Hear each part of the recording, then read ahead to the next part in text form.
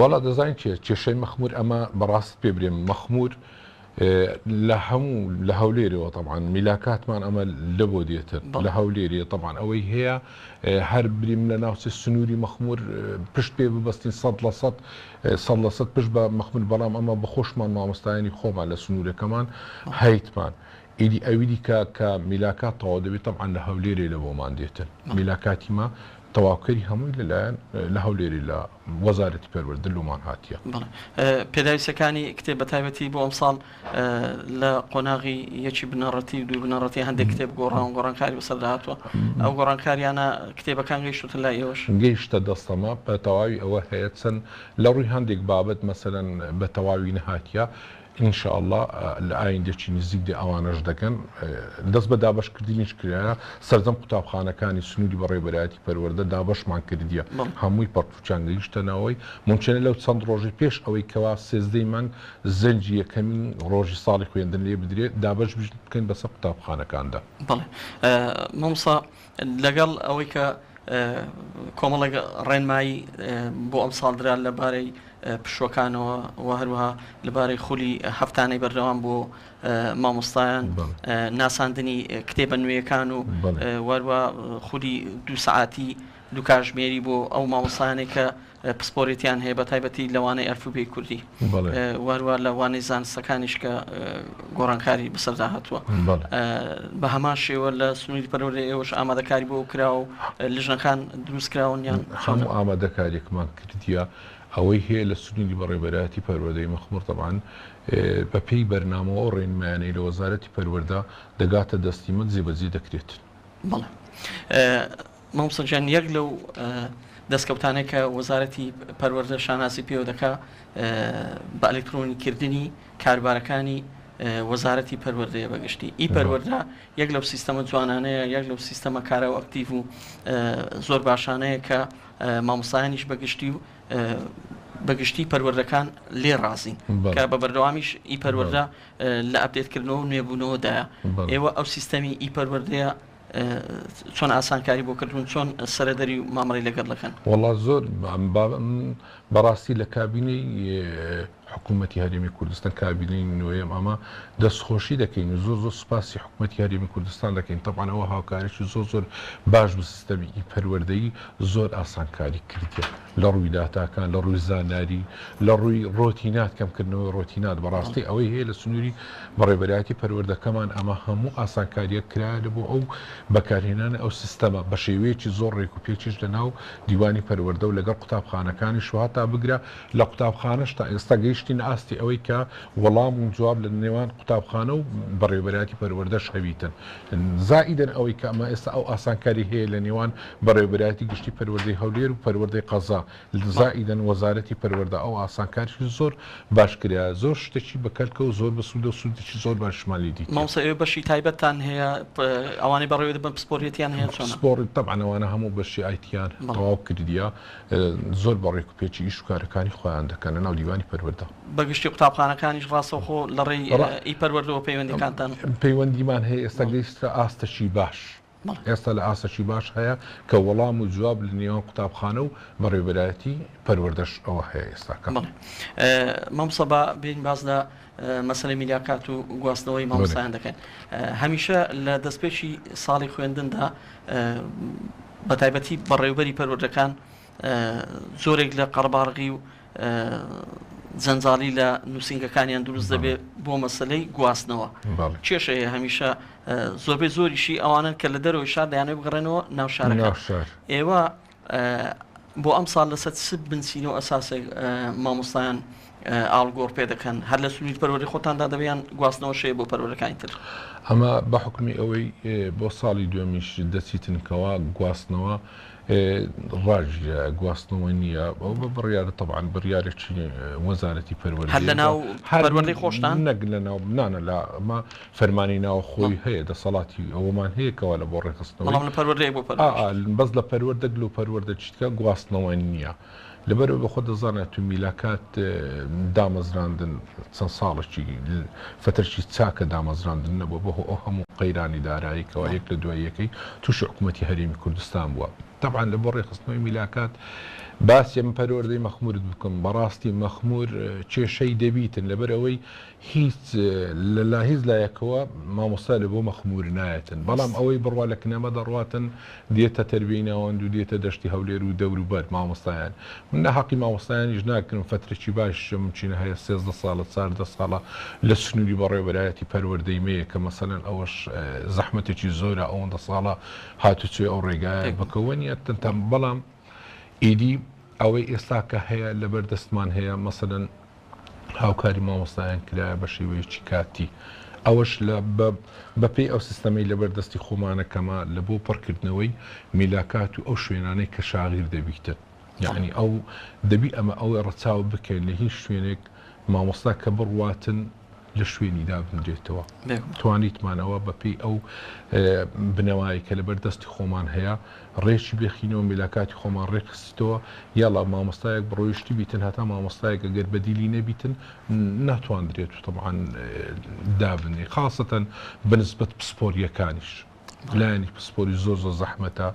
ئەو پسپۆریانە طبعاً بەدەست ناکەون میلاکە دەتوو لە ڕووەک و بیرکاری ئینگلیزی کیمیا ئاحیا لەو سنوورەش زۆر کەمە طبعاً ئەمن کە باسم کە نایەتن لەولایە لە تو دەبینی لە ناو هەولێری لە دەشتی هەولێر شاغیر و فەراغ دروست دەبیتن لە ڕووی ئەو پسپۆریانە ئیدی لە سنووری پەروەردەی مەشڕە لەبەر ئەوەیە بەپێی میلاکات و تەوزیح و تەنزیماتی خۆمان ڕێکمانی خستیتەوە زۆر بەسەرکەوتنانە ئێستا ئیشەکە دەڕوات مامۆستاگەر لە قوتابخانەیە پسپۆریەتێک لا بچێ خوانەخواستە بەهۆی مردنەوەیان نەخۆشییان مامۆستا هەیە هەر وازدە مامۆسایەتی دێنێ کاری مامۆسایەت دێنێ ئەو شاغریانەیەوە لە ڕیوانە بێژ لە ڕێتەمان وانە بێژی میلاکاتی وانە بێژی پڕ دەکرێتەوە بە پێی پێویست وەزارەت تا چەند سەلاحەتی داواتەیەوە کە داوای وانە بێژ بکەن ئێمە فەرمانی کارجێڕیمان تا هەشت وەکو بەڕێبەری پەروەردەی قەزایەکان تا هەشت فەرمانی ئەوەمان لە بەردەستی بۆکەوا لە بۆ وانە بێژ فەرمانی نوێیان لە بۆ نوێ بکەینەوە بەەوەش ڕێخستنەوەی میلاکات ڕێژەکە بە خۆتان دیاری دەکەنیان بە پێی پێویستەوە بە پێی پێویست ئیدی لە دوای ئەو طبعاً تاریخە لە دوای هەشت ئەمە دەتوانین ئاگاداری بەڕێوەبەرایەتی گشتی پەروەردەی هەولێر و وەزارەتی پەروەردە بکەین لە هەر کاتێکی لە هەر شوێنی شاغل دروست بیتن بە وانەبێژی ئەمە شوێنی ئەو فەراغە پڕ بکرێتەوە مامۆستا گلەی بەشێک لە مامۆستایان ئەوەیە کە قوتابخانەکان لە بەشەوانەکاندا یەکسان نین مامۆستا هەیە لە قوتابخانەیەک بەشەوانەکەی بە شێوازێکە و بە جۆرێکە و ژمارەکەی دیاریکراوە لە قوتابخانەیەشتر بە پێچەوانەوە بەشەوانەی مامۆسایەک دوو هەندی مامۆساکەی ترە ینی ئەو ڕێخستنی ئەو ڕێژەیە دانانی ئەو ڕێژەیە لە دەسەڵاتی ئێوەدا یان لە دەسەڵاتی خودی بەڕێوەبەرەکەدایە چۆنە ناخۆی دەزانین کووە بەڕاستی تەمانەوە هەر پەروەردەک ئەوە چی جیاوازی خۆی هەیە مەسەڵەن ئێستا لە ڕووی لە بەڕێبەرایەتی پەروەردەی مەخمور ئەو کێشەی جەنابەت باسی دەکەی ئەو کێشە دروست نابیتن ئەمە سیستەممان لەبەردەستیە ئەمە دەزانین هەموو مامۆستایەکی بنەڕەتی دەتوانی 24 بەشەوانە برێتەوە مامۆستای ئامادەی 22 بەشەوانەی برێتەوە دەبیەت لە تەکمیلی حیسابی خۆی بکاتن لە هەر حالەتەشی مامۆستا چینە لە سن ناو سنتەری پارێزگا لە هەولێر ئەو کێشانەی جەنابەت باسی دەکەی هەبیتن بەلای ئێمە بڕواناکەم بەو شێوەی کە مەسەلەن ئەو نەعەدالەتیە هەبیتن یان بتوانیتن ئەو شتا مامۆستای زیاد هەبیتن لە دروست لە ئەنجامی دروستبوونی مامۆستای زیاد ئەو کێشە دروست دەبیتن کە بەشەوانە مەسەلەن ئەوە هەبیتن ئێستا بەپێی ئەوەی ئەمە ڕێخستنەوەی میلاکاتمان کردیم لە هەر شوێنێک مامۆستا زیاد بدەتوانی مەسەلە لە قوتابخانەی نزیک خۆی تەکمیلی بەشەوانی خۆی بکاتن ئەگەر زیاد بی دەتوانی لە قوتابخانەیشتکە تەکمیلی بەشەوانی خۆی بکاتن و بەپێی ئەوەی هیچ ئەوە دروست نابیت مامۆستا بە هەمان شێواز و بڕیارەکانی کۆن دوا دەست بەکاربوون ئاخیر مباشەڕە ئاڵوگۆڕی پێدەکرێت طبعاً ئەمە لە هەر شوێنێک مامۆستا زیاد بیتن آخر مباشرة كهاتي بيتن طبعا او دەگوازرێتەوە بۆ شوێنێکیکە کە پێویست بیت ئەی مامۆستا ئەگەر ئاخر مباشەرە پسپۆڕیەتێکی هەبوو ئەو قوتابخانەش پێویست پێ بوو لە ئەگەر پێویستی پێبیتن لە قوتابخانەکەی خۆی طبعا هەر لەوێن دەردەمینێتەوە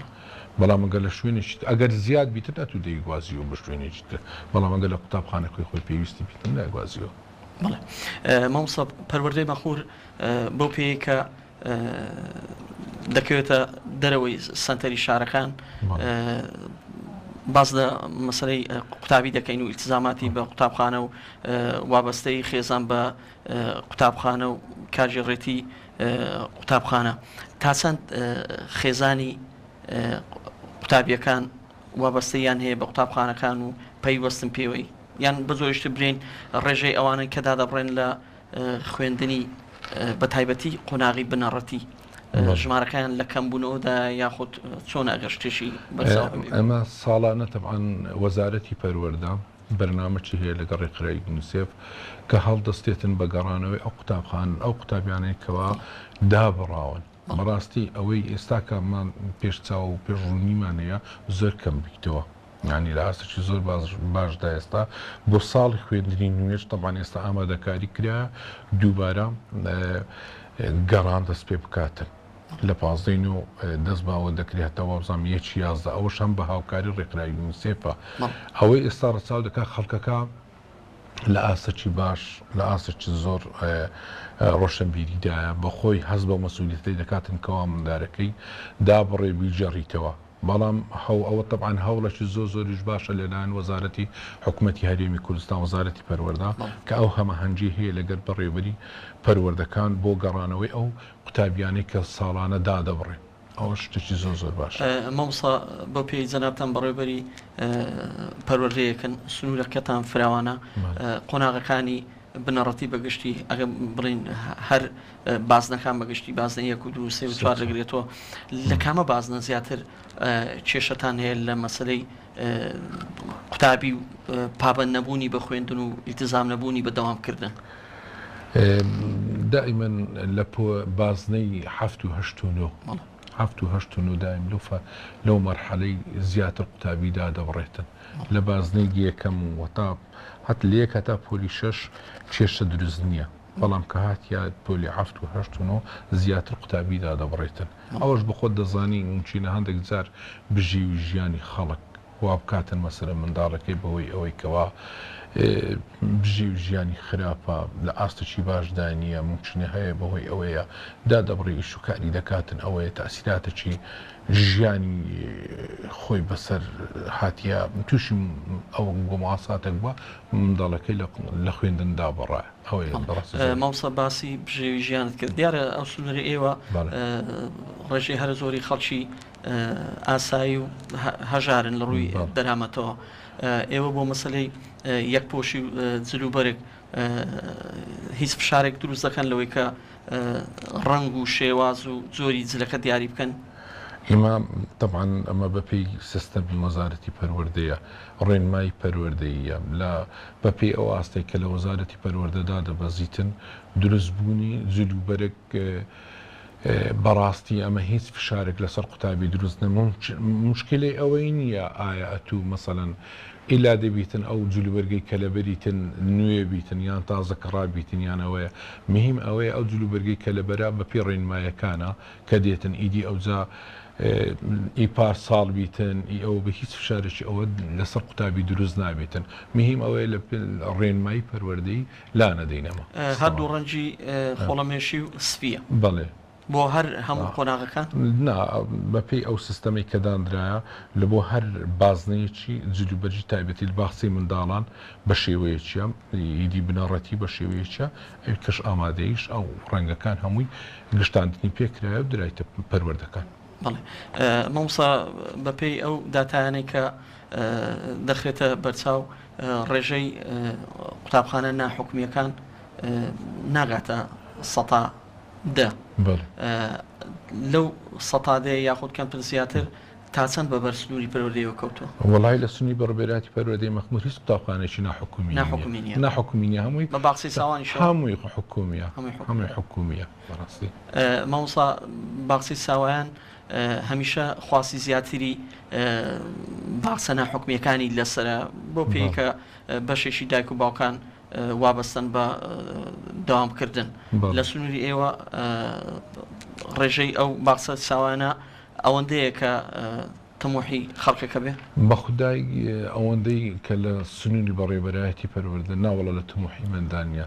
ئەمە هەوڵ دەدەین زیاترن بەڕاستی ناو سنتەری شەتانە ئێستاکەن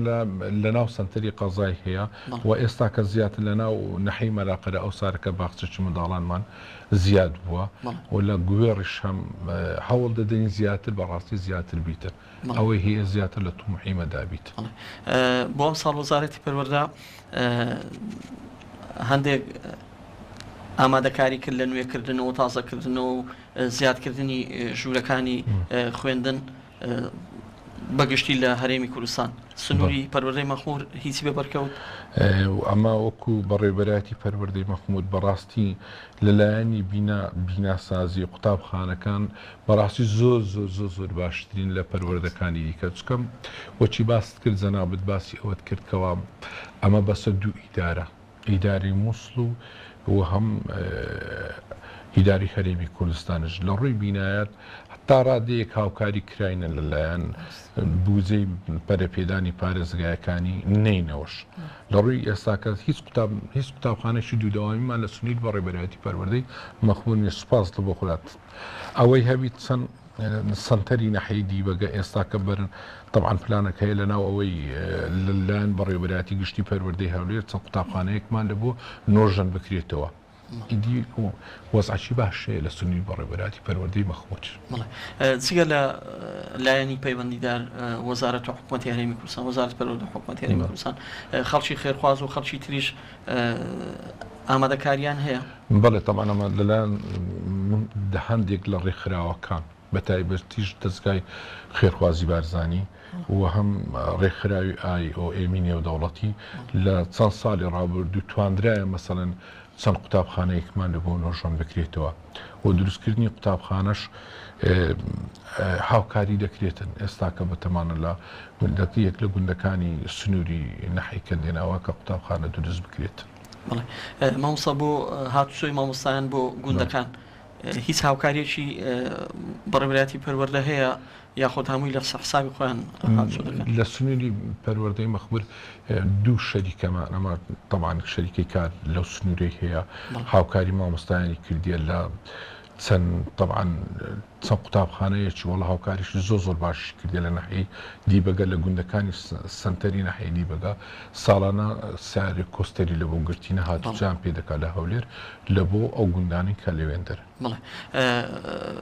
لە پێشتردا ئەو قوتابخانانی کە دروست دەکران لە گوندەکان بەشی هەر زۆریان ماڵی مامۆستایانیش لە قوتابخانەکان دروست دەکران لە سنووری پەروەردەی بە هەمان شێوە ئێستا هاتی چۆ دەکرێتن ئەوە سیارە هەیە ئێستا چێن دەرە ئەو پەڕی دووری ئەمە هەولێرە کە بەیانیان دێتن و دەگەڕێنەوە هاتی چۆ هەیە ئێوە دوورترین شوێن کە لە سنتەری شاری هەولێرەوە دوور بێ قوتابخانەی دووسەری باڵایە لە نەحەی قەراز چەند دوورە تقریبا 70 کیلۆمەتر دەکاتە 50 دقیقە بڵێ مامۆستا یەک لەو کێشانەی کە خێزانی کورد ئەمڕۆ پێوەی گرفتار بووە مەسەلەی پەیوەستبوونی منداڵەکانیانە بە ئایپاد و بابەتە ئەلکترۆنیەکان بەگشتی بەشێکیان کە لە قۆناغەکانی سەرتر پەیوەستن بە سوسیال میدیاوە ینی ئێوە وەکو بەڕێوەبەرایەتیەک لە سنووری پەروەردەکەی خۆتان چۆن مامەڵە لەگەڵ ئەلکترۆن دەکەن بۆ ئەوی منداڵەکە هەر پەیوەستە هەر کاری لەسەر دەکات هەر پێشیوە مەشغولە بەڵام چۆن ڕێنمایی مامۆستایان سەرپەرشتیاران بۆ مامۆستایان چی بۆ لەوەی کە وا بکەین کە منداڵەکان لە ڕێی ئەو تەکنۆلۆژیاوە سوود لە وانەکانی خۆیان بین و بتوانن گەشە بەهێزر و توانای بیرکردنەوەی خۆیان بدەن ئێمە بەڕاستی بەکارهێنا ئەو بەکارهێنانە دوو لایەنی هەیە لایەنی باشی هەیە و لایەنی خراپیش هەیە ئەمە چەند ساڵانی ڕابردوو چەند سیمینارێکمان کردە لە ناو دیوانی پەروەردە ئەمە خۆڵی دیوانی پەروەردەمان تەرخان کرد لەبۆ ئەوەی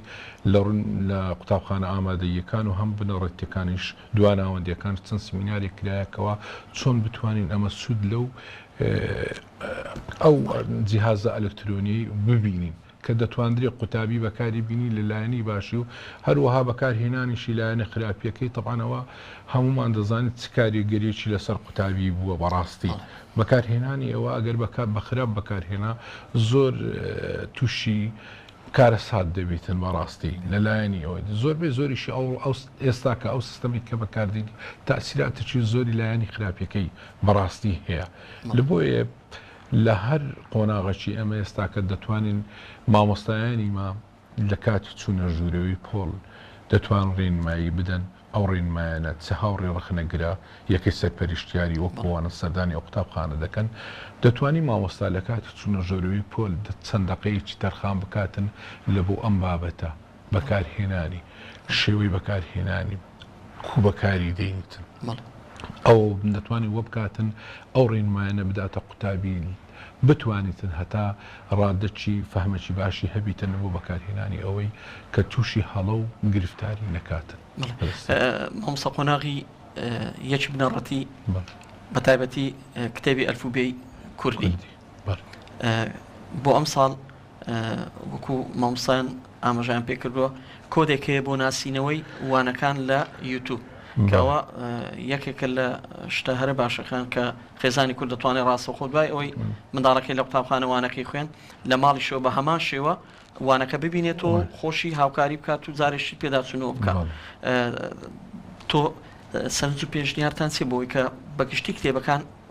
ئاوای لێ بکرێت هەم زانستەکان هەم ئاین بەکۆی گشتی بەکۆی گشتی شتێکی زۆر باشە بەڕاستی کەندوو بەرەمە بەرنامەیە لە بەردەست بیتن مامۆستا لەو پۆلەی لەو شوێنەی کە وانەی تێدا دەخوێنیتن هەمان کۆد هەیە و یەکسەر دێتەوە پێشی دووبارە زارێکی تر سوودی لێ وەردەگریتن کە لە پێداچوونەوەی ئەو بابەتانێکەوە خوێندیتی ئاسانکاریەکی باش دەبیتن لە بۆ ئەو تۆزێک لە ئیش و کارەکانی ئەو قوتابی ئاسانکاری لۆ دروست دەبێت. مامۆستا ئەم ساڵ چەند کتێب گۆڕاوە ینی بەگشتی کتێبەکە بە بابەت و بە بەرگ و بە هەموو بابەتەکانی گۆڕانکاری بەسەرداهاتوە بە پێ قۆناغەکانە مەسەڵەن لە قۆناغی لە بازنەی یەکەم لە بازنەی یەکەم مەسەڵەن هەندێک ئەوەی ئیشارەتی پێدرایە مەسەڵەن لە وەزارەتی پەروەردە تەمان ئەوانەی گۆڕانکاری پێکرایە لە ئەلفوبێی یەکی بناڕەتیە لە بابەتەکانی دیکەی زانستەکانە ئیدی ئەوانی دیکە ئەوەی سەبر دەکەوتە قۆناغی جێبەجێکردن. مامۆستا بۆ ئەو کتێبە نوێیانە دیارە ئەگەر مامۆستا پسپۆڕێتیشی هەبێ بەڵام پێویستی بەوە هەیە کە خولێک ببینێ ئەم خولا یاخود ئەم بەرچاوخستنە بۆ مامۆسای پسپۆر چۆن دەبێت لە ناو دیوانی بەڕێبەرایەتەکەی ئێوە دەبێت چۆنە؟ بەڕاستی ئێستا مامۆستای ڕاهێنەرمان هەیە ئەمە ئێستا کە لە هەموو پەروەردەکان وەزارەتی پەروەردە مامۆستا ڕاهێنەری دانایە لە بۆ هەموو طبعاً ئەو مامۆستا ڕاهێنەرە دەتوانیتن مەسەڵەن بەڵام لە سنووری بەڕێبەرایەتی پەروەردەی مەخموری پەروەردەی کەرکووک بۆ ئەم ساڵەکە دواخرە بۆ ساڵی ئایندا بۆ هۆی ئەوەی کەوا ئەو شوێنانە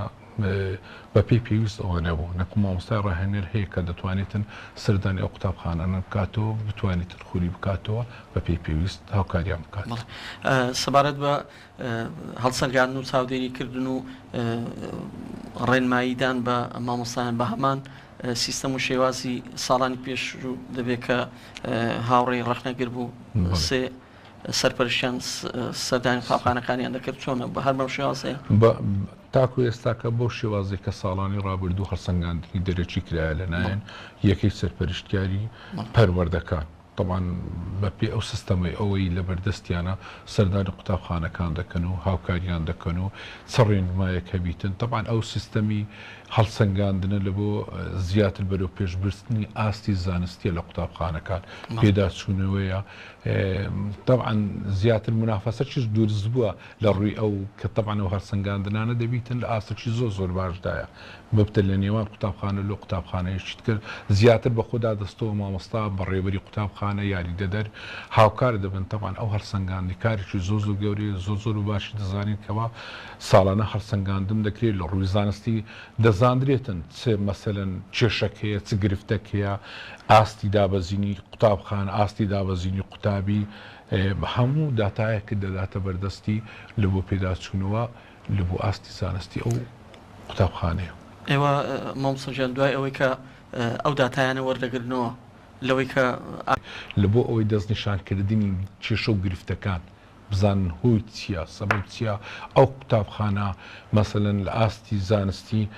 لە چ ئاستە چێ لەبەر چه خراپە بە دوواداچوونی لە بۆ دەکرێت لە بۆ ئەوی چارەسەری کێشە و گرفتەکانی بکرێت لە هەموو ڕۆژەوە. مامۆستا چارەسەرەکان بە چ شێوازێکە؟ چارەسەرەکان کە سەردان دەکرێتن تەماشا دەکەنێ بزانن لە چ ڕووە چییە مەسەلەن بابەتە ئەو طبعا بزانن ئەو خەلەکە لە چێندەرە لە مەسەلەن لەگەڵ قوتابیان نەگەیاندنی ئەو بابەتێک کە ئەو مستەوای ئیدی بە دوواداچوون لە بۆ هەموو خاڵ بە خاڵی دەکرێت. بەڵێ بابەتێشتر بەڕێوەبەر قسە لەسەوە دەکرێت کە بەڕێوەبەرەکان بەشێکیان ئەوەندە ساڵە کە لە بەڕێوەبەراتی و پێویستە کەسێشکە بێتە شوێنیان یان زۆرێشکە مامەڵە بکەن کە ئەوانەی کە ئێستا بەڕێوەبەرن کەسانی کە بێنە جێگەیان ئەوە لەلا سنووری پەروەردەی ئێوە ئەو وەڵڵاهی دەزانین ئەوە شتێکی زۆر باشە دائیمەن گۆڕانکاری شتێکی زۆر باشە یعنی نوێکردنەوەی تێدا دەبیتن مەسەلەن لە هەر شوێنێک چەند ساڵێکی پێچوو ممچینە بێهێزی و بێتاقەتێکی پێ و دیار دەبیتن ئەگەر بکرێتن ئەتوو هەر گۆڕانکارێک بکرێتن بەڵام لانی باشی بیتن بکرێتن ناکرێتن مەسەلەن تو مامۆستایەکی بەڕێ و بچی باشی سەرکەوتو با بۆ 4 ساڵ با بۆ 6 ساڵیش بیتن بەڵام ئەگەر توانای ئەوەی هەبیتن لە ئاستێکی باش بیتن و دائیمەن توانای ئەوەی هەبیتن بەرەو پێشچوونی لایەنی زانستی و لایەنی قوتابخانەکەی و زۆر بەڕێک و پێچی با ببینێتەوە مانەوەکەی باشترە بەڵام ئەگەر تەماشاکرا یعنی باش نەبوو دەتواندی گۆڕانکاری بکرێتن خەڵکی باشتر بێتن و لەوێندەر ئیشکارەکان باشی جێبەجێ بکاتن ئەمەش لەگەر ئەو ڕێینە گۆڕانکاری هەبیتن چکەم لە هەر گۆڕانکاری نوێکردنەوەک دەبیتن. مامۆستا ڕسوول یەک لەو کێشانەی یاخود یەک لەو بابەتانی کە ئێستا لە سەنتەری شاری هەولێر زۆر قسەی سەر دەکرێت مەسەلەی وەرگرتنی قوتابیە لە قوتابخانەکاندا بەشێک لە قوتابخانەکان خواسی زیاتریان کەوتوتە سەر خێزانەکان حەزیان لێە ئەو قوتابخانانە کە دەنیشان بکەن کە خۆیان بۆ منداڵەکانیان دەوێنجا شوێنەکە دوورە کێشە نییە هۆکاری گواستنەوەیە بۆیان دەبن بەڵام شتێکی لە قوتابخانەکان کە دەڵێن موقعی جوگرافی هەڵکەوتی جوگرافی ئەوە چۆنەوە بڕیاری وەزارەتە یاخود چێ وا دەکات کە بەڕێوەبەر ناچار بکە کە موقعی جوگرافی هەڵبژێرە بۆ وەرگرتنی قوتابی نەبەخۆی لە بڕیاری ئەوەیە وەزارەتی پەروەردەی حکوومەتی هەرێمی کوردستانە بەپێی موقعی جوگرافی قوتابی وەردەگیرێتن ناکرێت قوتابیەک مەسەلەن لە شوێنێک بیتن بچی لە شوێنێکی مەسەلەن وەربگیرێتن لێرە قوتابخان چ جیاوازێکی وانییە با پێ دونێم لە هیچ قوتابخانەیەکی مەسەل ئەو قوتابخانەی کە لێروکانەیە لە قوتابخانەکەی ئەوی تەنی شتیشی هەر بۆ شوێن ناکرێتن ئەتوو لە هەموو قوتابخانەیە لە شوێنێک خەڕ بکرێتەوە بەڵام مامۆستا بۆ ئەو خواستە دەکەوێتە سەر کۆمەڵی قوتابخانە دەزانێت سەلایەنی زیاتری بەڕاستی خەڵکی خۆمانە تەبان ئەوە دەبتا ئەوە چی وەکو ڕیکلامەکی لە بۆ هەندێک ڕێز و احترام هەیە لە بۆ هەندێک شوێن و موقعی ئەوە کە ناوی قوتابخانێکی دێنی ئێستی خەڵکەکە خواست و ئەوەی دەبیتن شەرتیش نییە بۆ شێوەی بیتن مەسەلەن قوتابخانە چ جیاوازێکی هەبیتن ئەوەی لە هەر قوتابخانێکی هەموو سەر بە وەزارەتی پەروەردەی حکوومەتی هەرێمی کوردستانە لە هەر شوێنێک چ جێبەجێ بکرێت لەوێندەریش هەر ئەو شتە جێبەجێ دەکرێت هیچ جیاوازێکی وان نییە بەڕاستی دو ئەوەشمان دیت بەڕاستی ئێمە ئاستی قوتابی بۆ پۆلی 12 ئەو ساڵەکە زۆربەی زۆری لە پۆلی 12 هەمووی لە قوتابخانە حکوومیەکان بوو ئەوە نەبوو مەسەلەن ئەوانەی کەوا ئێستاکە بەڕاستی ئەمە وەکو بە خۆمان بەڕێوەری پەروەردەکان ئێستا ڕەخنەمان لەوەی هەیە کە ئەوانەی ساڵانە کەوە لە ئاستەکی ئەوە بوون هەمووی لۆنا حکومی دەچوو معدلی بەو شێکەوەی بیتن و دەرەجەی بۆ شێوی پارە بۆ شێوی سەرف بکری ئیدیدی تیتمان نەتیجەکە کووە نەتیجەکە ئەوەیە لە قوتابخانە حکومیەکان زیاتر ئاستیان باشتر بووە زۆر جێ خۆشحاڵیە. مامۆستا گیان دوابسیار دەمەوێت لە کوتایی ئەو بەرنامەیە سەرنج و تێبینی ڕێنمایەکانی تۆ بۆ مامۆستایان چۆن جارشکە بێنەوە ناو پرۆسەی خوێندن و واروە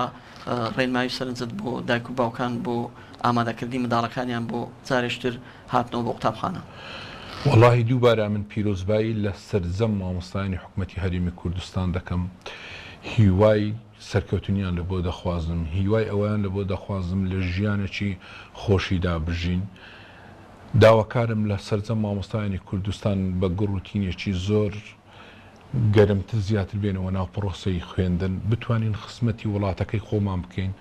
خزمەتی نەوەکانی خۆمان بکەین، خزمەتی ئەوە بکەین کەوا وڵاتەکەمان بەرەو پێش بچێت. تەبعاً میلەتی کورد میلەتێکی دژمنی زۆرە، ئەمە دەتوانین بەڕاستی خزمەتکار بین، دەتوانین ئەمە مندارەکانی خۆمان پەروەردە بکەین لە ئاستە چوابێ خزمەتی ئەو وڵاتە بکە، خزمەتی کوردستان بکاتن لە هەموو بوارەکی. لە بۆیە داواکارم ئەمن ئەلێروکانەوە لە هەموو مامۆستایانی کوردستان لە سەرجەم بەڕێوەدایەتی پەروەردەکان لە ئاستی ئەوەدا بن کەوا قۆڵ و باچی خۆمان لێ هەر بکەین، بتوانین خزمەتی گەلەکەی خۆمان بکەین، خزمەتی مندارەکانی خۆمان بکەین تا بتوانین بگەینە ئامانجێکی سەرکەوتوو لە بۆ وڵات و نیشتیمان کوردستانەکەمان. بۆ هیوای نێمەش زۆر بەڕێز مامۆستا ڕەسوول محەممەد ئەمین بەڕێبەری پەروەردەی مەخموور، سپاس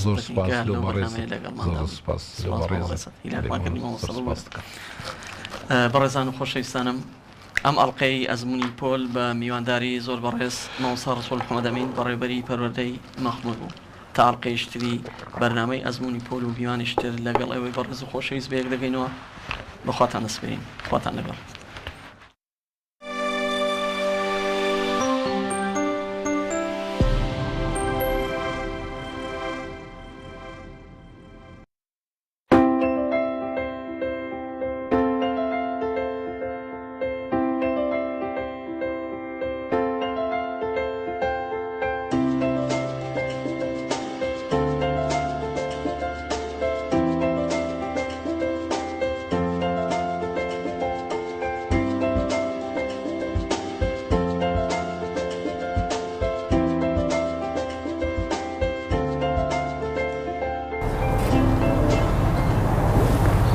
سڵاوتان لێبێت بینەرانی بەڕێز، من دکتۆر باوازی کەریم لە ئەڵلقەیشتری بەرنامەکەمان هۆشاری تەندروستی لەگەڵتانم باسی گرفتەکانی چاو بکەین بەهۆی ئامێرە ئەلکترۆنیەکانەوە. ڕەنگە ئەو گرتەی ئێستا کە من سرم لەسەر ئەم مۆبایلە بوو زۆرترین دیمەن بێ کە لە ناو خەڵکی بیبینین، چ لە گەورەکان چ لە منداڵان. بەداخەوە ئەمە گرفتێکی سەردەمیانەیە و ژیانی زۆر بەمانی تێکداوە بە جۆرێک لە جۆرەکان و گرفتی تەندروستی بۆ دروست کردوین. یەکێک لە گرفتە هەرە باوەکان کە بەهۆی ئەم بابەتەوە دروست دەبێت بریتە لە نەخۆشیەکانی چاو، وشکبوونی چاو، هەروەها تێکچوونی بینین و ئەو بابەتانی تر کە پەیوەندی بە چاوەوە هەیە. ئامێرە ئەلکترۆنیەکان بە تایبەتی مۆبایل و ئێستا لە منداڵان زیاتر ئایپاد و ئەو شاشانەش کە زۆر بربڵاون و خەریکە دەبنە بەشێک لە ژیانمان، نەک هەر بەشێک لە ژیانمان و خەریکە دەبنە بەشێک لە جەستەمان، یعنی چۆن ئێمە دەبێت هەتا هەندێک جار جددی بە تایبەتی لە چاو. ئێمە وەکو پسپۆڕی چاو ڕۆژانە بەرخوردمان هەیە لەگەڵ ئەو جۆرە گرفتانەی کە بەهۆی مۆبایل، بەهۆی ئایپاد لە منداڵ و لە گەوران دروست بووە.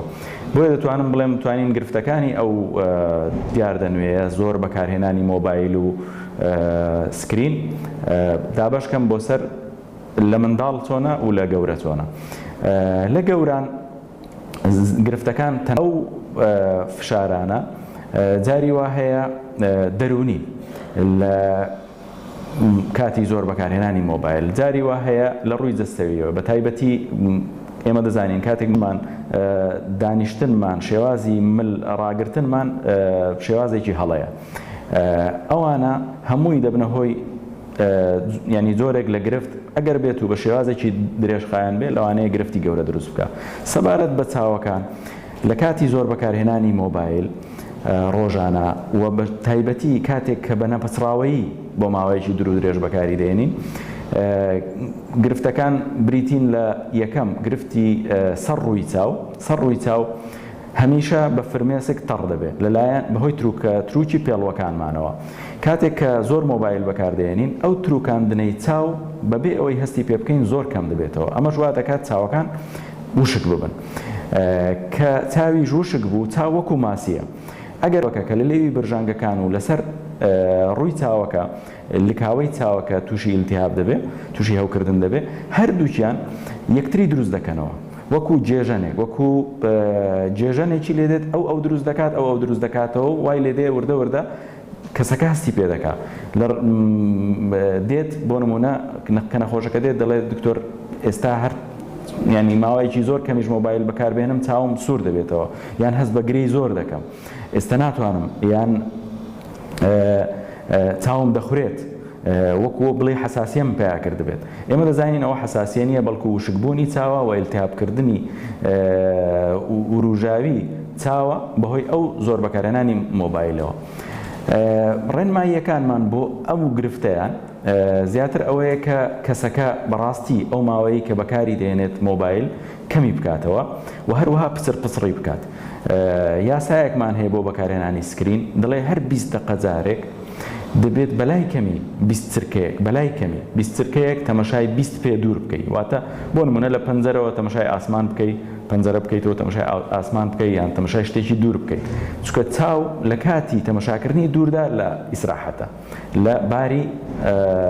ئیسراحەتدایە کاتێک تەمەشای نزیک دەکەین چاوەکان بەڕاستی لەو پەڕی ماندووبوون و کرێژبووندان ماسوولکەکانی چاو ئەوە ڕێنماییەکمانە بۆیان و هەروەها لە ڕووی لایەنەکانی دیش دەبی بەڕاستی لەگەڵیدا وەکو گوتمان ڕاستکردنەوەی مل بە شێوازێکی دروست و پشت و دانیشتن بە شێوازێکی دروست و هەروەها کەمکردنەوەی ماوەکەشی زۆر گرنگە و دوورکەوتنەوەی لەوەی لەو کاتانەی کەوا لەش دەچێتە باری ئیسراحەت بۆ نمونە شەوان لە پاشی سەعاتدا کەوا لەش لە سایکلێکدایە بەرەو نووستن دەچێت لەو حاڵەتانە بەڕاستی دەبی کەمتر مۆبایل بەکاربێنی بینە سەر لایەنی دووەم لە منداڵان بەڕاستی لە منداڵان مشکلەکە زۆر جددیترە بە تایبەتی لە خوار تەمەنی 5 ساڵان ضرورە کە لەو تەمەنە هەتاوەکو دەکرێت تەنانەت لە دایانگەکان و بیدایەتی قۆناغی سەرەتایی قوتابخانەش زۆر تەرکیز نەکەنە سەر بەکارهێنانی ئایپاد یان پێدانی دەرس لە ڕێگەی ئایپاد یان بە ئۆنلاین و ئەوانە چونکە چاو لەو کاتە لەو سەرەتای تەمەنە لە قۆناغی گەشەدایە و دیتنیش لە قۆناغی گەشەدایە ضرورە چاوی منداڵ هەمیشە لە یاریکردن بێت لە تەمەشاکردنی نێوان دوور و مامناوەند و نزیکدا بێت نەک لە سەریەکی چەند قەتیز بێت کاتێک چاو بۆ ماوەی دوور و درێژ بە تایبەتی لە ڕێگەی بەکارهێنانی مۆبایل یان ئایپاد چاوی منداڵەکە لەسەر نزیک بۆ ماوەی دوور و درێژ قەتیز دەبێت مێشک فەرمان دەدا گەشەکەی چاوەکەوا ڕێک دەخات کە لەسەر نزیک فۆکەس کات و دەبێتە هۆی کەسبوونی چاو لە مستەقبل دەبێتە هۆی دروستبوونی مایۆپیا واتە نزیکبینی و ئەو مایۆپیایە ئەو نزیکبینیە جاری وا هەیە وردە زیاد دەکات و ڕناوەستێت تاوەکو کەسەکە گەورە دەبێت منداڵەکە گەورە دەبێت بەڕاستی کەسبوونێکی زۆری بۆ دروست دەبێت و چارەسەرکردنی زەحمەتە و لەوانەیە گرفتی پاشانی زیاتریشی بۆ دروست بێت ئەمە لێی بگەڕێنکەوە منداڵێکەوە زۆر لەسەر مۆبایل بێت یان زۆر ئایپاد بەکاربێنێت گرفتی دیکەی دەرونی کۆمەڵایەتی گەشەی کۆمەڵایەتی فێربوونی بەهرە کۆمەڵایەتیەکان لەوانە هەمووی دوا دەکەوێت و لە ناحیەی دەمارناسی ئێستا کە زۆر گرفتی دیکەشی بۆ دروست دەبێت کە ئەوە لەوانەیە پسپۆڕانی ئەو بوارە بتوانن زیاتر قسەی لەسەر بکەن. بەڕێزان با ئێمە مۆبایل و کۆمپیوتەر و هەموو ئامێرەکان بە شێوەیەکی وا بەکاربێنین کە سوودی لێوەرگرین کە کارەکانی خۆمانی بەجێ بکەین نەک ئەوەی کە بە پێچەوانەوە بە زیان بشتێتەوە بەسەرمانە و گرفتێکی زۆرمان بۆ دروست بکات شتێکیشمان بیر نەچێت بەرپرسارەتی ئێمەی گەورەکانە کە منداڵەکانمان ئاگادارکەینەوە و ڕێگایان پێ نەدەین ئەسڵەن ڕێگایان پێ نەدەین کە بەو شێوە بەربڵاوە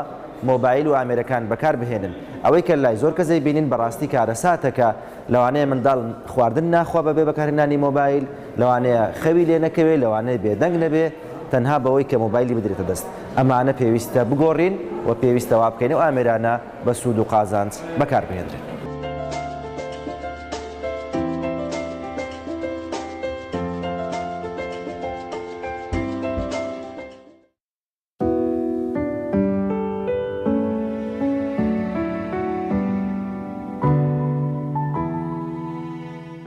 سڵاو خۆشەویستان و ئازیزان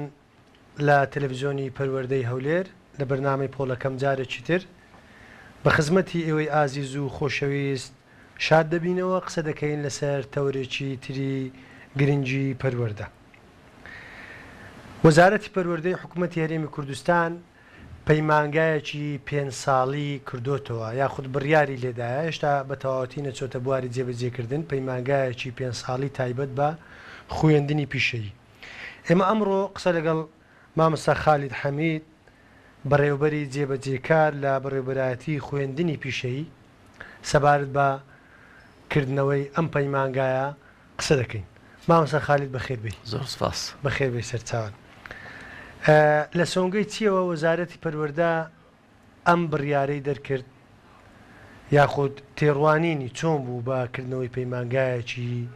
5 ساڵی بۆ خوێندنی پیشەیی؟ ئایا بۆ ئەمەیە دەوێت زیاتر گرنگی بە خوێندنی پیشەیی بدا یاخود بڵێن مەبەستیە؟ زۆر سپاس. بەڕاستی خوێندنی پیشەیی ئەگەر لەو چەند 30 ساڵی ڕابردوو لە بارێکی زۆر باشدا نەیە، بەخۆمان هەمومان ئاگادارین لە ڕووی پرۆگرامەوە لە ڕووی زۆر بوارەوە بەڕاستی بۆ ئەوی وەزارەتی پەروەردە بتوانێت خوێندنەکی پیشەیی کاریگەر بهێنتێکایەوە. ئەویش بە خۆتان دەزانن خوێندنی پیشەیی پێویستی بە زۆر چاکسازی و بەرەو پێشبردن هەیە. تو ئاماز لە پیشەیی چییە؟ ئاماز لە پیشەیی خوێندنی پیشەیی دابینکردنی کادری وەسەتیە لە بۆ بازاری کار. ئەگەر منهەجەکەت بە جۆرەی خواستی بازار نەبی و ئەگەر مامۆستاکان ڕاهێنا نەبن لەسەر ئەم منهەجە، هەروەها کەلوپەلی ڕاهێنانی پیشەیی دەبیتن، جا زۆربەی ئامادەیە پیشەیەکان ئەو کێشانەیان هەیە کەوا پرۆگرامی خوێندن بە جۆرەی خواستی بازار نییە. هەروەها لەم پەیمانگایە ئەم کێشانە نامینێ؟ بەڵێ. ئەنجا دێمە سەر پرسیاری بەڕێزت بۆ خوێندنی پیشەیی وەک وڵاتە پێشکەوتوەکان ئێمەش بتوانین خوێندنێکی پیشەیی کاریگەر و کارامەمان هەبیتن. تۆ وەزارەتی پەروەردە پێیواش بوو بە ئەزمموی پەیمانگەکی پیشەیی 5 ساڵە بکاتەوە بە زمانی ئینگلیزی بیتن. ئەویش بۆ ئەوەی کە دەرچوانمان ئامادە دەبن لە ساڵی پێنجەم هەم زمانی ئینگلیزی بزانن، هەم کۆمپیوتەر بزانن، هەروەها کارەمەیەکانی ژیان فێربوو بن بۆ ئەوەی بەدڵی خاوەنکاران بن و کار بدۆزنەوە کە ئەوە ئامانجی ئاوتپوتی خوێندنی پیشەیی لەوە خۆی دەبینیتەوە. بەڕاستی کەواتە لە بواری مرۆییەوە پەرە بەتوانای قوتابیان دەدرێت لەو پەیمانگایە؟ بەڵێ، ئەو قوتابیانەی کە وەردەگیرێن بە ڕیزبەندی ئەوەی نمرەی لە ئینگلیزی زۆرە دێتە خوارێ تا 80 کەس بە ئەزمموی وەردەگیرێ. ئەو 80 کەسە ساڵی یەکەم تەنها فێری زمانی ئینگلیزی دەکرێن. چێن ئەو قوتابیانێک کە وەردەگیرن؟ ئەو قوتابیانە کەوا پۆلی نۆی بنەڕەتی تەواو دەکەن، خواستیان لەسەر خوێندنی پیشەیە. کەواتە لە ئامادەیی پیشەیەوە ناچن بۆ ئەوێ لە ئامادەی پیشەی تاو نەخێر لە نۆی بنەڕەتیەوە لە زیاتی بستنە ئامادەی پیشەیی دێنە پەیمانگەی پیشەیی 5 ساڵە. ساڵی یەکەم تەنها زمانی ئینگلیزی فێر دەبن، لەوانەیەوانەیەکی وەرزشیان لۆ دابدرێتن بۆیان ئەوانە کە دەبێ ئەو قوتابیانی کەور بەڵێ نمرەی بەرزی ئینگلیزی دەست پێ دەکات. مەسەلەن ئەوانەی تەقدیمیان کردی ئەگەر نەوەتی هەبی لە ئینگلیزی دوایوی 89 دوای 88 لە بەندی دێتە خوارێ تا 80 کەسەکە وەردەگیرێ. بەڵێ ئێمە ئەو پەیمانگایە کە وەزارەتی پەروەردە بڕیاری لێدرایە بکرێتەوە لە کاتێکیشدا ئامادەی پیشەییمانەیە. نزیکەی لە هەرێمی کوردستان چل ئامادەی پیشەییمانەیە. ئایا ئەم پەیمانگایە جیاوازە لەگەڵ ئامادەیەکان یاخود تەواوکەری ئامادەیە پیشەیەکان؟ جیاوازە و تەواوکەریشە. بەڵێ ئەوەی کە جیاوازە بیئەکی زمانی ئینگلیزی هەیە، هەروەها سەرجەم ئەو پێداویستانە کە دەوێت فێربی ئەو مامۆستایانە طبعاً ئێمە وەزارەتی پەروەردە بە هاریکاری پەیمانگەی کۆڵینز بۆ فێربوونی زمانی ئینگلیزی هەم هاریکارمان دەبێت لە بۆ دەستنیشانکردن و کڕینی پرۆگرامی خوێندنی پیشەیی فێرکردنی پرۆگرامی خوێندنی ئەو پەیمانگە پیشەیە بۆ فێربوونی زمانی ئینگلیزی، هەروەها لە هێنانی مامۆستایان و وەرگرتنی مامۆستایان ئەوان هاریکارمانن. لە بۆ پرۆگرامی خوێندنی پیشەیی ساڵی دووەم پەیمانگەی CIS ئەویش نێودەوڵەتی و هاریکارمان دەبێت بۆ پێدانی پرۆگرامێک کەوا لەسەر ئەساسی کارامەیی بی و بە جۆرەی خواستی بازار بیتن هاوچەرخ بی. ئەو جیاوازانێک کە بەڕێزت باسی دەکەی ئەوە 5 ساڵە، ئەوە زمانی ئینگلیزی دەخوێنن، خوێندن بە زمانی ئینگلیزیە. هەروەها لەبەرەوەی دەرچواکانمان کاک ڕێباز کە دەستە بازاری کار کە دەچی نازانی مقابلە بکە، زمانی ئینگلیزی نازانی، کۆمپیوتەر نازانی، کارەمەیەکانی ژیان فێر نەبووە، بەڵام لەو پەیمانگەیە ئەوانە هەمووی فێر دەبی. چونکە ساڵی سێەم خوێندنی دوانەش جێبەجێ دەکرێتن لەو پەیمانگەیە. بۆ ئەوەی بۆ بینەران ڕوونتر بی خوێندنی دوانە چییە؟ مەبەستان لێ چییە؟ خوێندنی دوانە کە یەکەم جار لە ئەڵمانیا سەری هەڵدا بریتە لەوەی بە پارالێل بە متەوازی لەگەر خوێنی قوتابخانە پێکەوە ئیش دەکەن. ئەوە 3 ڕۆژ لە مەکتەب دەبیتن ئەکادمی دەخوێنێ 3 ڕۆژی دیکە بە پێی اختصاصی خۆی مەیدانی دەچی لە کارگە لە هۆتێل لە چێشتخانە لە کۆمپانیا لە مارکێت ئەوەی کەوەری جێبەجێی دەکا یان بە هاوچەرخانە لەوێن دەربۆنی ئیش دەکاتن لەوێن دەر جلشیش لەبەر دەکاتن لەوانە هەر خاوەنکارەکە دایم بەزرێنیتەوە دوایەوە کە دەردەچی هەروەها زۆر سوودی هەیە لەبەر ئەوەی بە عملی شەکان دەکەن و لەسەر ئامێری هاوچەرخیش دەکەن لەبەرەوەی وەزارەتی پەروەردە ناتوانێت هەموو ساڵێ بێمەنهەج بگۆڕی و بێکەلوپەلەکان نوێ کاتەوە بەڵام بازاری کار دەبێت هەموو ساڵێ پرۆگرام بڵێن کەلوپەلەکانی هەروەها ئیشەکانی خۆی بە هاوچەرخانە بکە بۆەوەی بخواستی بازار بی. بڵێ بۆ منهەجەکە سووتان لە چی وەرگرتووە؟ منهەجەکە پرۆگرامیان هەیە؟ بڵێ پەیمانگەی CIS بە سوپاسەوە هاریکارمانە لە دابینکردنی منهەج کە ساڵی یەکەم 3 بەشی سەرەکی دەبی بازرگانی گەشت و گوزار کۆمپیوتەر لە بازرگانی کارجێڕی و ژمێریاری هەروەها بازارکردن بە ئۆنلاینی لەگەر دەبی لە بەشی کۆمپیوتەر گرافیک دیزاینە ئینتێریەل دیزاینە کەوە بەشێکی دیکەشە کەوا لە بەشی کۆمپیوتەر دەکرێتەوە ئەویش بەشی ڕۆبۆتێکس نییە بەڵام ئینتێریەل دیزاین زیاتر هەروەها گرافیک دەبیتن لە بەشی گەشت و گوزار چێشتخانە و چۆنیەتی ئامادەکردنی چێشت و شیرینەمەنی هەروەها پێشوازی و ئیدارەی وتێل و ئەوانەی لەگەرە کەواتە ئەم قوتابیانە لە داهاتوودا بۆ کوشت و کاڵیش دەتوانرێ سوودێکی زۆریان لێ ببندرێ پرسیارێکی زۆر جوانە من گوتمانی ئەزممویە چکەمە کشت و کاڵیشمان هەیە بەشی پیشەسازیشمان هەیە لە پیشەسازی دارتاشیە لە حیمە کانزایە هەروەها سم هەندەسیە هەروەها کارەبایە ئەوانە لە داهاتوودا ئەو بەشانە هەموو زیاد دەکرێن و ژمارەی تەلەبە و قوتابی خوێندکار زیاد دەکرێت هەروەها لە پارێزگاکانی دیکەش دەکرێتەوە ئەو پەیمانگە پیشەیە 5 ساڵیە بۆ کوڕ و کچە لەبەرەوەی تۆ لە دوو ئاخیریش دیبلۆمی دەدێ کۆمەڵگەی تو پێی خۆشە منداڵەکەی دیبلۆمەرگیری پێی خۆشە ئەو تەلەبەیە کە تەخەڕوز دەکا ئیش ببینیتەوە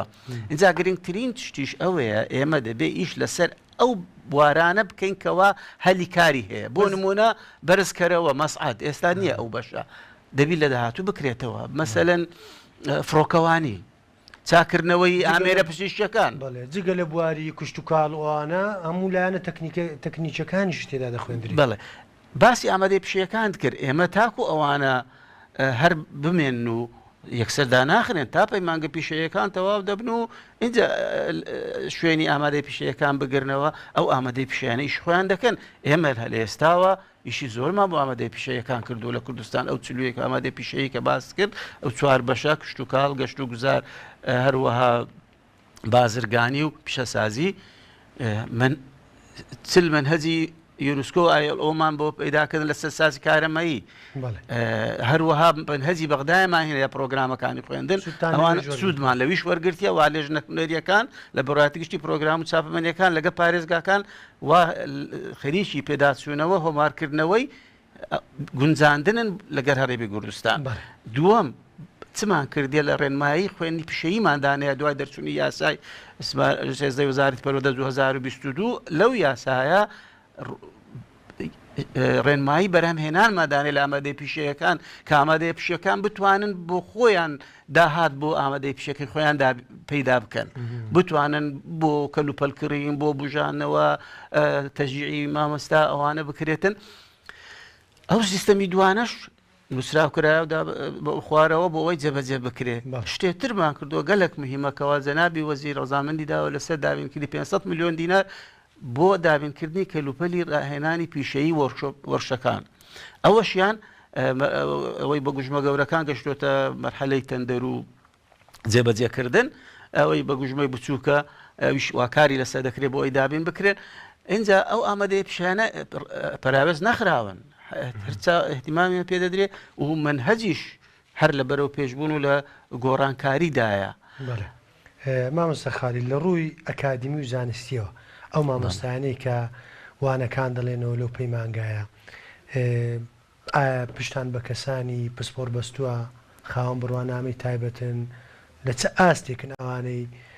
مامۆستایانی زانکۆن چێن ئەوانەی ئێوە وەکو وەزارەتی پەروەردە دەیانهێنن لەو پەیمانگای وانەکان بڵێنەوە بۆ ساڵی یەکەم کەوا فێربوونی زمانی ئینگلیزیە بە هاریکاری پەیمانگەی کۆڵنز ئەوانە زیاتر لە 150 CV هەر مامۆستا ئینگلیزین ماستەریان هەیە ئەوانە 15 تا 20 مامۆستا دابین دەکرێت ئەوانە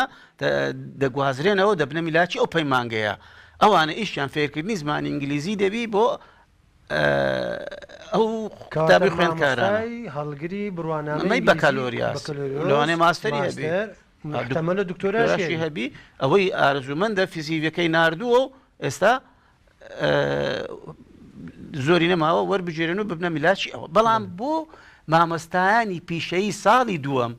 بازرگانی و گەشت و گوزار و کۆمپیوتەر مامۆستایەکانی کە ئێستا لە ئامادەیەکانن بەڵێ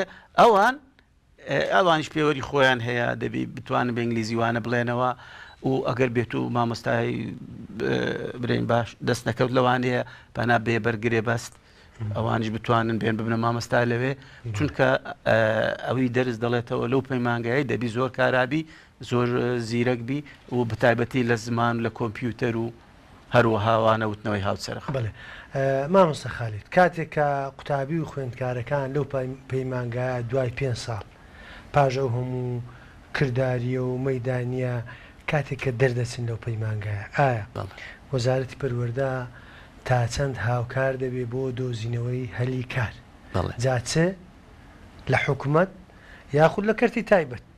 پرسیارێکی زۆر جوانگر بە حکمی ئەوەی من لە ڕێکخراوی یونسکۆ ڕێکخراوەکانی ئیشم کردێ لەگە وەزارەتی خوێندی باڵا وەزارەتی کار هەر بەڕێوەبەرایەتیەک هەیە لە وەزارەتی کار بەناوی بەڕێوەبەرایەتی کار ئەوان بە دوواداچوون دەکەن بۆ دەرچوان و بێکاران بۆ ئەوی کاریان بۆ بدەستنەوە ئەویشی وەزارەتی پەروەردە نییە ئاوت پێی وەزارەتی پەروەردە دەرچوت بۆ ئامادە دەکا بە جۆرەی خواستی بازار ئینگلیزی بزانێ کۆمپیوتەر بزانی کارەمەکانی ژیان بزانی پسپۆر بی لە بوارەکەی خۆی فێرە ئەو پیشە ببیتن ئەوە ئیشی وەزارەتی پەروەردەیە ئێستا هەتا لە وەزارەتی خوێنی باڵا بەرنامەکە بە ناوی ئەلوبنە بە دوواداچوونی دەرچووەکانیان دەکەن ئایا کاریان دۆزیتەوە یانە ئەوە لێرە چی ئەوە دوواداچوونە دەکات بەڕێوەبەرایەتی کار لە وەزارەتی کار و کاربۆری کۆمەڵایەتی دەکرێت برێ هەماهەنگی زیاتر لە بینی وەزارەتی پەروەردە و وەزارەتی کارابی بۆ ڕەخساندنی هەلی کار بۆ دەرچوانی خوێندی پیشەیی ئەو پەیمانگەیە و ئەوانی دیکەش کۆنتاکردن لەگەڵ کەرتی تایبەت ڕەنگا و قوتابی ئەگەر بەیانی خاوەن بڕوانامەی خۆی بوو لەو پەیمانگایە وەجگە لەوە شارەزاییەکی باشیە بوو ڕەنگە کۆمپانیەکانش سوودیان لێ ببین بەبێ ئەوەی چاوەڕێ ئەو بکات لە حکوومەتدا بمەزری خۆی هەدەفی ئەو پەیمانگا ئەوەیە کەوا هەلی کار ببینیتەوە و دەروە چوەکی وا بداتە بازاری کار کەوا ئەگەر تو پرۆگرامەکەی گونجاو بێ لەگەر بازاری کار ئەگەر بێت و زمانەکە بزانی زمانی ئینگلیزی ئەگەر بێت و کارامەزای لە پیشەکەی خۆی هەبێ کارامە بێ کۆمپانیەکان هەر خۆیان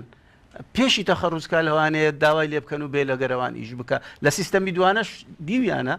ئەوە زۆر زۆر گرنگە بەڕاستی پێشینەچیان هەیە پێشینەچیان هەیە لەبەرەوەی هەر هەموو ئەو پێداویستیانەی بازاری کار وەزارەتی پەروەردە دیراسی کردێ بۆ ئەوی لەم پەیمانگەیە کەلوپەلی هاوچەرخ ئامێر و کەرەستەی هاوچەرخ لە بۆ ڕاهێنانی پیشەیی هەروەها هۆی سیستەمی دوانەش هەروەها منهەجی هاوچەرخ بە پێی کارامەیی هەروەها مامۆستا بتوانە کە دەرز بڵێتەوە واتە تۆ بنافسەی کەرتی تایبەتیش دەکەی ئێستا ئامادەی پیشەی کەرتی تایبەت پەیدا بۆ پەیمانگەی پیشەی کەرتی تایبەت هەیە ئێمە لە وەزارەتی پەروەردە نابی لەوان ئاسمان کەمتر بیتن لەوانە بەرزتریشە ئەو پەیمانگەیە ئەم ساڵ ئەم پەیمانگایە دەکرێتەوە هیوادارین بکرێتەوە و زۆر گەشتبینم کە دەکرێتەوە لەبەرەوەی پرۆسەی وەرگرتنی مامۆستایانی کەوا زمانی ئینگلیزی فێر دەکەن وا خەریکە تەواو دەبی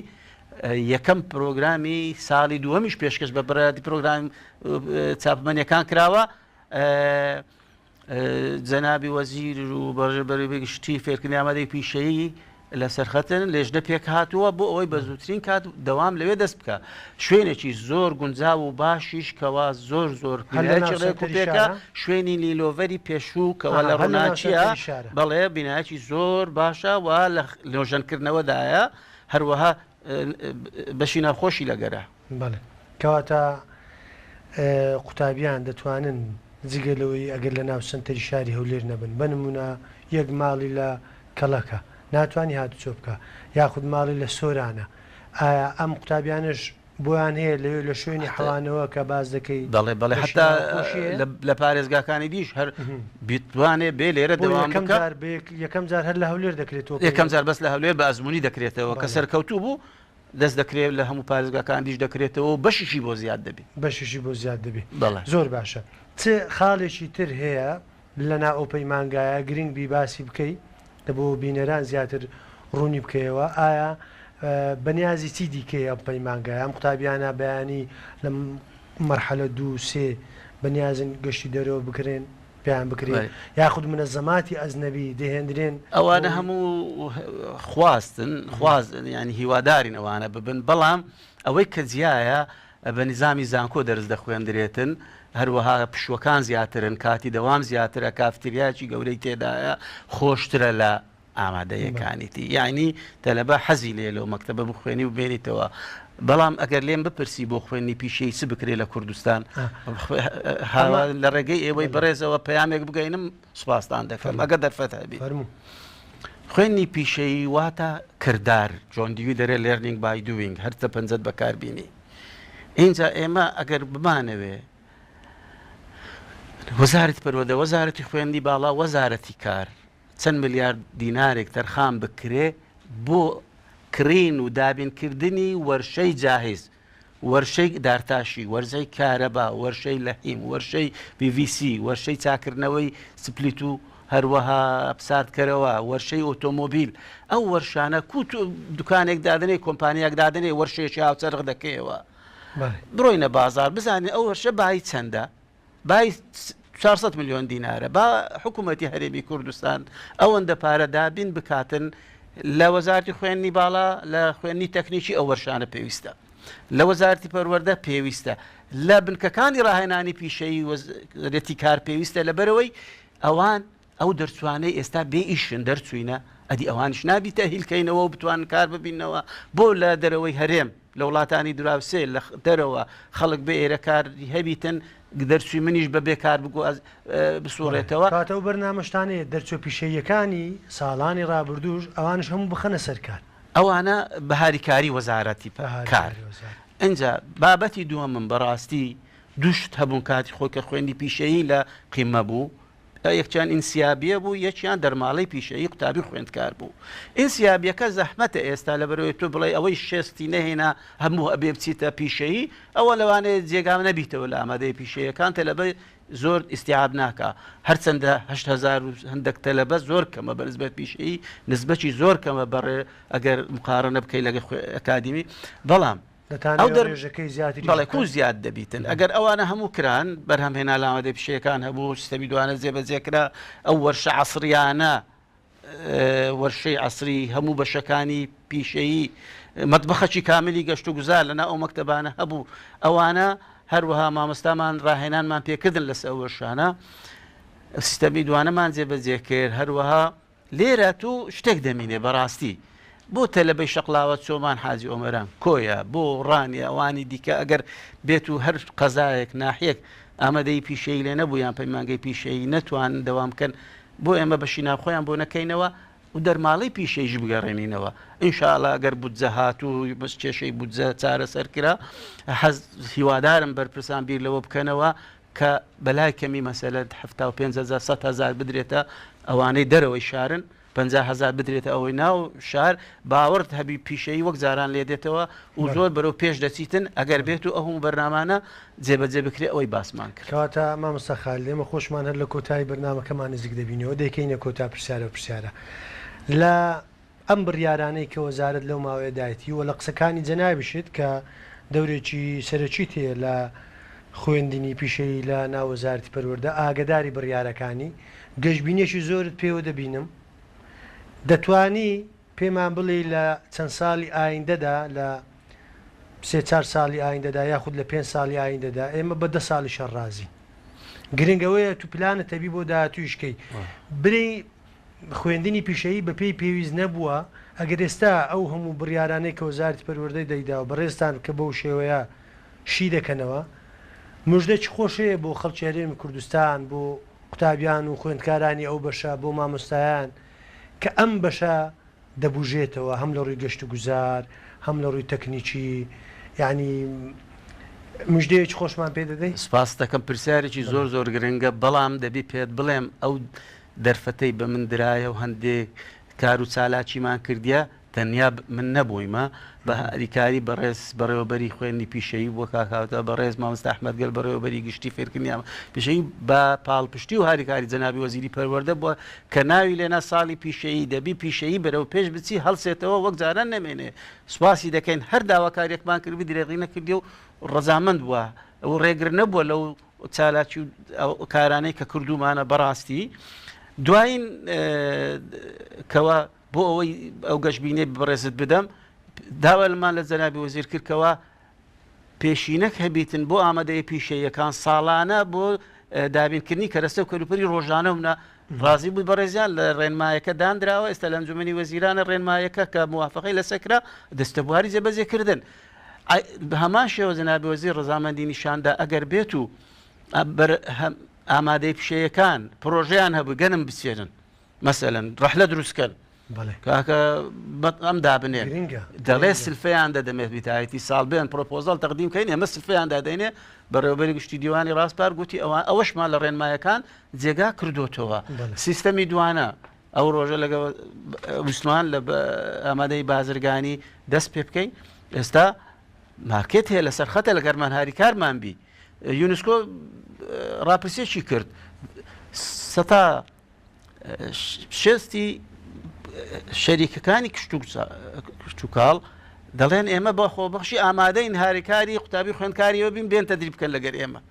زۆر بەبێ مقابل ینی ئەگەر ئێمە حرەکەمان هەبی لە ئامادەی پیشەیەکان بەجیاتی کارژێری قوتابخانە خوێندنگە دەتوانین ئەو سیستەمی دوانە جێبەجێ بکەین تا دەتوانین وەرشەکانمان هاوچەرخ دەکەین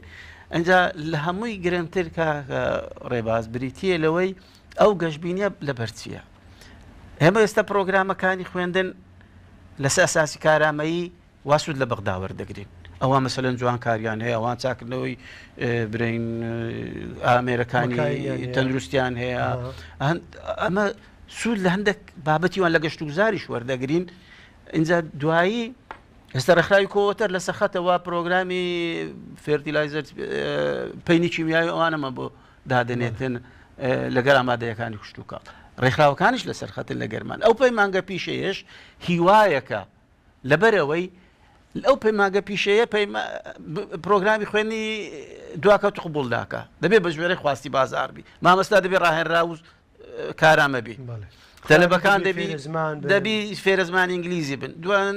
هەروەها کارامەیەکانی ژیان وەرگرن چۆن بتانی CV بنووسی چۆن بتانی معاملەی بازرگانی بکەیت چۆن بتانی معاملە بکەیت لە بانک جیهانی کار بناسە ئەوانە دەبی هەمووی بزانن دوایی خوێنی دوانە جێبەجێ بکرێ ئەوە ئەو پەیمانگە پیشیانە هیوایەکن کە وەزارەتی پەروەردەدا شتووە بۆ ئەوەی ئەو قسەی بەڕێزت تا 10 ساڵی دی خوێنی پیشەیی بگاتە قمە و بکاتە تۆپ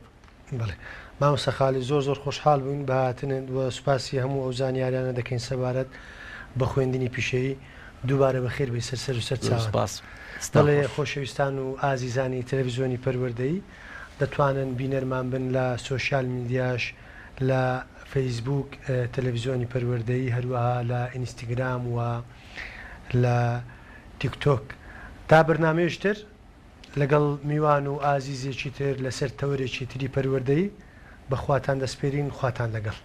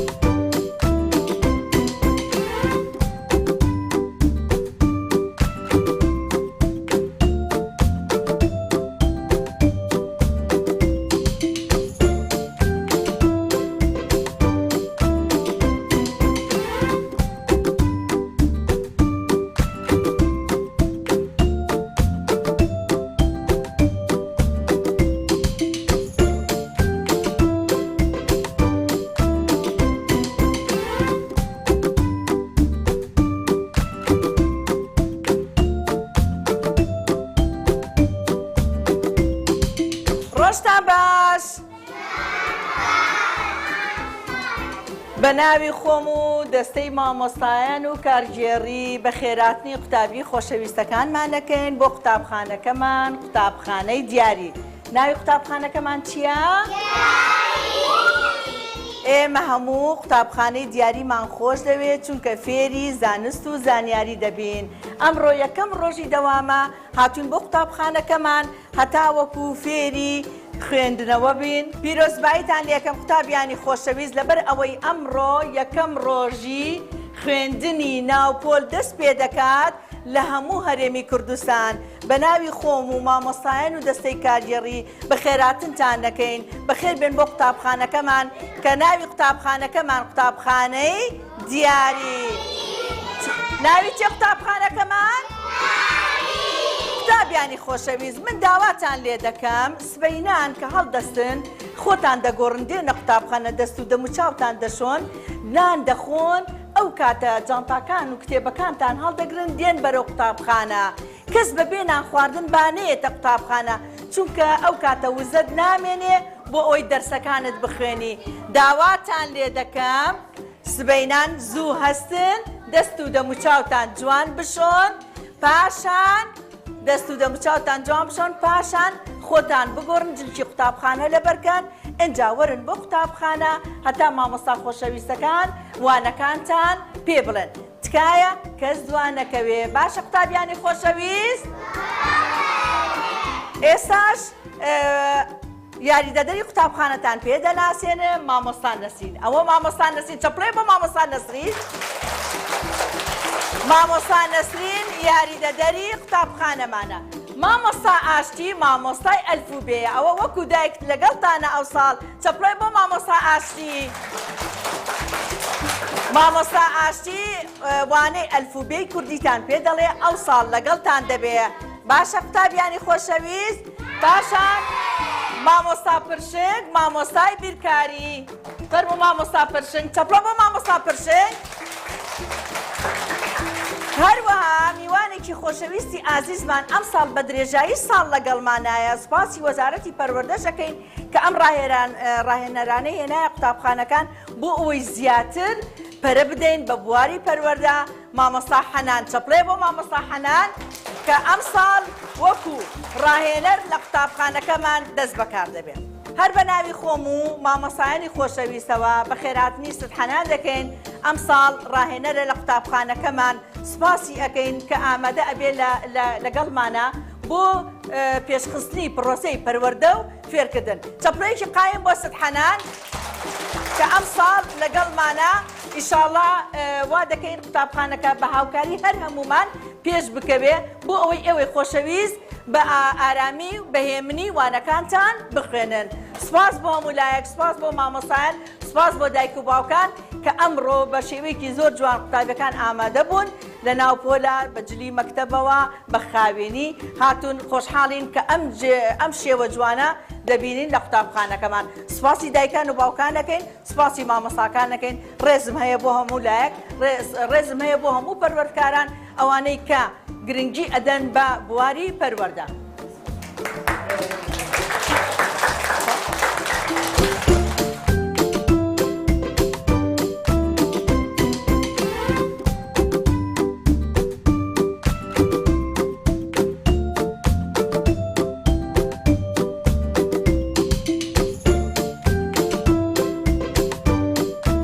خۆشحاڵم ئەمڕۆکە کە هاوکاری مامۆستایانی خۆشەویستم لە قوتابخانەی دیاری بنەڕەتی کە ئەمڕۆکە چالاکێکی خنجیلانەیان بۆ قوتابیانی پۆلی یەکەمی بنەڕەتی ساز کردبوو. هیوادارم نمونەیان زۆر بی چونکە دەستپێکی هەر کارێکمان کە دەست پێ دەکەین بەڕاستی بەو گروتینە و بەو گرنگی پێدانە بیتن جێگای خۆشحاڵی دەبێ. منداڵانیش بەڕاستی زۆر گرنگە لە بوویان کاتێک کە دێنە قوتابخانە ڕۆژی یەکەمیانە لە ماڵەکەی خۆیاندا دەبڕن بۆ یەکەمین جار ئەو دیدگا جوان و نوێیە دەبین ئەو گرنگی پێدانە دەبینین کە قوتابخانە دەبێتە بەشێک لە ماڵی خۆیان دەبێتە ماڵی دووەمیان. دەستخۆشی لە ستافی کارژێری ئەو قوتابخانە دەکەم کە ئەو چالاکی جوانیان ئەنجامدا بۆ زیاتر گرنگیدان بە پەروەردە و فێرکردن چونکە ئێمە ناکرێ هەر کاڵ بینەوە لە فێرکردن پەروەردە پێش فێرکردن بێ. یەک لە گرنگ پێدانەکانی پرۆژەی ڕاهێنانی ئێمەش ئەوەیە کە مامۆستایان زیاتر هاوڕێ بن لەگەڵ قوتابیەکان گرنگی بە پەروەردە و فێرکردن بدەن وا بکەن کە ئەو سنوور و ئەو کەپتە نەمینێ لە نێوان مامۆستا و قوتابی ئەمە یەکێکە لەوانەیە کە ئەو شەرم و ترس و کەپتە دەشکێنێ لە نێوان مامۆستا و قوتابی و ناسامنێکی خۆشە و یادگاریەکی خۆشە دەمێنێت لە دێتگای منداڵان. دەستان خۆش بێ. سوپاس.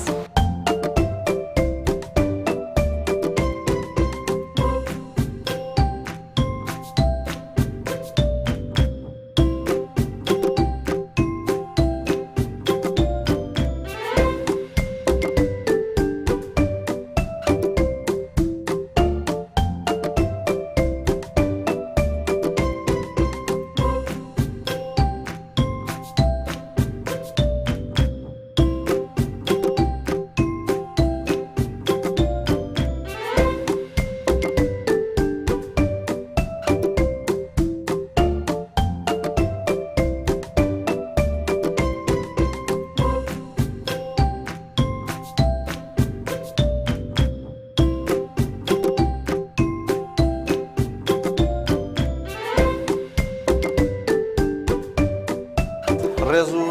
سوپاس و دەستخۆشیم هەیە بۆ بەڕێز بەڕێوەبەری قوتابخانە و تەواوی مامۆستایان و ستافی کارگێڕی قوتابخانەی دیاری بنەڕەتی بەڕاستی هەوڵەماندووبوونەکانیان جێگای دەستخۆشی و خۆشحاڵی ئێمەیە. شتێکی جیاواز و جوان دەبینم لە یەکەم ڕۆژی کردنەوەی قوتابخانەکان و لە پێشوازی کۆناغی یەکەمی بنەڕەتی.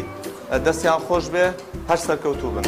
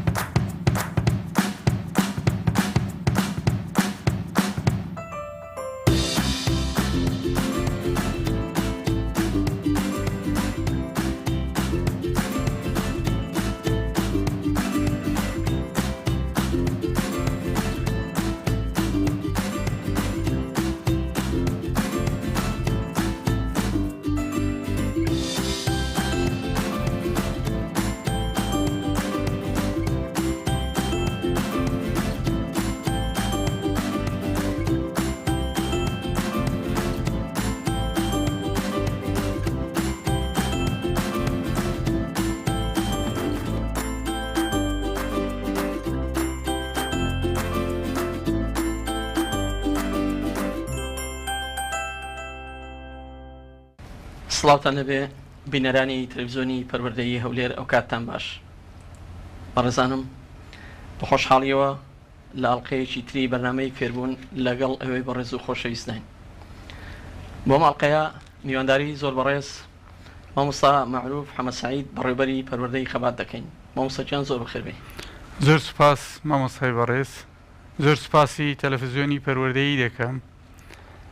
سپاس بۆ زەناویشت. مامۆستاجان جەنابتان وەکو بەڕێوەبەری پەروەردەیە کە ژمارەیەکی زۆر لە قوتابخانە، ژمارەیەکی زۆرتر لە مامۆستایان و بە هەزاران قوتابیش لە سنووری پەروەردەکەی ئێوەدایە. بەڵێ هەمیشە ساڵانە لەو کاتانەدا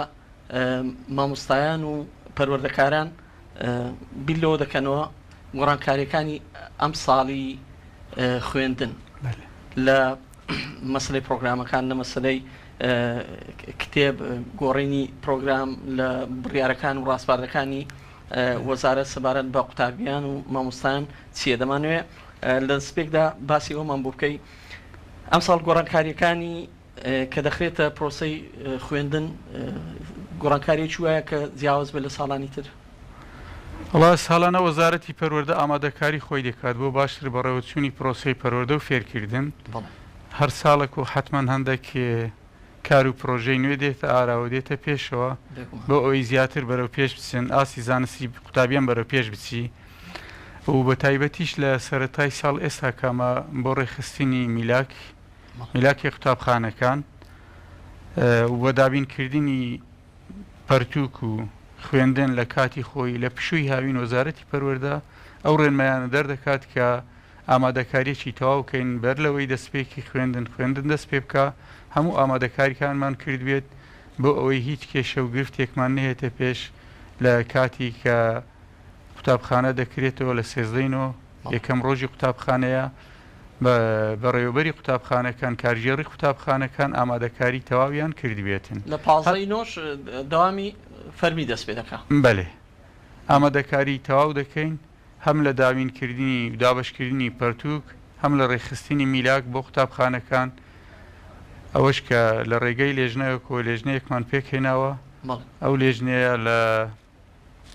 بەشی وردبینی و ژمێر یاری و خۆیەتی و بە سەرۆکایەتی پەروەردەی قەزا بەڕێوەبەری پەروەردەی قەزا دەبێت و بە تەنسیق لەگەر یەکەی سەرپەرشتیاری کێشەکان هەموو کێشەکان چارەسەر دەکەین ئینشاڵڵا و هیچ گرفتێک نایەتە پێشمان مامۆستا ئەو خۆ ئامادەکردن و ئەوەی کە ئێوە دەتانەوێت لە دەستپێکی ساڵی خوێندندا بیکەن بەرامبەر قوتابیان و مامۆستایان لە مەسلەی دابینکردنی کتێبە لە مەسلەی ئامادەکردنی هۆڵەکانی خوێندن و ژوورەکانی تایبەت بە مامۆستایان و بەگشتی قوتابخانەکان ینی بەسەرکردنەوە و تێبینیکردن لە کەم و کورتی و پێداویستیەکان پێشتر کراوە یاخود لە ناو پرۆسی خوێندندا دەکرێت ئەوە پێشتر کراوە ئەمە لە هەشت کۆبوونەوە کەمان بە سەرجەم مامۆستایان و سەرجەم بەڕێوەبەری قوتابخانەکان کرد بەوەی هیچ کێشە و گرفتێکی وامان نێتە پێش ئامادەکاریەکی تەواو بکەین بۆ ساڵی خوێندنی نوێ 2023 ئەویش ئەو خاڵانە بە جێبەجێکردنی فەرمانی وزاری 14554 کە لە 6/7/2023 دەرچووە بۆ ئامادەسازی بۆ ساڵی نوێی خوێندن بۆەوەی هیچ کەم و کوڕیەک نهێتە پێش بۆ ئەوەی لە ناوەندەکانی خوێندن ئەم ڕێکارانە پەیڕەو بکرێتن هەر لە کۆبوونەوە کە ئیشارەتمان باوانەدا کە لە 16 تا 23 قوتابیان دابەشی سەرهۆبەکان بکرێت و داخلی سیستەم بکرێن و لە سێینۆ دەست بەکاربوونی مامۆستایان دەکرێتن مامۆستایان ئامادەیە بن لە قوتابخانەکان و لە 16 تا 28 قوتابخانەکان نووسراو بۆ پەروەردەی قەزا بەرز دەکەنەوە لە بەمەبەستی سەر لە نوێ دانانەوەی وانە بێژان ئەویش بە ڕاستاندن لایەن سەرپەرشتیاری هاوڕێ ڕەخنەگرەوە بۆ ئەوەی هەم لە زیادە هەم لە کەمی میلاک ئاگادارمان بکەنەوە بۆ ئەوەی هیچ کێشە و کەم و کوڕیەکی میلاک لە قوتابخانەکانمان دروست نەبیت ماوسە کێشەتان لە مەسەلەی کتێب و دابینکردنی پێداویستیەکانی خوێندن نەخێر کتاب ئێستا ئەمە وەکو لە کۆگای بەڕێوەبەراتی پەروەردەی خەبات کتابەکانمان لە کۆگای سەرەکی وەرگرتووە سوپاس بۆ بەڕێوەبەراتی گشتی پەروەردەی هەولێر و وەزارەتی پەروەردە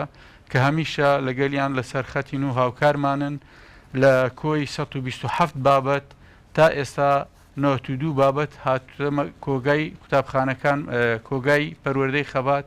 تەنها 35 بابەت ماوە ئەویش چاوەڕێ دەکەین کە ڕۆژانە دەهێت هەر کاتێک تەواو بوو ڕاستەوخۆ دابەشی دەکەین بەرنامەک دادنین بۆ قوتابخانەکان لە چەند ڕۆژێک دابەشی دەکەین بەسەر قوتابخانەکان مامۆستا ئەو کتێبانەی ساڵانی پێشتر بە هەمان شێواز وانەی لەسەر دەخوێنرا یاخۆ کتێبی نوێ هەیە یان هیچ کتێبێک گۆڕاوە ئەو کتێبانەی ساڵانی پێشوو ئەوەی کە نەگۆڕابیتن هەمووی لە مەخزن هەمان بووە بەر لەوەی کە کتاب دابەش بکرێتن ئامارێکیان وەرگرتیە بەڕێوەبەراتی گشتی پەروەردەی هەولێر ئاماری لێمان وەرگرتەوە کە ئەو کتابانەی کە لە کۆگا هەیتمان ئەوجارە لە کۆگای تەربیەی گشتی وەرناگرین لای خۆمان هەیە لەسەر ئەو ئەساسا دابەشی دەکەین بەسەر قوتابخانەکان ئەویش بە ڕێژەیە هەر قوتابخانەیەک مەسەرەن ڕێژەی سەتا چەند بیتن ئەو کاتە بە پێی ڕێنمایەکان دابش دەکەین بەسەر قوتابخانەکان. مامۆستا دابشکردنی کتێب چەند ڕۆژ دەخانێ؟ وڵا ئەوە بەرنامەک لە ڕێگای کۆگای بەڕێوەبەتی پەروەردەی خەبات برێن سنووری قەزای خەبات هەوزە هەر پەروەردەک و بە ئەوەی بە کاری خۆی ئیشی خۆی دەکات چەند ڕۆژێک دادنێتم مەسەن ڕۆژێک لە بۆ ناو سنتەری قەزای خەبات ڕۆژێکی دیکە بۆ ناحیەکان احتیمالە بە 4 ڕۆژ هەموو بەڕێوەبەتی پەروەردەی خەبات تەواو بیت. مامۆستا بۆ ئەو ساڵ ئەمارێک دەبەردەستە ڕێژەی منداڵانی تازە هاتوو بۆ قوتابخانە ئەوانەی کە پێیان دێنن پۆلیەکی بنەڕەتی پۆلیەکی بنەڕەتی ئەوەی کە ئێستا بەردەستە نزیکەی 3000 قوتابی تا ئێستا داخل کراوە لە ناو سیستەمی ئی پەروەردە بەڵام هێشتان زۆر ماوە 750 قوتابیمانیش منداڵمان هەیە کە لە باخچەکانن تا ئێستا گواستنەوەیان بۆ نەکراوە ئەوەی تریش سنووری قەزای خەبات سنوورێکە لەوانەیە هەندێک خەڵک هەویتن بە تاخیرەوە دێ بەڕاستی هەر حیسابەی دەکاتەمانجینەوە بە تایبەتی لەبەرەوەی ئەوانەی کە لەسەر شینایی شوێنەکانن درەنگ دێنەوە ئەو کاتیش بێنەوە ئەوانە دوو هەوارن تۆزێک بە زەحمەت دەبی ناوی مافی قوتابیش بخورێ بەس پێشببینی دەکەین 5,000 و زیاتر قوتابی پۆلی یەکمان هەویت چکە پارەکە 4,497 قوتابی پۆلی یەکەممان هەبووە حتمما ئەو سار زیاتر دەبێت ینی ڕێژەکە ئەم ساڵ زیاتر ئەو ساڵانە زیاتر دەبیتن ساڵانە ڕێژەی قوتابیانمان زیاتر دەبێت مامۆستا هەر لە چوارچێوەی ئەو بەدەنگهاتنەوەی خێزان بۆ هێنانی منداڵەکانیان بۆ قوتابخانە لە پێشوودا بە تایبەتی دەرەوەی شارەکان تا ڕادەیەک قوتابی زیاتر بەدەم خوێندنەوە نەدەهات یان خێزانەکان منداڵەکانیان بە تایبەتی کە دەگەیشتە قۆناغی شەشی بنەڕەتی ئەوانە بڕێکی لێ دابڕان ئێستا جیاوازە لە ساڵانی پێشتریان هەمان کێشە هەیە بە ڕێژەی جیاواز وڵی بڵێم نییە کێشە هەیە حتمما بەڵام ساڵانە ئەمە لە ڕێگای ڕێکخراوەکان ئەو قوتابیانی کەدا دەبڕێن لە قوتابخانە دەیان گێڕینەوە هەم لە ڕێگای وەزارەتی پەروەردە و بەڕێوەبەراتی گشتی پەروەردەی هەولێر ئاسانکاری بۆ ئەو قوتابیانە دەکرێت لێژنەمان هەیە دەگەڕێ کە هەڵمەتی ماڵ بە ماڵی پێدرێن هەتا بەخۆشم بەشداریم لەگەڵیان کردیە سەردانی ماڵەکانمان کردیە ئەو جە هۆکار هەبوو بۆ هۆکاری دووری قوتابخانە بۆیان لەوانەیە قوتابیەک لە مامۆستایەکی گلەیی هەبووبی هینایتمانەوە زۆربەی زۆری قوتابیەکانمان گەڕاندۆتەوە ئەوانەی کەدا دەبڕێن بەڵام ساڵ بە ساڵ ڕێژەی قوتابیانە زۆر کەم دەبتەوە کەدا دەبڕێن لە قوتابخانە مامۆستا ئەو شێوازی چوونە ناو خێزان و قەنەعات پێکردنیان بۆی کە جارشم منداڵەکانیان بێنەوە ناو پرۆسەی خوێندن چییە ینی بە شێوازش کۆمەڵایەتی یان یاساییە و چۆنە لەوانەیە ئەو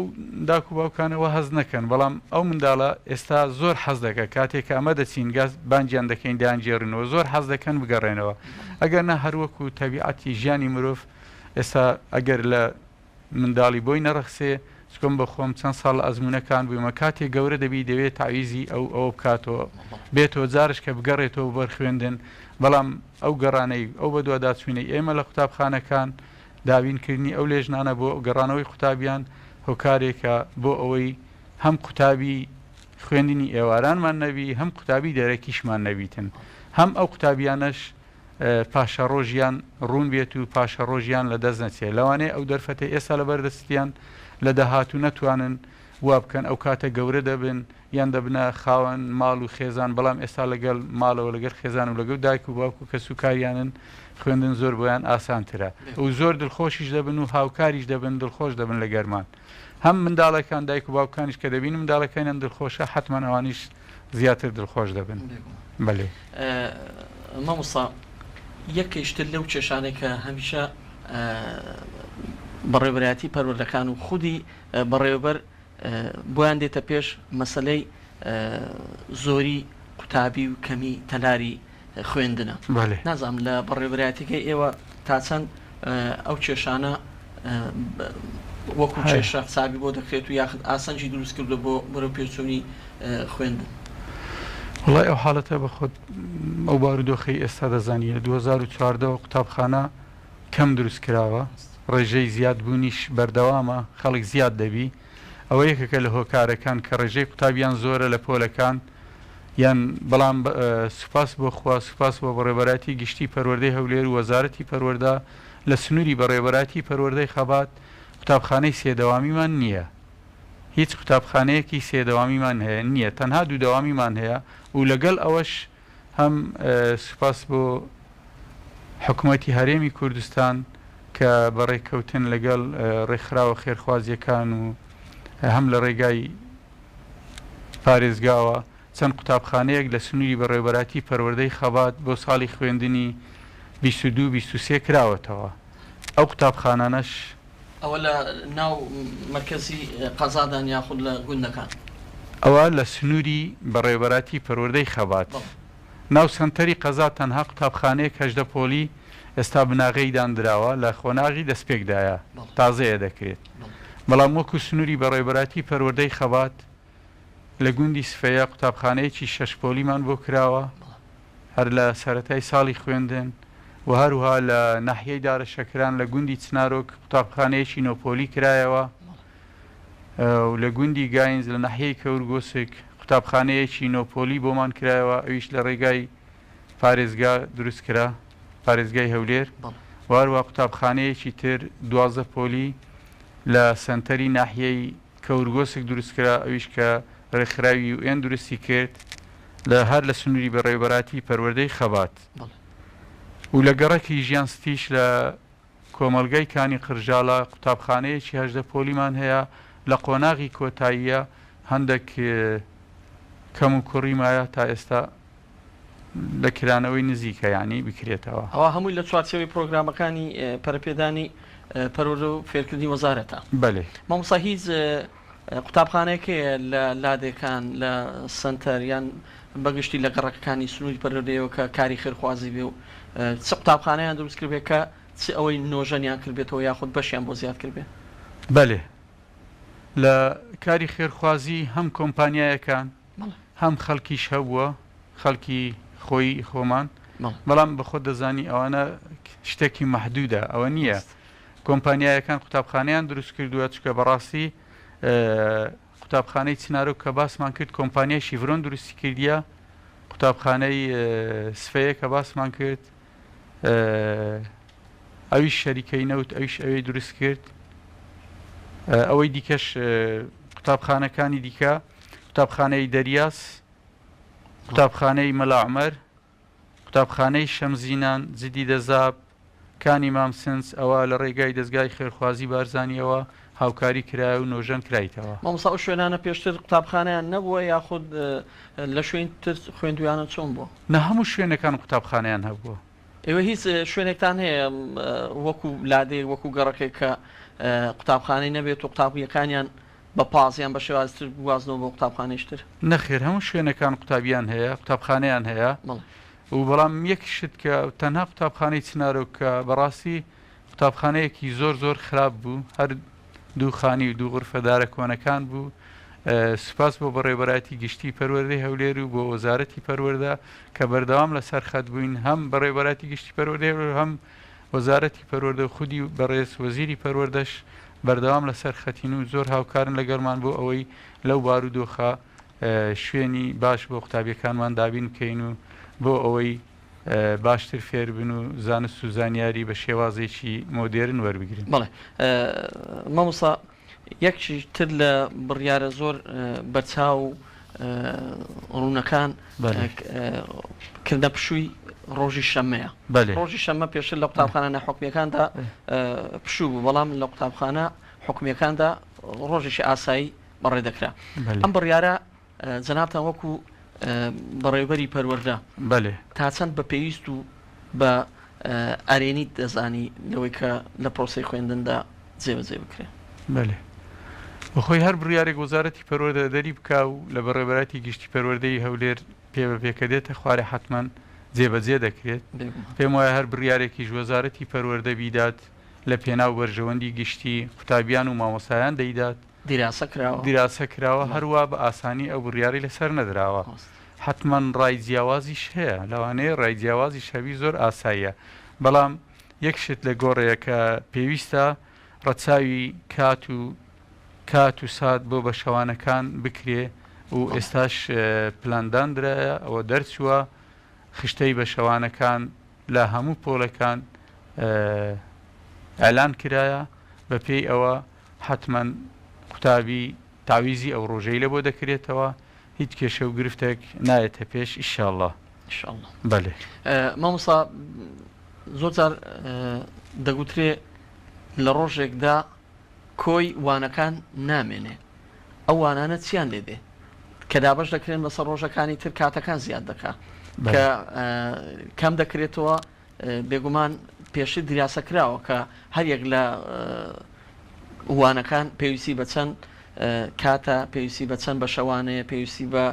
چ خشتەیەکە ئەوە چۆن جێی دەکرێتەوە لە ڕۆژانی شەممە واتە ڕۆژێک وانەی ئەو قوتابیانە کە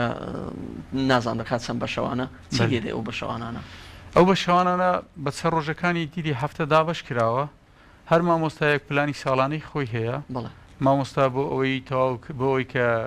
بابەتی خۆی پرۆگرامی خۆی تەواو بکات پلانی ساڵانەی خۆی دادنێ پلانی ساڵانە و ڕۆژانی خۆی دادنێتن بۆ ئەوی پێڕابگا بابەتەکانی خۆی تەواو بکات حتمما پێم وایە وەزارەتی پەروەردەش پلانێک دادنێ بۆ ئەوەی کە ئەو بابەتانەی کە تەواو نەبن ئایا هەندێک بابەت هەڵپەسێردرێ یان حاڵەتێک شتێک بێتە پێش بۆ ئەوەی هەم مامۆستا پێڕابگا بۆ ئەوی هەموو بابەتەکان بۆ قوتابیان بە جوانی ڕوونوشی بکاتەوە قوتابیەکان هەروە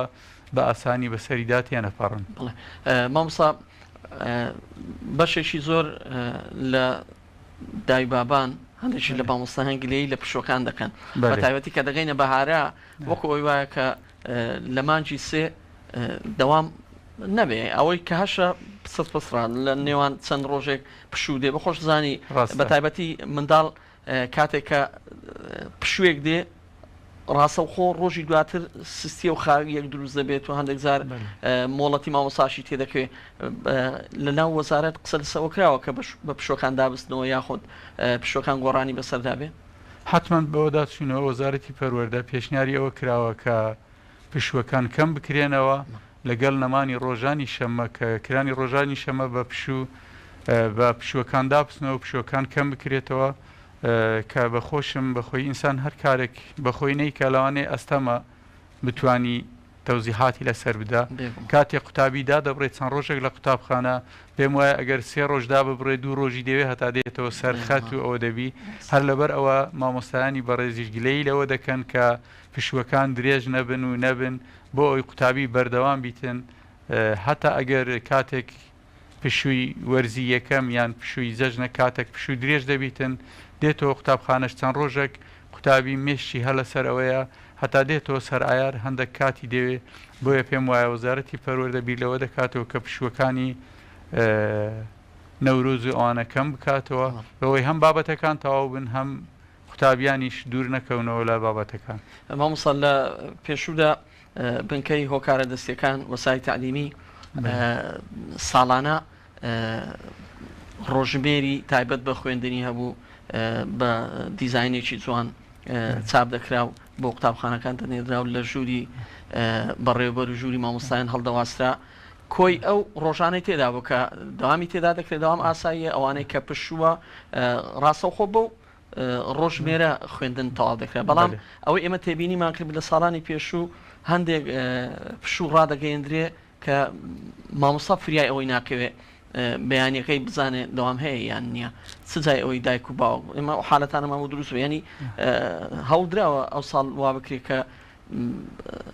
ئەو ڕۆژمێرە بگاتە هەموو قوتابخانەیەک و ڕاستە و خۆ بۆی مامۆستایانیش منهەجی خوێندنی خۆیان ماستەر پلانی خۆیان لەسەر ئەو ڕۆژمێرە دامەزرێن بۆی بزان بە شەوانەکانیان بەکوێ دەگات و لە چ ڕۆژێک دەگەنە چ بەش و خۆناغێکی خوێندن. بەڵێ وەزارەتی پەروەردە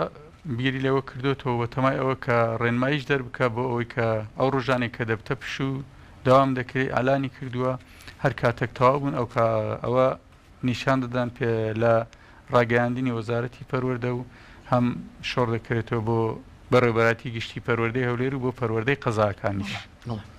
بەڵێ مامۆستا مەعروف بۆ بەبیرهێنانەوە بەڕێزانم ئێمە لە میوانداری زۆر بەڕێز مامۆستا معروف حەمەد سعید بەڕێوەبەری پەروەردەی خەبات داین مامۆستا جەمسیاری ئەوە دەکەین هەندێک لە مامۆستایان بە منیان وت کە ساڵانی پێشتر لە دامەزرانی بەڕێوەبەری پەروەردەی خەباتەوە شتێکەیە بۆ مەسلەی گواستنەوەی مامۆستایان کە تاڕادەیەک ئێوە توندن دەست بە مامۆستایەکانی خۆتانەوە دەگرن بە زەحمەت دەیان گواستنەوە بۆ پەروەردەکانی تر زۆر جار مامۆستا داوای پەروەردەی شوێنی دوورتر لە ئێوەی کردووە بەڵام ئێوە ڕزامەند نەبوونیان بە زەحمەت ڕزامەند دەدەن ئەوە لەوەیە ئێوە کێشەی میلاکتان هەیە یاخود دەستبەرداری مامۆستایەکانتان نابن بەڵام مامۆستا ئەمە بەڕاستی پێم وایە ئەمن جیاوازیەک لەما بینی پەروەردەی قەزای خەبات و پەروەردەکی تر نابینم بەڵام حالەتێکە ئەگەر قوتابخانەك لە سنووری بەڕێوەبەراتی پەروەردەی خەبات مامۆستای نەبی حتمما من دەبی وە بکەم ئەو قوتابخانەیە چۆل نەبی لە حالەتێک ئەگەر مامۆستای لێ نەبوو چۆن چارە لە قوتابیانە بکەم بەبێ مامۆستایەتی و بە تایبەتی ساڵی ئەم ساڵیش کە هەم گواستنەوە ڕاگیراوە هەم دانانی وانە بێشیش نییە بەڕاستی لەبەر ئەوە دەستمان بەوە گرتووە هاوکاریشین لەگەڵ مامۆستایان بەڵام ئەگەر گواستنەوە و تەنسیب و ئەوانە کە نایکەین بەڕاستی لە پێناو بەرژەوەندی گشتی و لە پێناو قوتابیانی خۆشەویست و چۆل نەبوونی قوتابخانەکانە کاتێک مامۆستا کاتێک پۆلێک دوو پۆل لە قوتابخانێک 5 پۆل لە قوتابخانێک دەبیت ئەگەر پۆلێک مامۆستای تێدانەبی حتمما هەموو پۆلەکانی تر ناتوانن دەرز بخوێنن ئەوجا هۆکارەکەی ئەوەیە و هەر ساڵە و بڕیارێکیش دەردەچێن بە پێی ڕێنمایەکان بۆ گواستنەوەی مامۆستایان وەزارەتی پەروەردەش لە سیستەمی ئی پەروەردە وەزارەتی پەروەردە هەم لە قوتابخانە هەم لە بەڕێوەبەراتی پەروەردەی قەزاکان لە بەڕێوەبەراتی گشتی لە وەزارەتی پەروەردە هەموو قوتابخانەکان لەبەردەستە میلاچی هەموو قوتابخانەکان دیارە لە چ شوێنە مامۆستا زیاد بیت کەم بیت هەموو شتەکانی تێدا دیارە ئەمەش لەو ڕوانگەیەوە دەمانەوێت هیچ قوتابخانەیەک میلاچی تێدا نەقس نەبی مامۆستا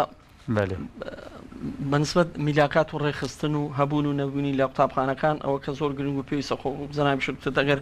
لە قوتابخانەیەکدا تەنها پۆلێک شاغری هەبێ کاریگەری هەیە بۆ کۆی قوتابخانەکە بەڵام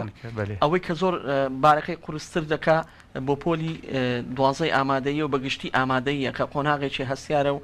قوتابی نایەوێ تەنانەت دقیقەیەشی لێ بڕات سزاوی ڕۆژێک ئێوە بۆ مەسلەی میلاچی ئامادەیەکان ئەو ساڵ هەز دەکەن کێشەتان نەبێت لە مەسلەی میلاک بە تایبەتی بۆ قۆناغی 12 ئامادەی وڵی سوپاس بۆ خوا سوپاس بۆ بەڕێبەراتی گشتی پەروەردەی هەولێر ئەوەی هەتا ئێستا تێبینی دەکەن هیچ نەقسێکی میلاکمان نییە هەتا ئێستا لە هیچ قوتابخانەیەک نەقسی میلاکمان نەبووە هیچ بەڕێوەبەرێک نووسراوێکی نەدایتێکە نەدایت ئێمە کە نەقسی میلاکی لە قوتابخانەکان هەبیت هیوادارین هەر نەشبێ مامۆستا معروف مەسەلەی سەرپەرشتیاران و چاودێریکردنی قوتابخانەکان ئەم ساڵ بڕیارێکی تریشدا لەوەی کە هەموو مامۆستایان دەبێت لە خولی بەردەوامی هەفتانە کە لە هەفتەیەک ڕۆژێکدایە بەشدار بن ئەوە تا چەند ئێوە ئامادەکاریتان بۆ کردبەوە وەکو سەرپەرشتیاران هەم وەکو ئەوەی کە شوێن و جێگا و کات و ساتەکان دەستەبەر بکەن مەبەست لە بۆ ڕاهێنەرانی پەروەردەیە بەلێ ڕاهێنەرانی پەروەردەی کە لە ڕێگەی بەڕێوەبەراتی گشتی پەروەردەی هەولێر و وەزارەتی پەروەردە لە هەر پەروەردەیەک چەند مامۆستایەکیان وەرگرتیا و ڕاهێنانیان پێیان کردی و ئامادە کراون هەر ئەو مامۆستایانە دەنێرنەوە پەروەردەکانی خۆیان هەر مامۆستا و چەند قوتابخانەیەکی دەدرێتێ بۆ ئەوەی ڕاهێنان دوای ئەوەی کە بە خۆیان ڕاهێنانیان وەرگرتووە ڕاهێنان بە مامۆستایانی قوتابخانەکان بکەن بۆ ئەوەی فێری زانست و هونەری وانەوتنەوەی نوێ ببن هەموو مامۆستایان شارەزان بەڵام مرۆڤ مامۆستا دەبێت هەر بخوێنی و فێر ببی و ڕابهێ و شارەزابی تا زیاتر بتوانی قوتابیان زیاتر فێر بکە بە شێوازی سەردەم بەلێ ئەوجا بۆ ئەوەی وانەی سەردەم و هاوچەرخ فێر ببن هەر ئەو مامۆستایانە کە خولی ڕاهێنانیان بینیوە خولی ڕاهێنان بە مامۆستایەکان دەکەنەوە بەر لە دەستپێکی خوێندن 3 ساعات ڕاهێنانیان پێ دەکەن بۆ ئەوەی ڕاهێنانێک جوان ڕابهێن دوای ئەوە هەر هەفتەی لە قوتابخانەیەک هەر وانەیەک بە مامۆستایان دەرێن ئەو جا و مامۆستای ئەو وانەیە ئەگەر لە بابەتی یەکەم بی ئەوە بە قوتابیان دەرێن کە تاخیر بن ئەو ڕۆژی چکە بە سەرجەم مامۆستایانی قوتابخانەکە دەگرێتەوە هەر لە ماڵەوە پێیان دەرێن بە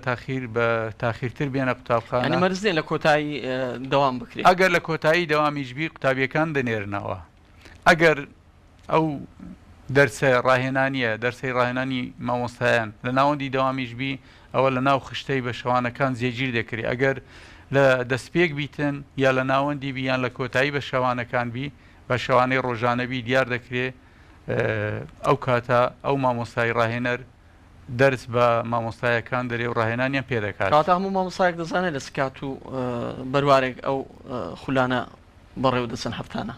جارێنە ئەو کاتی ئەو کاتی کە مامۆستای ڕاهێنەر خشتیان لە بۆ دادنێ حتمما هەموو مامۆستایەکان دەزانن هەمان ئاگادارن هەم لە وەرزی یەکەم و هەم لە وەرزی دووەمیش ئەو ڕاهێنانە بەردەوام دەبی و هەر بەو ڕاهێنانە مامۆستایانی ڕاهێنەر فیدباک بە قوتابیان دەکەن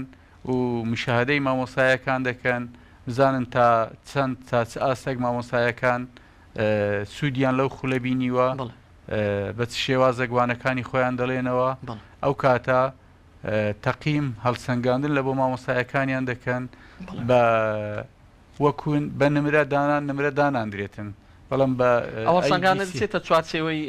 هەڵسەنگاندنی قوتابخانە و مامۆستایان کە مامۆستایانی هاوڕێی ڕەخنەگر دەیکەن ئەو هەڵسەنگاندنە پاشەوەی کە مامۆستای ڕاهێنەر هەڵسەنگاندنەکەی کرد هەڵسەنگاندنەکە دەداتە بەڕێوەبەری قوتابخانە بەڕێوەبەری قوتابخانە لە سیستەمی ئیپەروەردە داخلی دەکاتن کە لە سیستەمی ئیپەروەردە داخلی کرد ئەوە تەقیمی ئەو مامۆستایە تەقیمی ئەو مامۆستایی کە ڕاهێنەر تەقیمی کردووە حتمما تەقیمی مامۆستای ڕاهێنەر لەگەر تەقیمی مامۆستای سەرپەرشتیار جیاوازە هەریەکەوە لە ڕووەکەوە تەقیمی دەکاتن مامۆستا لە وەڵامەکاندا زۆر گوێمان لە سیستەمی ئیپەروەردە دەبێت بۆ ئەوەی بینەرەکانیشمان زیاتر بە چاوڕوونیان هەبێت بۆ ئیپەروەردە سیستەمێکی ئەلکترۆنیە کە پەیوەستی قوتابخانە و مامۆستا و کۆی ئەو قوتابخانانە دەکات بە وەزارەتەوە دیارە سیستەمی ئیپەروەردە ساڵانە ئەگەر نەڵین مانگانە بەرفراوان دەبێت ئی خێزان هەیە ئی خزمەتگوزاری هەیە ئی تەلار و بینا هەیە بەگشتی ئی پەروەردە سیستەمێکی بەرفراوانە ئێوە وەکو پەروەردەی خەبات سیستەمی ئیپەروەردە تا چەند کاراسانی بۆ کردوون تا چەند سیستەمی ئیپەروەردە بۆتە هۆکارێک بۆەوەی کە ئێوە ڕاستەوخۆ بگەن بەو داتا و ژمارانەی کە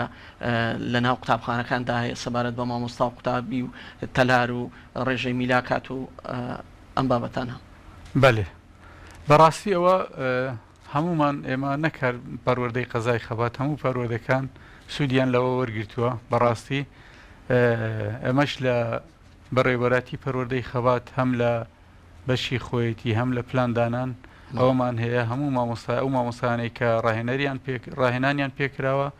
سوود لەو داتا و زانیاریانە کە وەردەگرن کە لە سیستەمی ئیپەروەردەدا هەیە ئێمە بەخۆشمان هەر کاتێک مامۆستایەک داوای گواستنەوە بکات یان داوای شوێنێک بکات ئێمە بەخۆمان لە ئیپەروەردە سیستەمی ئەو قوتابخانەیە دەردەهێنین دەزانین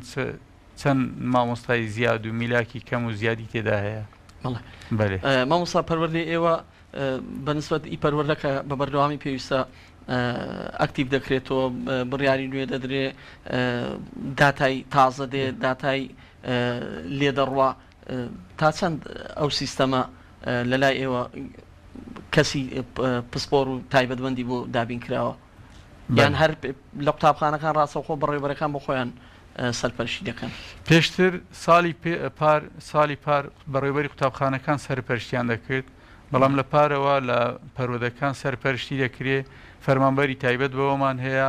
فەرمانبەری تایبەتەوە لە خۆیەتی کە سەرپەرشتی ئیپەروەردە دەکا و خولیان بینیوە خولیان بینیوە بەڵێ خولیان بینیوە و ئەگەر هەر زانیاریەک شتێکیشیان نەبیتن هەم لەگەڵ بەڕێوەبەراتی گشتی پەروەردەی هەولێر و لەگەڵ وەزارەتی پەروەردە لەسەر خەت دەبن بەوەی هیچ کێشە و کەم و کوڕیەکمان نەبیت بەڵێ مامۆستا سیستەمی ئیپەروەردە ئەم ساڵ ئی تەلاری بۆ زیاد کرا لەوەی کە هەموو ئەو قوتابخانانەی کە هەیە لە سنووری هەر پەروەردەیەکدا وەکو مەساحە و پێوانەکەی وەکو ژوورەکانی وەکو مێژووی دروستکردن و تەواوی ئەو داتانەی کە پەیوەستە بە قوتابخانەکە تێدا جێگیر دەکرێت لەگەڵەوەشدا سیستەمی ئی خێزان هەیە کە ئیتر وا دەکرێت کە خێزان ڕاستەوخۆ لە ڕێی سیستەمی ئی پەروەردەوە ئەو داتایانە ببینێ یاخود ڕاستەوخۆ بەرکەوتەی هەبێ لەگەڵ بەڕێوەبەرایەتیەکان ئێوە پێتان وایە ئەو سیستەمە لە بەڕێوەبەرایەتێکی وەکو ئێوە کە دەکەونە دەرەوەی شارەکان خێزان دەتوانێت بە ئاسانی دەستی پێ بگە بەهۆی ئەوەی کە مەسەرەن تا ڕادەیەک لەوانەیە خۆتوتەنی پەیوەستن بە ژیانی تایبەت بخۆیان لە ڕووی کوشتتوکاڵیەوە لە ڕووی لادێنشینیەوە لە ڕووی سەرقاڵیان بە ژیانی تایبەت خۆیان بەخۆی ئەو ڕێژەکی کەم هەیە وایە مامۆستا ڕێژەکی کەمێ بەڵام ڕێژەی هەر زۆری ئاسی ڕۆشنبیری زۆر بەرزە و شارەزایەکی تەواوی هەیە و ئاگاداری هەموو شتەکان دەبیتن بەڕاستی ینی سیستەمەکەش ئەوەندا ئالۆز نییە کە سیستەمەکەش ئەوەندا ئالۆز نییە کە شارەزایان تێدا نەبیتن ئەوڕۆ هەمووش هەر مۆبایلە و شارەزانە بەڕاستی لە هەموو زۆربەی هەر زۆری قوتابیەکان زیاتر شارەزانە هەتا بەداک و بابەکان ڕادەگات مامۆستاگەر بین قسە لە هەندێشتی تایبەت بە جەنابەت بکەین جەنابتان پێشوازیتان چۆنە بۆ مراجعەکانتان ئەوەی کە دێتە ڕاستەوخۆ دەتوان جەنابەت ببینن کێشەکان سیسیلەی مراجعەی هەیە چۆنە وڵای من پێم وایە نازانم ئیسان بە خۆی باس نەکا باش ئەوەی کە دێ سەردانی من دەکات دەبی ئەو باز بکاتن بەخۆم دەرکەم کراوەیە زۆر جاریش بەخۆم لەی سەعلامات دادەنیشم و بە تایبەتیش کاتێک لە دەرێ دێمەوە کە خەڵک لە دەرێوی هەر لەی سەعلاماتە هەموو خەڵکەکەی بەڕێنەکەم ناڕۆم ئەوەش دەکرێتن ئەوەی کە مراجع ئەو سەردانی منی کردی ئەو دەبی ئەو بڕیارە بدات مامۆستا لە نێوان دوو ئەزمموی وانەوتنەوە و بەرکەوتەی ڕاستەوخۆ لەگەڵ قوتابی و مەسلەی ئیدارەی قوتابخانەیەک و ئەوەی کە ئێستاشت بەرپرسی پەروەردەیەکی فراوانی وەکو پەروەردەی خەباتی ئەو بەراوردکاریە چیە لە لایت و لە کامەیاندا زیاتر هەز بە دەروون ئارامی دەکەی وڵای من مامۆستا لە بەخۆم یەکەم جار مامۆستا بووم دواتر بوومە یاریدە دەر دوای بوومە بەڕێوەبەر هەر یەکەی چەند ساڵێکی پێچوە بە قۆناغ ڕۆیشتیمە دوایی بەرپرسی ئەزمونونەکان بوویمە دواتر بەڕێوەبەری پەروەردە بوومە پێم وایە لە هەموو شوێنەکان دەروونم ئاسوودە بووە بە ویژدانی خۆم ئیشم کردیە ئەوەی پێم کراویتن تەخسیرم نەکردیە ئەوەش دووبارە دەبێ ئەو کەسانەی کە دێن سەردان دەکەن ئەوان بڕیا لە سەر بدەن پێم وایە دەوروبەرێکی زۆر باشیشم لەگەڵە لە مامۆستایان هەم کاتی خۆی لە قوتابخانە و ئێستاش لە بەڕێبەراتی پەروەردەی خەبات چکە کوردەواری دەرێت چەپڵە بەدەستێکی لێ نادرێ هەموو دەبی هاوکار بن پێم وایە لە هەموو قۆناغەکان بە شێوازێکی باش بەڕێمان کردووە مامۆستا دو پرسیار دەمێ پرسیاری ئەوە بکەم ڕاوسەرنجی ئێوە چیە لە بابەت ڕۆڵی ڕاگەیاندن لە بەرەو پێشبردننی سیستەمی پەروەردە بە تایبەتی حکوومەتی هەرێمی کوردستان لە هەر سێ شارەکانی هەولێر و سلێمانی دووهۆک ڕاگەیانی تایبەتی هەیە بە بواری پەروەردە بە تایبەتی ئێستا خێزان و قوتابێکی زۆر هەیە کە لە ڕێی ئۆنلاین و لە ڕێی ڤیددیۆکانی وانەوتنەوە دەرسەکان دووبارە وەردەگرێتەوە و ئامادەکاری دەکە بۆ تاقیکردنەوەکە ڕاستی ئەوە ڕۆڵێکی یەکجار زۆر باشی هەیە لەوانەیە مامۆست قوتابی لە قوتابخانە لە مامۆستا تێنەگا دەتوانی لە ڕاگەیاندن دووبارە و سێبارەی بکاتەوە و زۆر باشتر تێیدەگا و زۆر بە ئاسانی کە ئەوە کاتی خۆی نەیبوو ئێستا کە هەیە بەڕاستی ئەوە ڕۆڵێکی زۆر باش دەجێڕیتن ڕاگەیاندن کاری زۆر باش دەکا زۆر شت هەیە لەوانەیە کە خەڵکی لێ زۆرشی دیکە مەسەن خەڵک لێ ئاگادار دەکاتەوە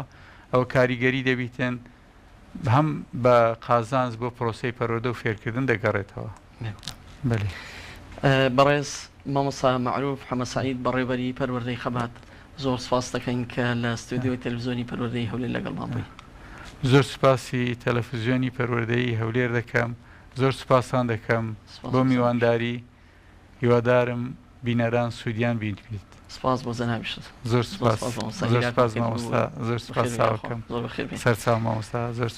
سپاس بۆ جەنابیش. بەڕێزانم ئەم ئەڵلقەی بەرنامەی فێربوون بە میوانداری زۆر بەڕێز مامۆستا معروف حەمە سەعید بەڕێبەری پەروەردەی خەبات بوو. تا ئەڵلقەیشتری بەرنامەی فێربوون لەگەڵ میوانیشتر لەگەڵ ئێوە بەڕێز خۆشەویست بەیەک دەکەینەوە بەخواتان دەسپێرین. خواتان لەگەڵ.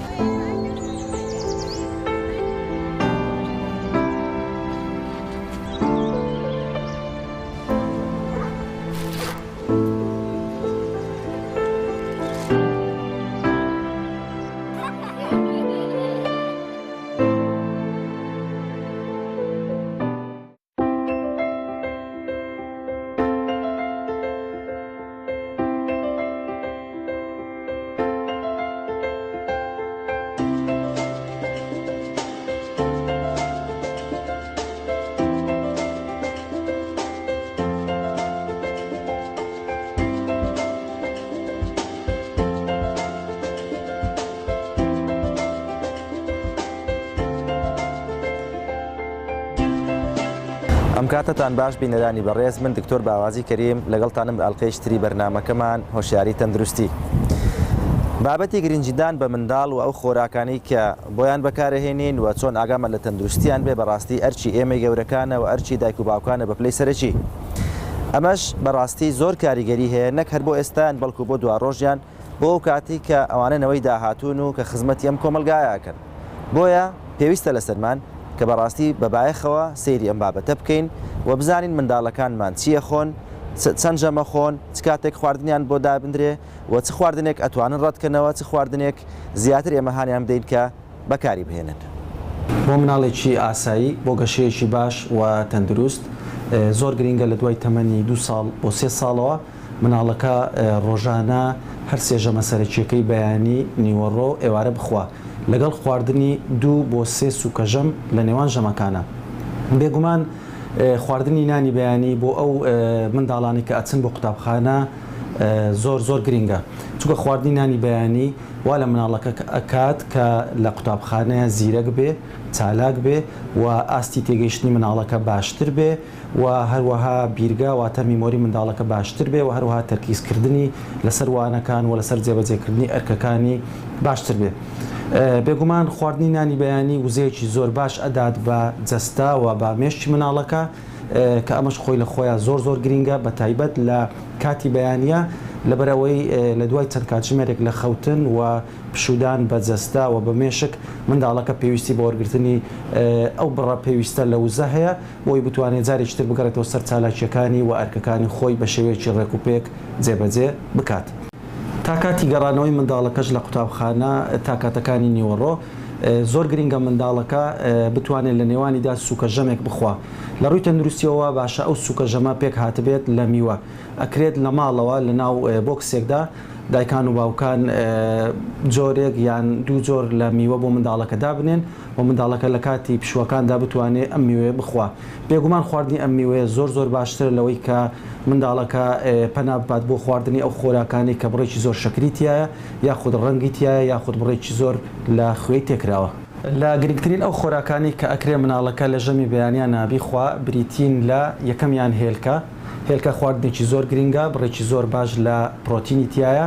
و لە ڕووی تەندروستیەوە زۆر باشە کە منداڵ بتوانێت هەموو ڕۆژێ هێلکەیەک بخوات جا چۆنی حەز لێ بێت بە کوڵاوی بێ یان لە ناو ڕۆ نابێ و ئەگەر نشکرا ڕۆژانە مناڵەکە بخوات لە ماوەی هەفتەیەکە وا باشە منداڵەکە 3 جار بۆ 4 جار هێلکە بخوات. بەرهەمە شیریەکان وەکو شیر وەکو پەنیر وەکو ماست وەکو قەیماغ وەکو لۆر ئەمانە زۆر گرنگن چونکە مادەی کانزایی کالیسیۆمی تایە کە گرنگە بۆ گەشەی ئێسکەکانی مناڵەکە و هەروەها بۆ ددانەکانی.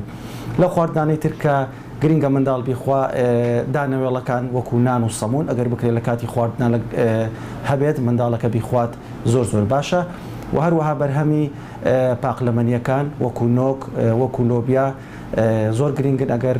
لەگەڵ ژەمی بەیانە هەبێ و منداڵەکە بڕێکی دیاریکراوی لێ بخوا لەگەڵ هەندێک خواردنی تری وەکو گوێز وەکو بادەم باوی ئەگەر منداڵەکە حەزی پێ بێت بڕێکی کەمی لێ بخوات ئەویش زۆر بەسوودە. ئامۆژگارێکی زۆر گرنگ بۆ دایکان و باوکان بۆ ئەوەی ژەمی بەیانیانی مناڵەکەیان نەفەوتێ بریتە لە زوو خەواندنی منداڵەکانیان لە شەودا و خەواندنیان لە کاتێکی دیاریکراوە لە هەموو شەوێکە. بۆچی؟ لەبەرەوەی زوو خەواندنی منداڵ لە شەوە و ئەکات بڕێکی زیاتر لە هۆرمۆنی گەشە دەربدرێ ئەمە لەلایەکەوە سوودی هەیە بۆ منداڵەکەەوە ئەکات گەشەی خێراتر بێ و هەروەها وەرگرتنی بڕێکی زیاتر لە پشودان لە شەوە و کاتەکانی خەوتنواکە منداڵەکە بۆ بەیانی بە ئاسانتر بەخەبەر بێ و کاتێکی زیاتری هەبێت بۆ ئەوەی بتوانێت نانی بەیانی بە شێوەیەکی ئیسراحەت بخوا. بە پێچەوانەوە ئەگەر مناڵەکە شەو درەنگ خەوت بێ ئەو کاتە لە کاتی خەوتنەکەشە بڕێکی کەمتر لە هۆرمۆنی گەشە دەردەدرێ ئەمە ڕاستەوخۆ کاریگەریە بێت لەسەر گەشەی مناڵەکە و هەروەها ئاکات کە بەیانی مناڵەکە هەڵەستێنن مناڵەکە خەواڵوو بێ و مناڵەکە زۆر تااقەتی نەبێ و ڕەنگە کاتەکەشی ئەوەندە کەم بێت نەتوانێت بە خواردنانی بەیانیان ڕابگا و ڕاستەوخۆ بڕوات بۆ قوتابخانە.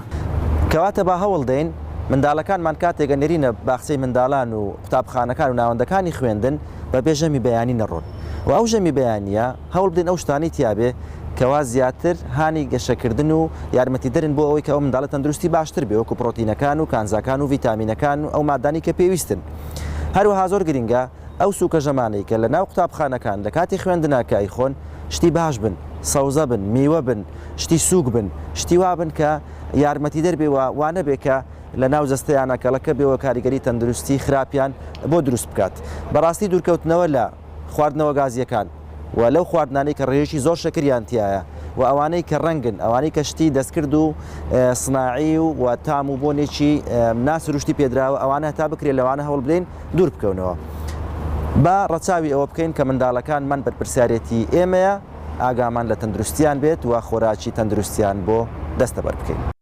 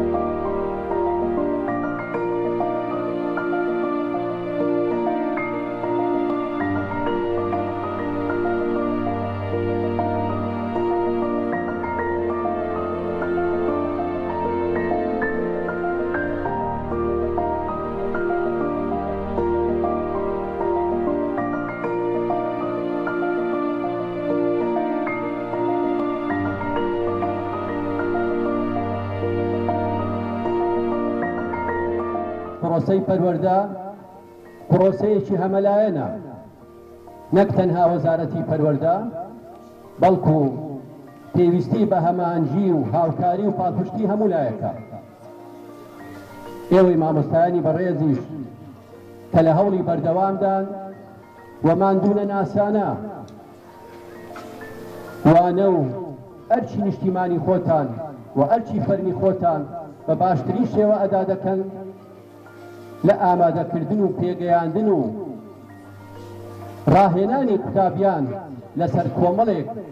بابەتی گرنگ بەهای پیرۆز ئینجا دەست لە سەروانە زانستیەکان گرنگیدان بە بەها پیرۆزەکانی وڵات و وشیارکردنەوە و ئامۆژگاری بەردەوامی قوتابیان ئەرچی یەکەمینە ئینجا دوایی پرۆسەی فێرکردنی منداڵ کەوا ڕێز لە مامۆستاکەی بگرێ، ڕێز لە خانەوادە و هاوڕێکانی بگرێ،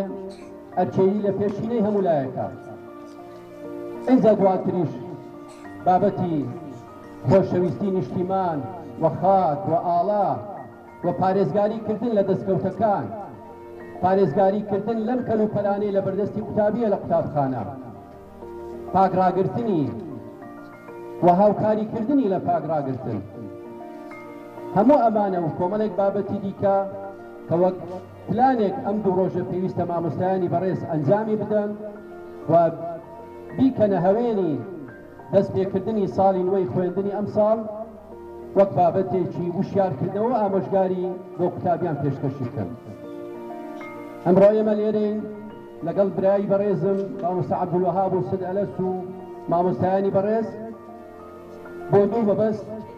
دیارە مەبەستی سەرەکی زەنگ لێدان بووە، ئەگەرچی ئێستا جەنابی سەرۆکی حکوومەت و جەنابی وەزیری پەروەردە لە یەکێک لە قوتابخانەکانی دەوروبەری هەولێر زەنگیان لێدا، ئێمە نەماویست لە هەمان کات بێ، بەڵام ویستمان بەشداری ئێوەی بەڕێز بکەین لە دەستپێکردنی ساڵی نوێی خوێندن. خاڵی دووەمیش قوتابخانەی شەنگاڵ یەک لەم هەشت قوتابخانە نەبووکەوە ئاستی چوارەم و نایابی بەدەستهێناوە. دیارەوەش بە جهودی ستافی ئێرەی مامۆستایان و ئیدارە و هاوکاری قوتابیان و دڵسۆزی قوتابیان ئەمە هاتۆتە بەرهەم. دەستخۆشی لە سەرجەم مامۆستایانی بەڕێز دەکەم، هیوادارم لەم ئاستە بەردەوام بن و لە پلەی باشتر بیان بینمەوە لە بەردەوامی هەوڵ و تێکۆشان بۆی بتوانی بە باشترین شێوە ئەو منداڵانە پەروەردە بکەین. دەستخۆشە بۆ یەکەیەکەی مامۆستایانی بەڕێز، سوپاس بۆ قوتابیانی ئازیز کە هەوڵیان داوە و هاوکاری قوتابخانەیان کردووە بۆ بەدەستهێنانی ئەم ئاستە بەرزە. دەچەپڵەیەکی گەورە بۆ خۆتان لێ بدەن.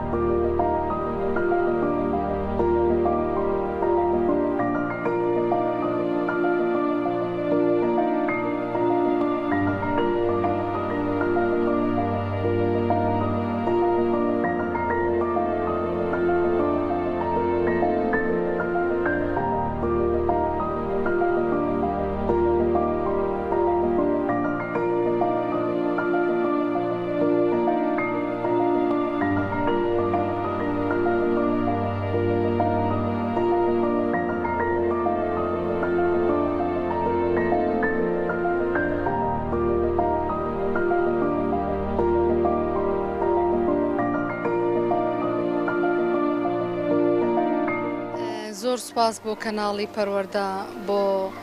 عرضکردنی چالاکیەکانی ئەمڕۆی قوتابخانەی شنگالی هاوڕێ بنەڕەتی تێکەڵاو. زۆر سپاس بۆ ئەو هاندان و ئەو پشگیری کەناڵی پەروەردە کە منداڵەکان داکوبابەکان لێوە جۆبیستی یان بیسەر و بینەری زۆرترین ڕێنمایی پەروەردەی و ژینگەی و تەندروستی دەبن. بە بۆنەی دەستپێکی ساڵی تازای خوێندن پیرۆزبایەکی زۆر گەرم و تایبەت لە خۆم و لە تەواوی دەستەی کارجێڕێ و لە تەواوی قوتابیە خۆشەویستەکان و قوتابیە گوڵەکان و لە تەواوی دای بابە بە ڕێزەکان دەکەین. ئینشاءڵڵا ساڵێکی پڕزانست و پڕمعریفەت و پڕخۆشی و پڕ هاوکاری دای بابان بۆ قوتابیان دەبێت ئینشاءڵڵا. ئێمە وەکو قوتابخانەیە ئەوەی لە دەستمان بێ زیاد لە تاقی خۆمان زۆرترین پشگیری و هاندان و هاوکاری لە ڕێگەی دەستەی کارجێڕی لە ڕێگەی ستافی مامۆستایانەوە چ لە ڕێگەی بەرزکردنەوەی ئاستی زانستی قوتابیەکانەوە چ لە ڕێگەی پێدانی زۆرترین ڕێنمایی ژینگەی پەروەردەی تەندروستی پاک و خاوێنی هەمیشە ئەمە لەسەر ئەو دەستەواژەیە ئیش دەکەین داکوبابەکان هان دەدەین چون بەجددی هەموو وەزارەت و جەنابی وەزیر خودی جەنابی وەزیریش هەمیشە جەخت لەسەر ئەو خاڵە دەکاتەوە. ئێمە بەتەنیا وەکو وەزارەت ئێمە بەتەنیا وەکو قوتابخانە ئێمە بەتەنیا وەکو دەستەی کارجێڕی ئێمە بەتەنیا وەکو مامۆستا بەتەنیا ناتوانین هیچ شتێک بکەین هاوکاری دای بابانەکان نەبێ هاوکاری خێزانەکان نەبێ فحتا خێزانەکان هاوکار نەبن ئێمە ناتوانین ئیش بکەین لەسەر بەرهەمهێنانی نەوەیەکی تەندروست و ڕۆشنبیر و سەلامەت لەو مینبەرەشەوە داوا لە تەواوی دای بابان دەکەین حتا پێیان دەکرێ هاوکار بن. دەزانین ئەمڕۆ زۆرۆفی ئابووریمان زۆرۆفی داراییمان باش نییە گۆڕانکاری زۆری بەسەردا هاتووە بەڵام لە نەتیجە لە ئەنجامدا منداڵەکانمان گچکەن هەمووی گشتکۆکان هەمووی 6 ساڵن نازانن خوێندن چییە نازانن زۆرۆفی اقتصادی وڵات چییە نازانن حکوومەت چییە لە نەتیجە ئەرکی سەرشانی ئێمەی ئەرکی سەرشانی ئێمەی مامۆستایانە ئەرکی سەرشانی ئێمەی دایبابانە ئیش بکەین لەسەرەوەی ئەو منداڵانە لە ساڵانی داهاتوو ببنەوەی تەندروستی ئەم وڵاتە ببنە بنیادی مجتەماعی ئەو وڵاتە هەر ئەو منداڵانن پێدەگەن دەبن بە ئەندازیار و دەبن بە دکتۆر و دەبن بە مامۆستا و دەبن بە کۆمەڵێک پسپۆڕی دیکە بۆی ڕوبەڕووی کۆمەڵێک ئەو ڕنگ بێ لە داهاتوو ڕوبەڕووی کۆمەڵێک گروپ یان دەسەڵاتی بێگانە ببینینەوە. زۆر سپاس لۆ تەواوی مامۆستایەکانی خۆشم لۆ ستافی مامۆستایەکانی خۆم دووبارە لۆ دەستگای کەناڵی پەروەردە لۆ بەڕێوەبەری قەزا لۆ تەربیە لە وەزارەت پاڵپشتی و هاوکاری زۆر باشی ئەو قوتابخانەیەن ئەو قوتابخانەیە ئەوەی لە سەرەتی زۆر بە زیادەوە ئیش دەکەین خزمەت دەکەین لە پێناو بەرهەمهێنانی نەوەیەکی تەندروستی ئەو گوڵە جوانانەمان.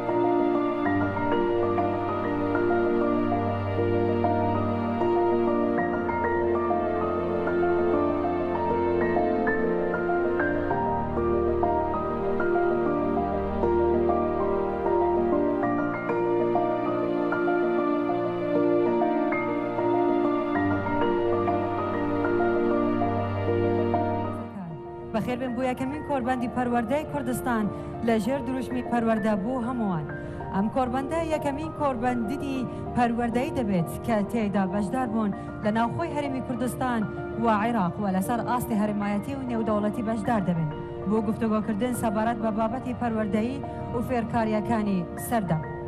فخامة الرئيس بارزاني السادة الضيوف، نرحب بكم في منتدى كردستان التربوي الأول تحت شعار التربية للجميع. هذا المنتدى يعتبر أول منتدى تربوي يشارك فيه أعضاء من داخل إقليم كردستان والعراق وعلى المستويين الإقليمي والعالمي، وذلك بهدف مناقشة القضايا التربوية والتعليمية المعاصرة. Your Excellency, Mr. President Barzani, distinguished guests, welcome to the first Kurdistan Educational Forum held under the banner of Education for All. This forum is a significant milestone as it brings together participants from within the Kurdistan region, as well as from across Iraq and the international community, to discuss contemporary educational and learning initiatives. میوانانی عزیز بۆ ڕێزگرتن لە گیانی پاکی شەهیدان لەگەڵ سرودی نیشتیمانی عێراق و ئەی ڕەقیب بفەرمون بۆ ساتێکی وەستان. إجلالا لأرواح الشهداء نرجو من الضيوف الكرام الوقوف مع النشيد الوطني العراقي والكردستاني. We kindly request all distinguished guests to stand up and honor lives of the martyrs by standing during the national anthem of the Federal Iraq and the Kurdistan region.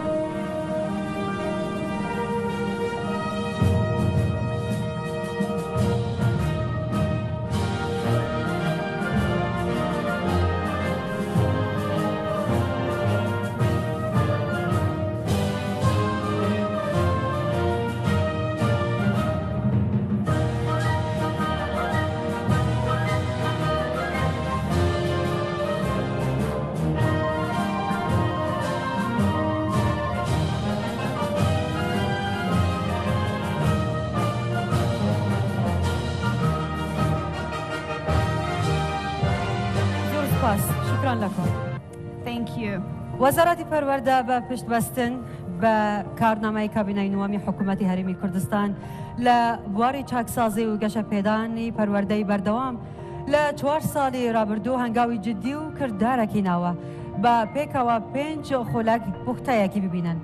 حققت وزارة التربية في إطار خطط وبرامج الكابينة التاسعة لحكومة إقليم كردستان وعلى مدى السنوات الأربع الماضية خطوات مهمة وجدية وعملية نحو الإصلاح والتنمية التربوية، فلنشاهد معا ولمدة 5 دقائق نبذة في هذا الصدد. The Ministry of Education, in line with the 9th Cabinet Agenda of the Kurdistan Regional Government, has made significant and tangible progress towards continuous educational reform and development over the past 4 years. Let's watch a brief 5-minute video together. وەزارەتی پەروەردە کابینەی نوێم یەکەم لە بواری یاسا و ڕێنمایی دیاریکردنی فەلسەفەی پەروەردە و فێربوون با دەرچواندنی یاسا و ڕێنمایی و ڕێبەر لە کابینەی نوێم. یەک یاسای پەروەردە و فێرکردن لەم کابینەیە چۆتە بواری جێبەجێکردنەوە. دوو دەرچواندنی ڕێنمایی ژمارە 1 ساڵی 2021 تایبەت بە باخچە و قوتابخانە و پەیمانگە ناحکومیەکان. سێ ڕێنمایی ژمارە 1 ساڵی 2020 پەیمانگە و سەنتەرە پیشەیەکان. چوار ڕێبەری ڕێنماییکارانی پەروەردەیی. دوم لە بواری با دیجیتالکردن بە ئەلکترۆنیکردنی کاروباری حکوومەت واتە حکوومەتی ئەلکترۆنی چ لە ئاست کاروباری ناوخۆی حکوومەت و چ لە ئاست پێشکەشکردنی خزمەتگوزاریە ئەلکترۆنیەکان بۆ هاوڵاتیان لە ئەرکە لە پێشینەکانمان دەبێت و بەم هۆیەوە ڕێگە لە ڕوتین و بەهدەردانی سامانی گشتی و کاتی هاوڵاتیان و دامەزراوەکان دەگیرێت و کواڵەتی خزمەتگوزاریەکان بەرز دەکرێتەوە. لە کابینەی نوێمی وەزارەتی پەروەردە ژێرخانی دیجیتاڵی بۆ کارتی پەروەردە دامەزرا.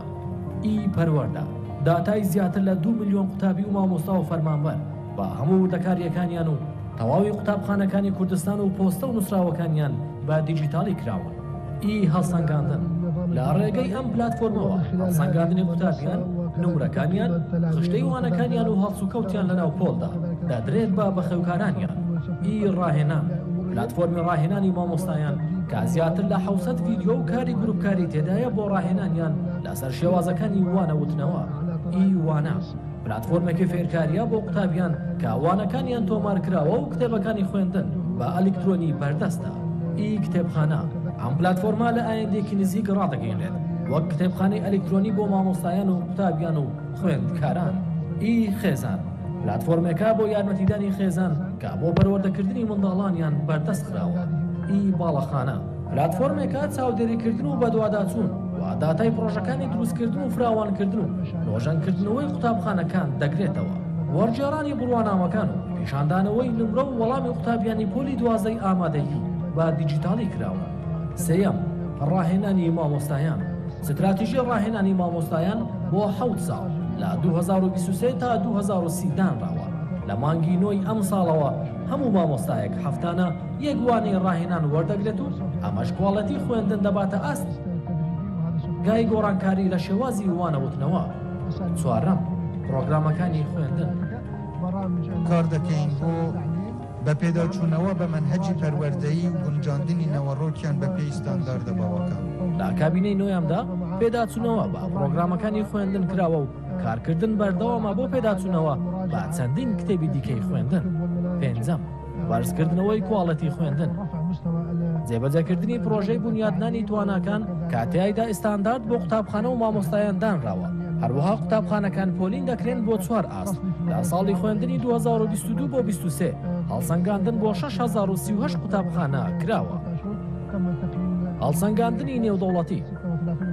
بۆ یەکەم جار لە 32 ساڵی ڕابردوو وەزارەتی پەروەردە لە کابینەی نۆیەم توانی بەشداری هەڵسەنگاندنە نێودەوڵەتەکانی تیمس و پیسا بکات کە دوو هەڵسەنگاندنی ستانداردی نێودەوڵەتین و توانای قوتابیان لە ئابیرکاری و زانست و خوێندنەوە هەڵدەسەنگێنن. پیسا هەر 3 ساڵ جارێک بۆ قوتابیانی تەمەن 15 ساڵان لە چەندین وڵات لەسەر ئاستی جیهان ئەنجام دەدرێت و هەڵسەنگاندنی تیمز هەر 4 ساڵ جارێک بۆ قوتابیانی پۆلی 4 و پۆلی 8 با بەشداری چەندین وڵات لە ئاستی جیهان ئەنجام دەدرێت. ئەم دوو هەڵسەنگاندنەش با بەهێزترین هەڵسەنگاندنەکانی جیهانی دادەنرێن و پێگەی پەروەردەیی وڵاتانی جیهان بە جۆرەی ڕانکینگی ئەم هەڵسەنگاندنە دیاری دەکرێت. ژێرخانی پەروەردەیی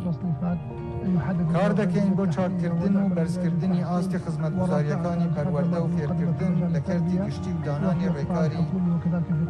ڕاکێشانی بەشداری سەرمایەدارانی هەرێم و دەرەکی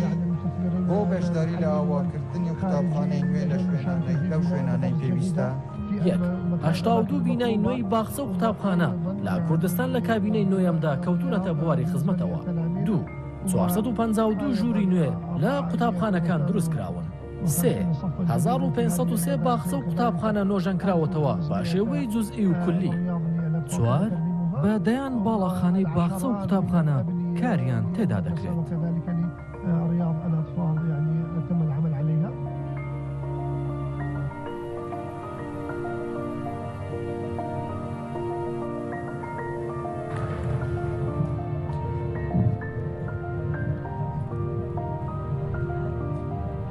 دەستان خۆش بێ. بەڕێزان هەر یەکێک لە ئێوە کە مایکی وەرگێران پێی بێ بۆ وەرگرتنی زمانی عەرەبی ژمارە 1 داگرە، بۆ وەرگێرانی زمانی کوردی ژمارە 2 داگرە، بۆ وەرگێرانی زمانی ئینگلیزی ژمارە 3 داگرة. إلى كل ضيوفنا الأعزاء كل من يمتلك سماعة الترجمة لينقل الرقم 1 للغة العربية، 2 للغة الكردية، و3 إلى اللغة الإنجليزية. Dear guests, if you're using a translation device, kindly press 1 for Arabic, 2 for Kurdish, and 3 for English. ئێستاش دەوا لە بەڕێز دکتۆر ئالان حەمە سعید وەزیری پەروەردەی حکوومەتی هەرێمی کوردستان دەکەین بفەرمود بۆ پێشکەشکردنی وتاری یەکەمین کۆربەندی پەروەردەی کوردستان. والآن نطلب من الدكتور آلان حمى سعيد وزير التربية في حكومة إقليم كردستان ليتفضل بإلقاء كلمة منتدى كردستان التربوي الأول. We invite Dr. Alan Hama Saeed, Minister of Education of the Kurdistan Regional Government, to deliver a keynote speech at the first Kurdistan Educational Forum.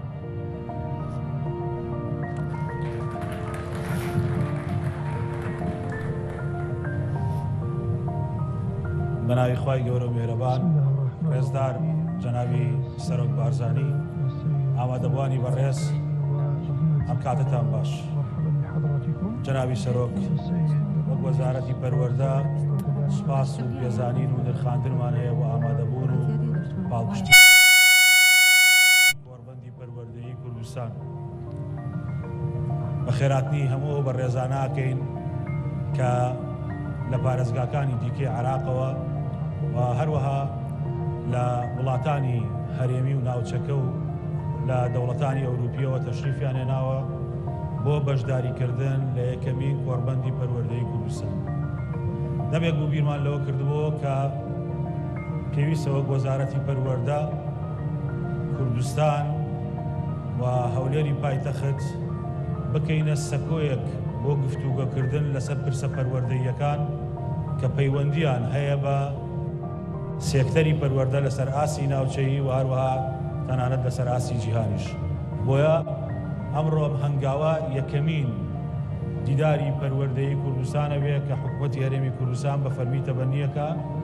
و دەبێتە مایەی گفتوگۆکردن لەسەر پرسە پەروەردەیەکان. ناونیشانی سەرەکی ئەم کۆڕبەندە بە ناونیشانی پەروەردە بۆ هەمووانە. پەروەردە بۆ هەمووان پرەنسیپێکی جیهانیە. بەڵام من دەمەوێت بە چەند خاڵێک ئاماژە بۆ بکەم کە لە بیر و بڕوایەکی قوڵەوە ئەم پەرەنسیپە لە ماوەی 32 ساڵی ڕابردوو لە هەرێمی کوردستان جێبەجێ کراوە. ساڵی 1992 بە دەست پێشخەری جەنابی سەرۆک بارزانی خوێندن بۆ هەمووان، پەروەردە بۆ هەمووان، بەڕێوەبەرایەتی گشتی فێرکردنی تورکمانی و بەڕێوەبەرایەتی گشتی فێرکردنی سریانی بۆ پێکاتەکان لە وەزارەتی پەروەردە دروست کرا. پاشان دوای فەرمانی جەنابی سەرۆک کرا بە یاسای پەروەردە و پەرلەمانی کوردستان تەشریعی کرد. ئەوەش هەنگاوێک بوو بەوەی کە دەبێت جالەوەی کە پەروەردە بۆ هەمووان بێ دەبێت مافی پێکاتەکانیش پارێزراو بێ کە بە زمانی داچی خۆیان بخوێن. پەروەردە بۆ هەمووان ئەو هەنگاوە بوو کە لە ساڵی 2014 ڕوبەڕووی هەندێک ئالێنگاری بووینەوە. ماوەیەکی کەم بوو 4 مانجێک و هەرێمی کوردستان ڕوبەڕووی قەیرانی دارایی کرابوو. بەڵام سەرڕایەوەش ڕوبەڕووی تەنگەژەیەکی تەناهی و سەربازی کراینەوە بە هێرشی تیرۆریستانی داعش بۆ سەر هەندێک لە پارێزگاکانی عێراق و هەرێمی کوردستان. ئەم ڕووداوە ئەم وەرچەرخانە گرنگە جالەوەی کە تەنگەژەی تەناهی دروست کرد لە ناوچەکە، بەڵام تەنگەژەیەکی کەشی دروست کرد ئەویژەوەی ئالەنگاریەک بۆ کەرتی پەروەردە لە کوردستان دروست بوو. زیاتر لە 1 ملیۆن ئاوارەی ناوخۆ ڕویان لە هەرێمی کوردستان کرد. بە سەدان هەزار ئاوارە لە سووریاوە بەهۆی و گۆڕانکاری و ڕووداوانەی کە لەوێ ڕویاندا ڕویان لە هەرێمی کوردستان کرد. بە فەرمانی جەنابی سەرۆک بارزانی بڕیاردرا کە هەرچی زووە حکوومەتی هەرێمی کوردستان هەماهەنگی بکە کە دەبێت پەروەردە بۆ هەمووان دابین کە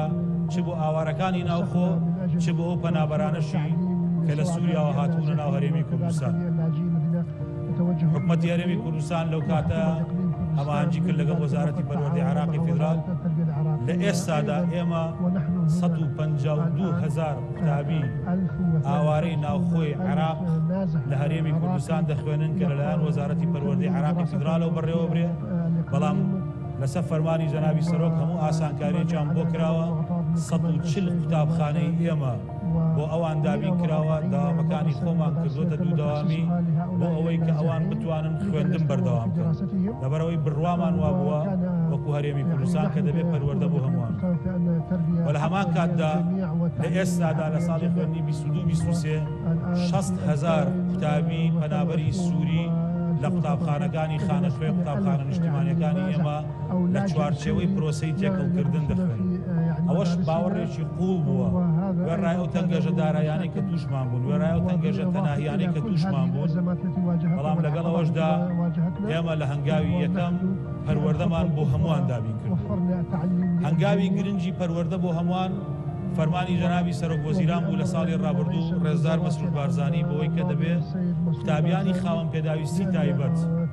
پاش ئەوەی لەلایەن لیژنەی پسپۆڕ ڕۆژیاندنیان بۆ کرێ کە تێکەڵ بە قوتابخانەکان بکرێنەوە دەبێت لەگەڵ قوتابیانی ئاسایی دابنرێنەوە و ئەوانش لە چوارچێوەی پەروەردە بۆ هەمووان بتوانن درێژە بخوێنن. ئەو هەنگاوە گرنگانەی کە نراون لە پێناو ئەوە بووە کە پەرەنسیپێکی جیهانی کە بڕوای تەواومان پێ هەبووە جێبەجێ بکەین. بە کورتی ئەوەی لەو ڤیدیۆیە بینیتان کارنامەی کابینەی نوێمی حکوومەتی هەرێمی کوردستان بوو کە دروست 4 ساڵ و 15 ڕۆژ پێش ئێستا لەلایەن ڕێزدار مەسرور بارزانی پێشکەشی پەرلەمانی کوردستان. ئەوەی کە پەیوەندی هەبوو بە سێکتەری پەروەردەوە تەنها بۆ بیرهێنانەوە 4 خاڵی سەرەکی بوو. ئێمە دوور لە سیاسەتی ستایشکرد بوو پیا هەڵدا، بەڵام دەبێت ڕاستیەکان فاکتەکان وەکو خۆیان بوترێنەوە، چونکە ئێمە بەرپرسیارەتیمان لەسەر شانە بەرامبەر بە خەڵک بۆی خەڵک گومڕانە بێ کە ئایا چی کراوە لەم کابینەیە لە بواری پەروەردە و ئەجێندا و تێڕوانینی جەنابی سەرۆکوەزیران و کابینەکە چۆن بووە دەبێت ڕاستیەکان بە خەڵک بوترێتەوە. 4 ساڵ و 15 ڕۆژ پێش ئێستا جەنابی سەرۆکوەزیران ئاماژەی بەوەدا کە ئێمە لەم کابینەیە ژێرخانی دیجیتاڵی فراوانەکەین لە حکوومەتەکەمانە.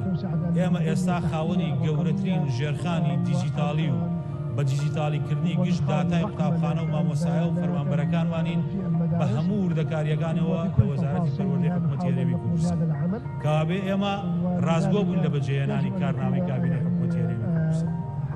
خاڵی دووهەم دروستکردنی قوتابخانەی نوێ و ڕاکێشانی سەرمایەی بیانی و ناوخۆیی بۆ گەشەپێدانی کەرتی پەروەردە. ئەم خاڵش کە جەنابی سەرۆکوەزیران ئاماژەی پێداوە لە هەردوو بوارەکە جێبەجێ کراوە. ئەو داتایانەی کە لە ڤیدیۆکە پێشکەشکران 82 قوتابخانەی نوێ 1503 قوتابخانە نۆژەنگ کراوەتەوە و دایان قوتابخانە ئێستا کاریان تیاکرێ بۆ ئەوەی تا 6 مانگی ئایندە ئامادە بن و دروستکردنی 452 ژوور بۆ سیاسەتی فراوانکردنی قوتابخانەکان بۆ کەمکردنەوەی قەرەباڵغی ئەو بەڵێنانە بوون کە جەنابی سەرۆکی حکوومەت بە خەڵکی کوردستانیدا لە کارنامەکە بوو جێبەجێمان کردووە. ئەمە ناڵێن کەم و کوڕیمان نیە، کەم و کوڕیشمان هەیە، بەڵام بە جۆرەی ئیمکاناتەکان کارنامە جێبەجێ کرا و درێغیمان نەکردو. خاڵی هەرە گرنگەوە بوو کە پرۆگرامەکانی خوێندنیەمە لە ساڵی 2005 پێداچوونەوەیان پێ نەکرا. وەک لە ئاماژەکەی جەنابی سەرۆکی حکوومەت ئەوە بوو کە یەکێک لە خاڵە سەرەکیەکان دەبێت لە پێداچوونەوە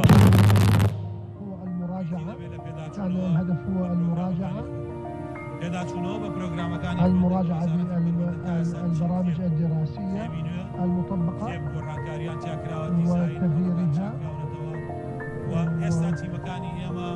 کار لەسەر تەقیبینی کە دەکەن ئەو وەزارەتی پەروەردە کە بە جۆرەی ستانداردەکان دەمانەوێت پێداچوونەوەیان بکات. هەموو خاڵانی باسم کرد مەبەستم بوو بڵێم کە کارنامەیەکمان هەبووە بۆ کارکردن و سەرۆکوەزیرانێکی خۆڕاگر و پاڵپشتیکارمان هەبووە کە پشتگیری وەزارەتی پەروەردەی کردووە. بەشێکی گەورە لەو دەستکەوتانە کە بەدی هاتوون لە تەنگەژەکانە پاڵپشتی ڕاستەوخۆی جەنابی سەرۆکی حکوومەت بووە بۆ کەرتی پەروەردە. کەرتی پەروەردە هێشتا پێداویستی زۆری ماوە.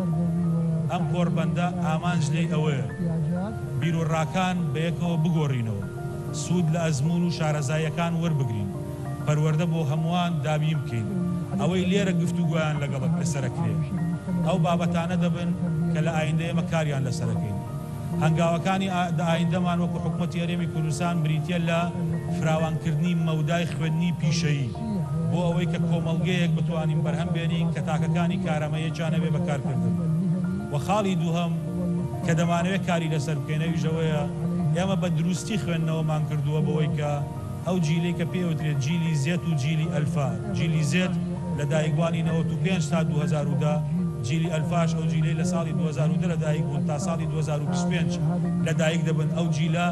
لە هەرە پەرەسەندنەکانی پێشکەوتنی تەکنۆلۆژی و دنیای دیجیتاڵی و ژمارەییدان. بۆیە پرۆگرامەکانی خوێندنی خۆمانیان بۆوە گونجێنین، سەرباری بابەتە زانستیەکان، سەرباری ئەو بابەتانەی کە بنەمایەکی زانستیانەیە، بەڵام ئەو بابەتانەی کە مێژووی ئێمەن دەبێت بە شێوەیەکی دیجیتاڵیش بۆ ئەو نەوانە بیگونجێن. بەڕێزان، من کۆتا ڕستەکانم دەمەوێت جگەل لە سوپاسکردن و جگەل لەوەی کە هیوای کاتێکی خۆش بە تایبەتی بۆ بەڕێزانە بخوازم کە لە دەرەوەی کوردستانەوە تەشریفیانەوە، دەمەوێت بڵێم گۆڕاکاری زەحمەت نییە. نیو سەعات پێش ئێستا نوێترین چیرۆکمان بینی. جەنابی سەرۆک بارزانی کاتێکە زانی ئەو دوو کچە قوتابیە کچی پیاوێکی پێشمەرگەی شەیدن ئامادە نەبوو کە بۆ خۆی شریتەکە ببڕێ وتی دەبێ و منداڵانە بیبڕن لەبەرەوەی ئەوانە منداڵی شەیدن. ئەوانەی کە گیانی خۆیان بەخت کردووە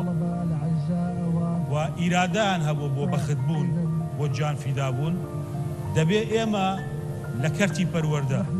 ئیلهام لەو ئیرادە پێشمەرگانەیە وەرگرین بۆ ریفۆرمێکی قوڵتر و بیوێرانەتر بۆ ئەوەی کە بتوانین بە ئیرادەیەکی پێشمەرگەوە لە کەرتی پەروەردە چاکسازیکەین. ئیرادەیەک بۆ گیان فیدایی بۆ ئەوەی کە پەروەردە بۆ هەمومان دابین بکە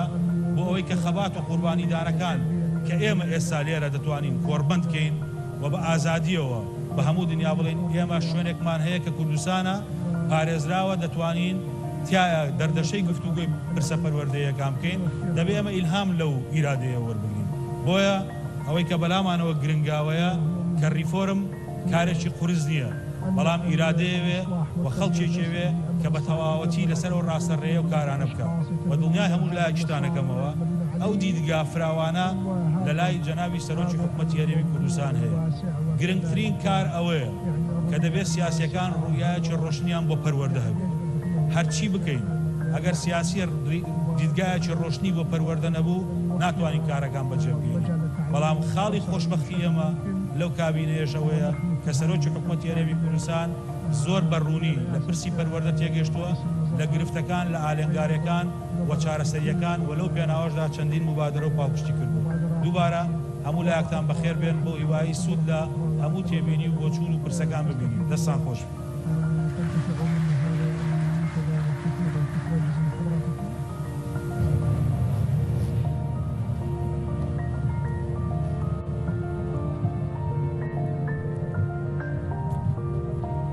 زۆر سپاس بۆ بەڕێز وەزیری پەروەردەی هەرێمی کوردستان دکتۆر ئەڵان محەممەد سعید. Thank you, Dr. Alan.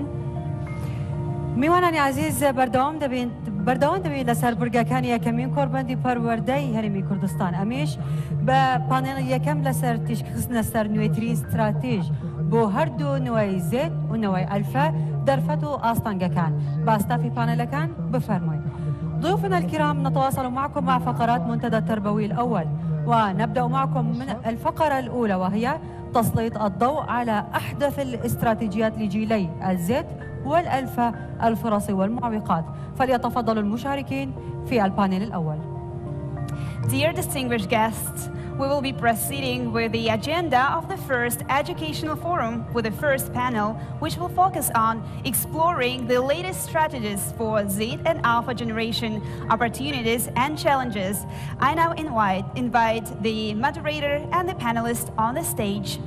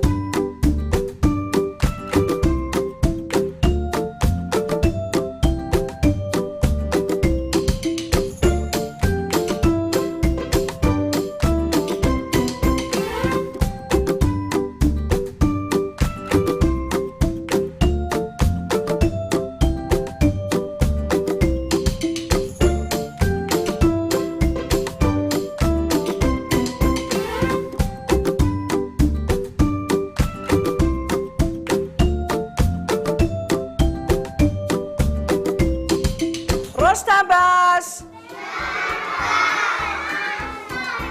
بە ناوی خۆم و دەستەی مامۆستایان و کارژێڕی بە خێراتنی قوتابی خۆشەویستەکانمان دەکەین بۆ قوتابخانەکەمان قوتابخانەی دیاری. ناوی قوتابخانەکەمان چییە؟ ئێمە هەموو قوتابخانەی دیاریمان خۆش دەوێت چونکە فێری زانست و زانیاری دەبین. ئەمڕۆ یەکەم ڕۆژی دەوامە هاتوون بۆ قوتابخانەکەمان هەتا وەکو فێری خوێندنەوە بین. پیرۆزباییتان لە یەکەم قوتابیانی خۆشەویست لەبەر ئەوەی ئەمڕۆ یەکەم ڕۆژی خوێندنی ناوپۆل دەست پێ دەکات لە هەموو هەرێمی کوردستان. بە ناوی خۆم و مامۆستایان و دەستەی کارگێڕی بە خێراتنتان دەکەین. بەخێر بێن بۆ قوتابخانەکەمان کە ناوی قوتابخانەکەمان قوتابخانەی دیاری. ناوی چێ قوتابخانەکەمان؟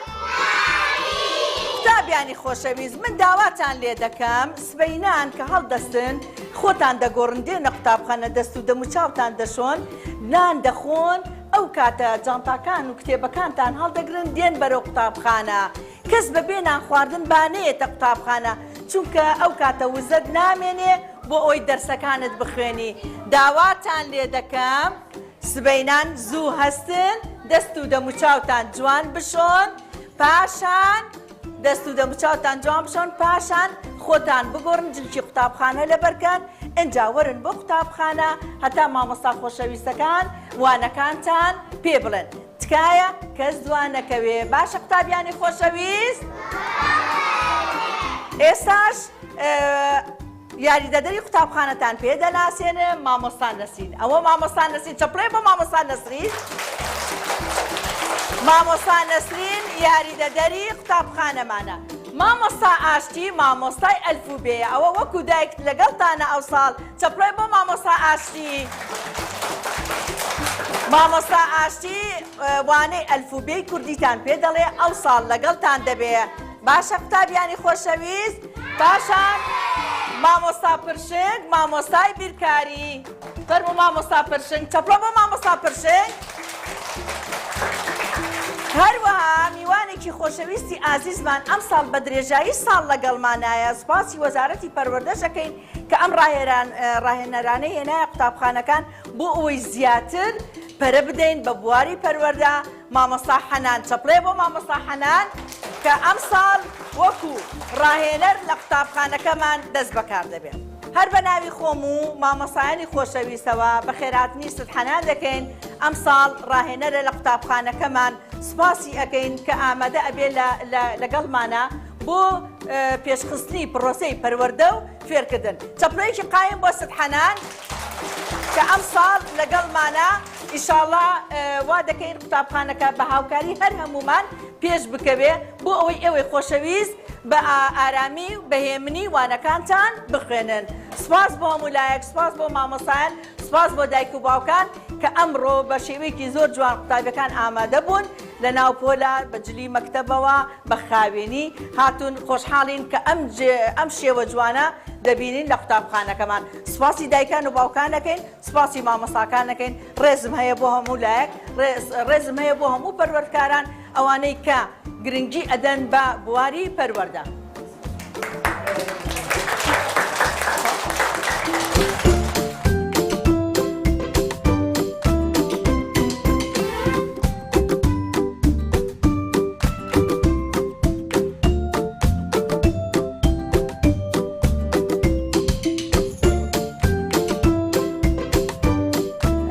خۆشحاڵم ئەمڕۆکە کە هاوکاری مامۆستایانی خۆشەویستم لە قوتابخانەی دیاری بنەڕەتی کە ئەمڕۆکە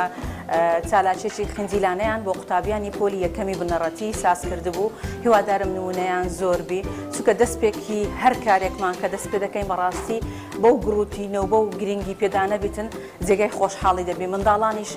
بەڕاستی زۆر گرنگە لە بۆیان کاتێک کە دێنە قوتابخانە ڕۆژی یەکەمیانە لە ماڵەکەی خۆیاندا دەبڕن بۆ یەکەمین جار ئەو دیدگا جوان و نوێیە دەبین ئەو گرنگی پێدانە دەبینین کە قوتابخانە دەبێتە بەشێک لە ماڵی خۆیان دەبێتە ماڵی دووەمیان. دەستخۆشی لە ستافی کارژێری ئەو قوتابخانە دەکەم کە ئەو چالاکی جوانیان ئەنجامدا بۆ زیاتر گرنگیدان بە پەروەردە و فێرکردن چونکە ئێمە ناکرێ هەر کاڵ بینەوە لە فێرکردن پەروەردە پێش فێرکردن بێ. یەک لە گریج پێدانەکانی پرۆژەی ڕاهێنانی ئێمەش ئەوەیە کە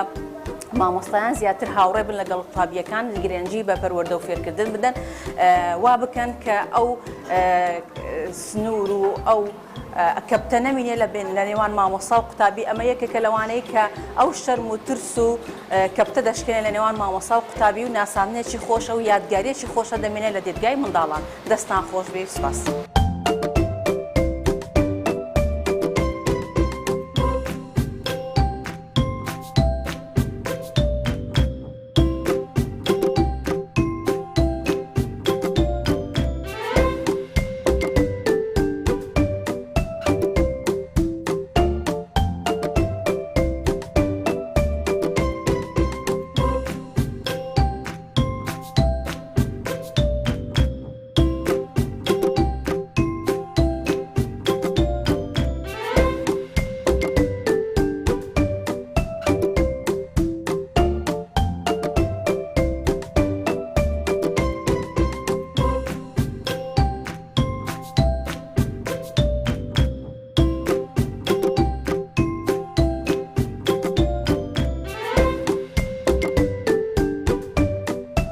ڕێز و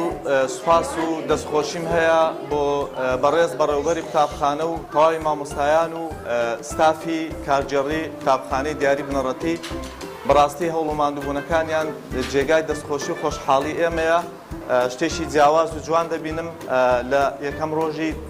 کردنەوەی قوتابخانەکان و لە پێشوازی کۆناغی یەکەمی بنەڕەتی دەستیان خۆش بێ هەر سەرکەوتوو بن.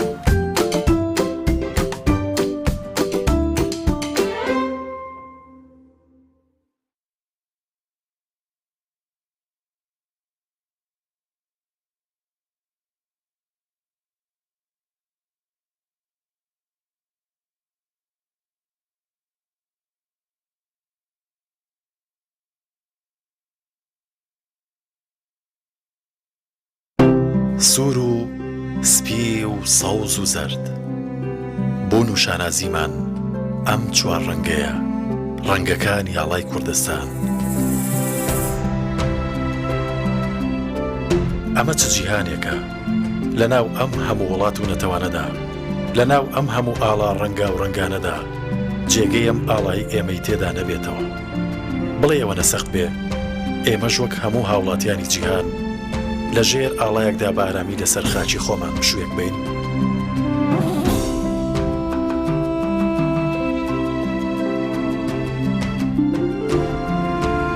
لە پێناو ئەم مافەسادەیەدا ساڵانێکی دوور و درێژە لە ژێر ئەم ئاڵایەدا خوێنە ڕێژین ئەجەنجین و هاوارەکەین وەڵێین ئێمەش هەین. ڕۆڵەکانمان لە هەر بۆنەیەکدا بوو بێ لە هەر سوچێکی ئەم دنیایەدا بوو بێ دەرفەتێکیان دۆزیوەتەوە و ئەم ئاڵایان شەکاندوەتەوە لە خۆیان پێچاوە و وتویانە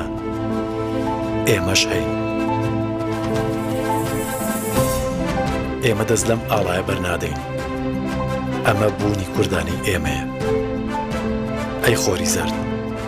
دڵنیا بە نایەڵین ئاواوی ئەی ئاڵای شەکاوە دڵنیا بە نایەڵین بنەویت.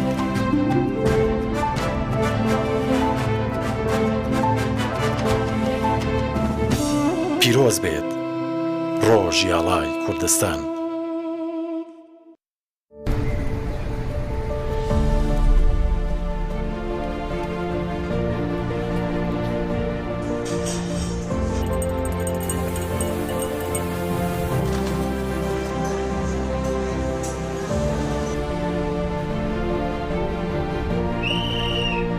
ئاسایش و ئارامی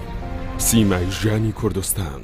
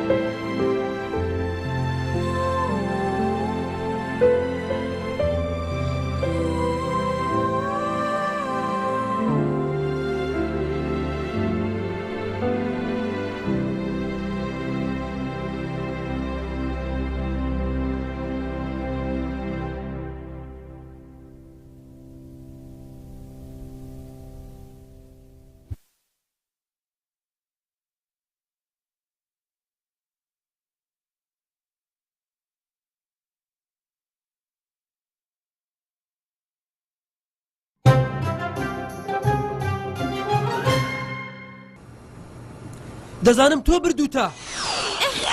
پێت دەڵێ من نەبردووە ئەی کەوایە لەکوێیە من لە چێ بزانم هەرچیەک بێت پێدەچێ فرەت دابێتە ناو هۆڵەکەوە ڕەزانی کەمێک شیرنی دا بە هەردووکمان هی خۆم لەناو دۆڵابەکە دانابوو ئێستاش ئەو لێرەیە و شیرنەکانیشم دیار نەماون تۆ هەڵی منیش لێرە نیم کەوایە کەسێک بردوویەتی و ئەو کەسەش من نیم دەی کەوایە کەسێک لێرەدا دزە کوڕێک دەناسم وەک تۆ دزی لێکرا بوو پێویستە بمێنیتەوە و گوێنم بەسەرهاتە بگریت مەیمون لەو بڕۆیەدام حەزی لێ بکەیت ئەو کوڕی من باسی دەکەم تەنها لەلایەن کەسێکەوە دزی لێ نەکرا بوو بەڵکو چل دز ئەم کاریان ئەنجامدا بوو چل دز؟ ناوی عەلی بابە بوو ژیانی بە کۆکردنەوەی دار بەسەر دەبرد بیستوتە دوێنێ شەو تابناچی جارێکی تر دزی کردوتەوە لەکوێ؟ دوو گوند لەولاتر ئەوە چەندەمین گوندەکە تاوانی دەکەن نازانم بەڵام دەڵێن خۆی چل دزەکان ملیۆن هەشتیان دزیوە کەسیش نازانێ ئەو شتانەیە لەکوێ شاردۆتەوە سڵاو مەرجانە چوانی سڵاو عەلی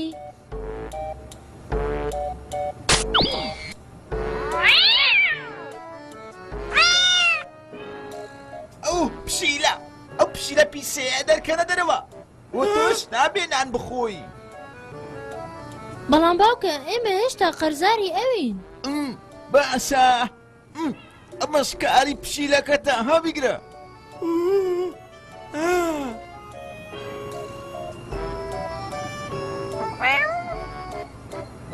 هەلاو جێگای نووسنت پەیدا کرد ئێستاش زوو سەری بنو خەڵکی گوند ئەو شەوە بە ئاسوودەیی نووسن بەڵام بەیانیەکەی سەریان سوڕما کە بە خەبەر هاتن خەڵکی نادزیم نێکراوە هەموو نەبووە چل دزەکە هەموو شتێکیان بردبوو ئای خوایە گیان هەتا پشیلەکەشیان بردبوو بەڵێ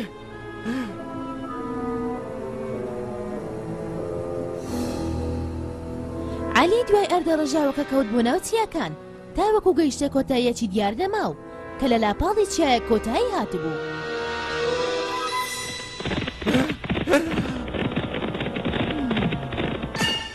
سمسم دەوی بکرێوە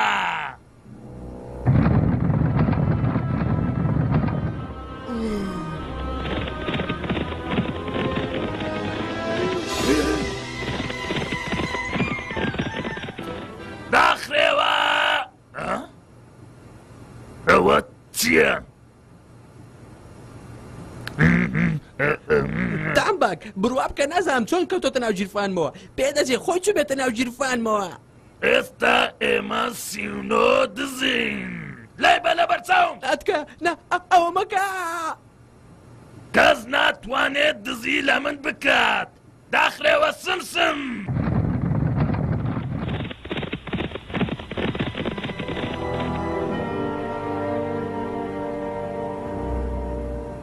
بکرێوە سمسم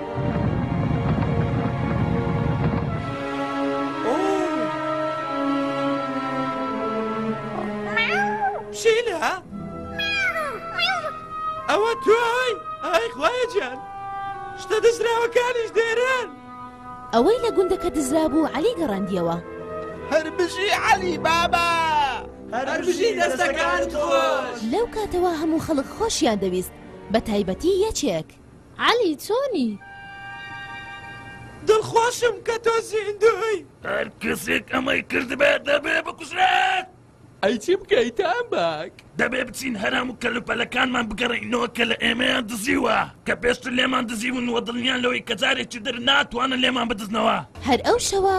هەموو دزەکان گەڕانەوە گوندەکە هەموو خەڵکی گوند بەرەو شوێنێکی سەلامەت هەڵاتن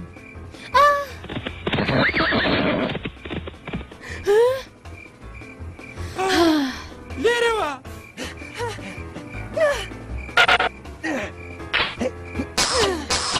دزەکان جارێکی تر هەموو کەلوپەلەکانیان دزیەوە ئەو جارەیان تابناک هیچ هەلێکی نەهێشتەوە هیچ کەسێک ناچێتە ناو ئەشکەتەوە تێگەیشتن ئەگەر هەر کەسێک بستە ژوورەوە ئەوە پختان دەکەم نیگەرانە بە گەورم ئێمە ڕێناگەی کەس بچێتە ژوورەوە مەحاڵە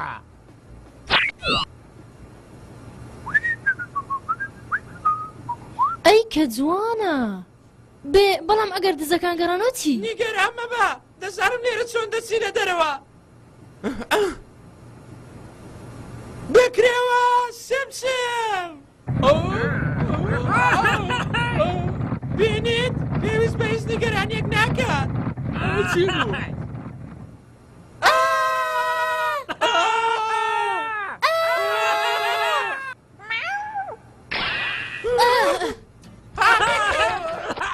بێگرە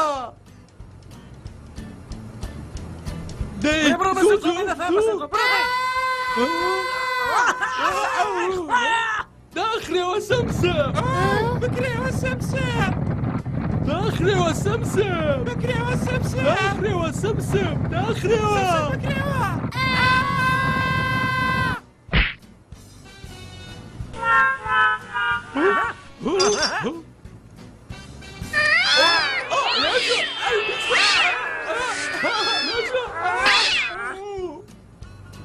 باشە بزانم بۆ کوێ چۆن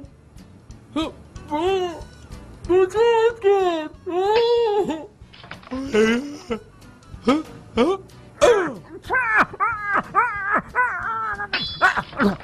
ئەوە بۆچی وات کرد ها؟ چونکە تۆش وات لە من کرد نا ئەو نەبوو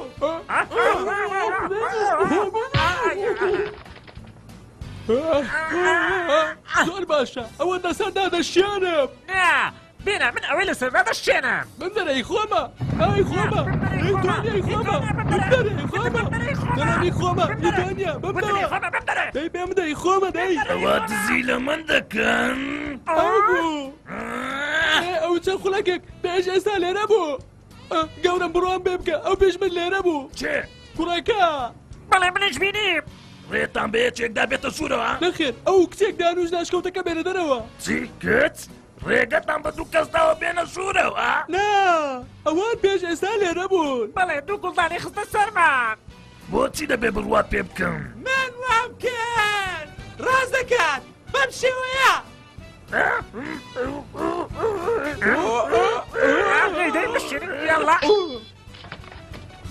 حافظ تەواو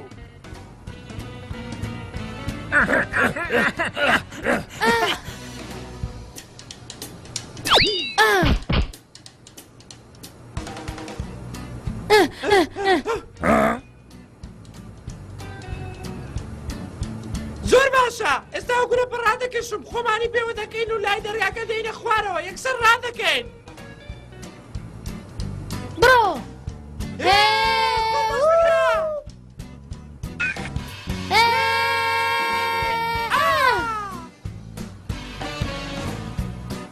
ژیانی هەردووکتان کۆتایی هات مەرجانە نیگەران مەبە پارێزگاری لێ دەکەم بابزانم چیت پێ دەکرێن دەزانی هەموو کات سەرسامی کارەکانی ئێوە بووم خۆتان ڕزگارکەن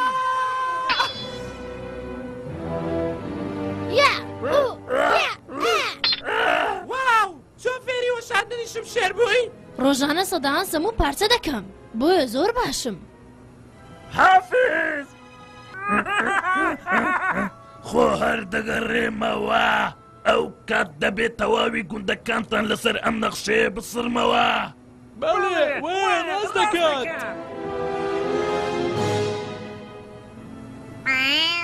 هەی ئافرین پشیلە دەتانەوێت چی بکەن ها؟ پیاوەکانم لەو دی و چاوەڕێی منن بوو ناپرسی و ئەسپانەمان لەکوێ هێناوە بیاگرت ئێستا تێگەیشتی دز هەر بۆ ماوەیەک بۆی دەچێتە سەر بەڵام دواتر دەستگیر دەکرێن ئەی چی بەسەر تابناک و دزەکان هات دزەکان ناچارکران ئەوەی دزیویانە بگەڕێنەوە شوێنی خۆی داوای لێبوردن دەکەم گەڕانەوەی هەرچیەک دزراوە تاکە ڕێگایە بۆ پاکبوونەوە مەیمون تۆ بۆچی داوات نەکرد هەندێکت بدەمێ خۆ پێتم دەدا دەزانی چی چۆنە پێکەوە بیان خۆین بەڵام چیتر دزی نەکەیت زۆر باشە وابزانم کاری من تەواو بوو هی ئەی دەربارەی عەلی بابا و مەرجانە چی چیان بەسەر هات لە ڕاستیدا ئەوە بەسەرهاتێکی ترە.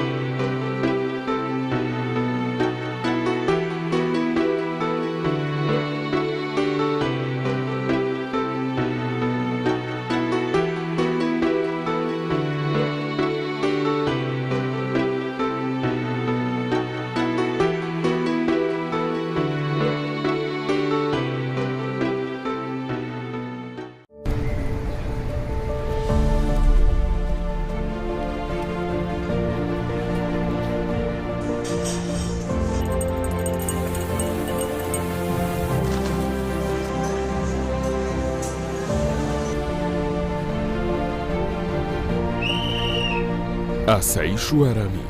سیمای ژیانی کوردستان.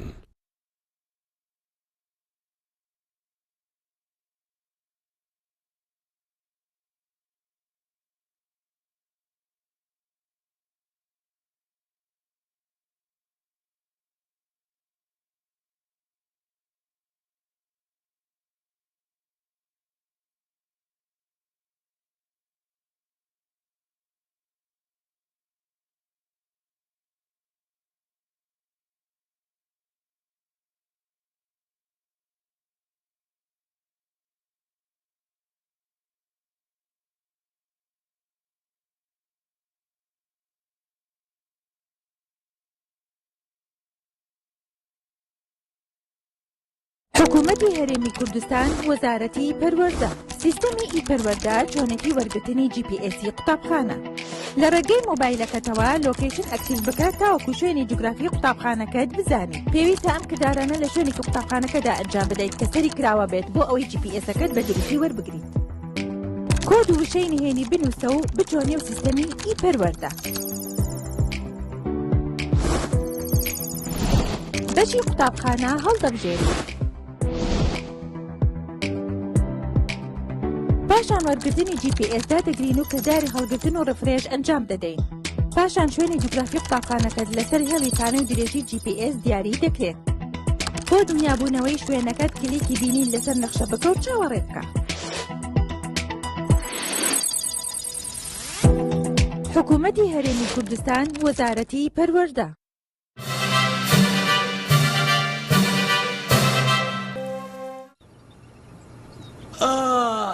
نانی بەیانی بۆ پاشا ئامادەیە و بۆ شازادەش.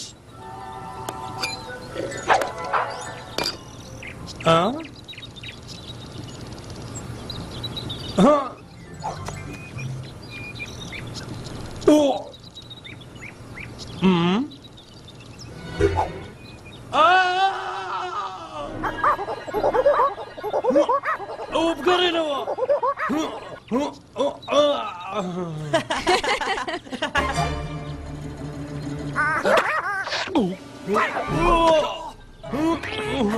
وەرە بۆ ئێرە. پاسەوانەکان ئەو دزە بگرن.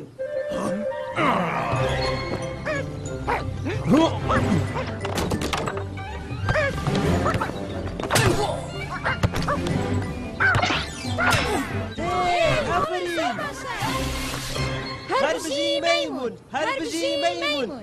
بێخەنە ناو مەیمونی قەفەس مەبەستم قەفەسی مەیمون. نەخێر شەهریار ئەو مەبەستی دزیکردن نەبوو تەنها بۆ خۆشی ئەوای دەکرد. ئەو خواردنەکەمی دەدزی پێویستە سزا بدرێ. ئەو تەنها یاری دەکرد تۆ نابێت لەسەر شتێکی ئەوە بیخەیتە زیندان. یاسا یاسایە ئەوە تەنها مەیمونێکە ئەوە نازانێت. نەخێر ئەو ڕاست دەکات. یاساکان یاسان و پێویستە پەیڕۆ بکرێن. بەڵام دەبێت یاساکان شیاو بێت. تۆ پاشایەکت بیرخستمەوە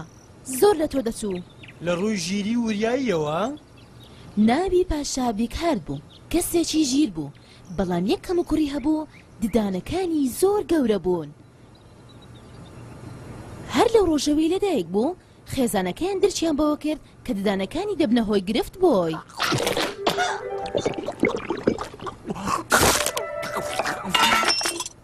باشە وا خەریکە ددانی دێت. وەکو هەموو کوڕێک پاشا بچکۆلە خولیای دروستکردنی خانوو بوو لەدار.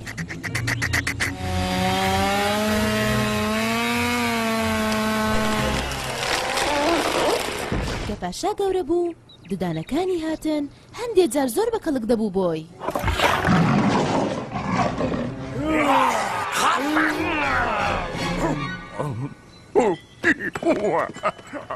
بەڵام کاتێک تەمەنی پاشا گەورەتر بوو پاشا هەستی بە تەرەق بوونەوە و شەرم دەکرد لە بەرددانەکانی.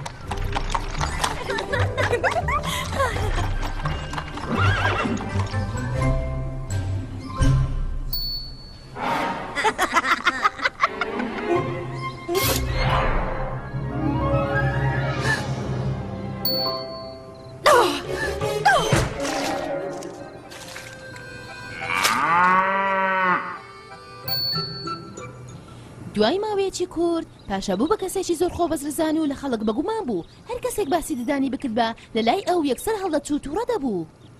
ئەو بودجێ شتێکە گەر کارێک نەکەین ددانمان تێدا دەچەقێت. مەبەستم ئەوەیە دەبێت گازێک لە کەم و کوڕیەکان بگرین. ئەی خوایە لەدەست خۆم و ئەم دەمەشرە. بەرەبەرە هەموو خەڵکی شانشینەکان شارەزای دەبوون بە جۆرێک پێویست بوو لەسەر هەر کەسێک هەرگیز ئاماژە بە ددانی پاشا نەکا. فیزیگێنەر ئامادەیە بۆ پاشا بێکار. یاخود بڵێم پاشای ددان گەورە. ئەوە تۆ پادشای یاخود ئەسپەکەت پادشایە. ئەی لەو دانە گەورانە دەزانی ئێگەر تۆ ددانەکانی خۆت بشۆی دەبێت 3 کۆمپانیای مەعجون ئیش بکا بۆ ددانەکانی تۆ. گوێ بدەنێ دەنجی دانی هەورە تریشقەیە. چۆن دەوێری گاڵتە بە ددانەکانم بکەی؟ وەی دەترسێ نەوەک بە ددانە گەورەکانت گازم لێ بگری. ددانەکانم گەورە نییە وانە دایکە؟ نەخێر ددانەکانت گەورە نین. دەستگیری بکەن. وابزانم ژیانم کۆتایی پێە خاوەن شکۆتکە ئازادم بکە من تەنها لەبەرێک هۆگاڵتەم بە تۆ کرد ئەوەش ئەمەیە. دەزانن بە مەچ دەڵێن پاککەرەوەی گوێ فیلەکان گاڵتەم پێ دەکەن. یابم لە ناکاو ئاور نەدەمەوە. دەتوانم گوێ بیستی دەنجی قاچی مێروستان بم. بێڵە بە ئەو گوێ گەورانە ببیستن. بێڵە بە ئەو ددانە گەورانە قسە بکەن. ئەو کوڕە نیشانی داین کەوا هیچ کەس بێکەم و کوڕی نییە. ئەگەر ئەو پیاوە بەخۆی پێ بکەنێ کەواتە منیش دەتوانم بەخۆ پێ بکەنم. لێگەڕم با بڕوە. باش ڕزگاربوونی لە سزای پادشا فێزوازی لە کاری گەیاندن هێنا ڕمۆ هاتە جێی فێز بوو بە گاڵتە جاری خەڵک. ئەی دەربارەی پاشا بیکهار چی بەسەر هات؟ باشە ئەو لەگەڵ پاشایە چتر کەوتنە کێشەیەکی گەورەوە لەسەر دەزانی لەسەر چی؟ تۆ چۆن دەوێری ئاوا بڵێ؟ چی چونکە ددانەکان گەورەیە؟ بەڵێ هەر بۆیە دەبێت داوای لێبوردن بکەیت. ببورە چونکە ددانەکانت گەورەیە. چیتر ئەوە نەڵێیتەوە؟ چی کەوا ددانەکان گەورەیە؟ بەڵێ چیتر وان نەڵێ؟ باشە چیتر ناڵێم ددانەکانت گەورەیە. تۆ تازەوات گوت چی کەوا ددانەکانم گەورەن؟ هەر ئەوە بوو کە من دەبیست پێچی بڵێم. ئەوە مانای جەنگە. ئابەم شێوەیە پاشا بیکات وڵاتەکەی تووشی جەنگ کرد لەسەر ئەو گفتوگۆیە سادەیە. پێویستە لەمە باشتر ئەنجامی بدەیت.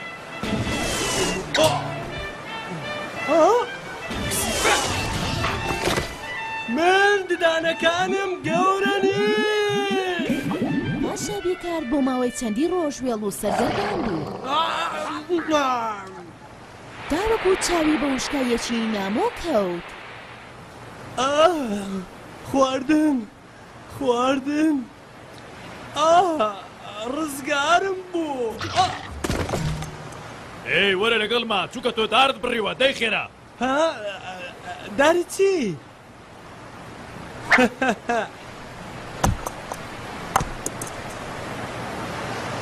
فەرماندەی ئەو وڵاتە ناوی پاشا کۆکۆ بوو. بیکارد بردرا بۆ بەردەم پاشا. بەڵێ تۆ تاوانباری بەبڕینی دارەکانی من. ڕاستە من ئەم کارەم ئەنجامدا بەهۆی هاتنە ناو خاچی منەوە. ئەوەش ڕاستە. وە لەبەر ئەوەی بەڕاستی ددانەکانت زۆر گەورن. بەسیەتی ئیتر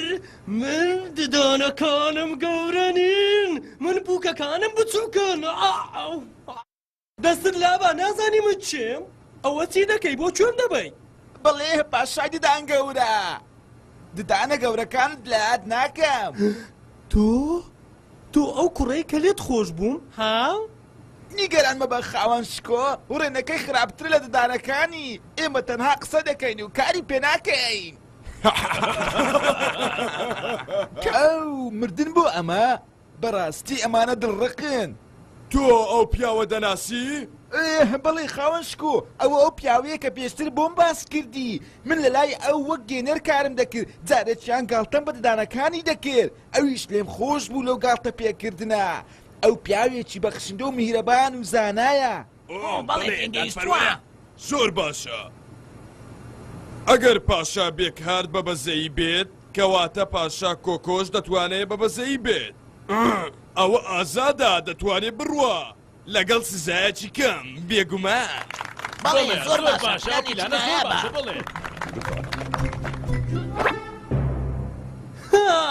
سیرکەن ددان گەورە وە گوێ گەورە و ئەمەش پێ گەورە چێ پێی گەورەیە نەخێر من وتم ئای لەو چارەسەرە زیرەکانە حەزم لەوانەیە باشە دەبێ تامیان چۆن بێ ها دەبێ خۆش بێ چی ئەمانە ناتوانی بیان خۆی ئەوانە زۆر ڕقن من دەتوانم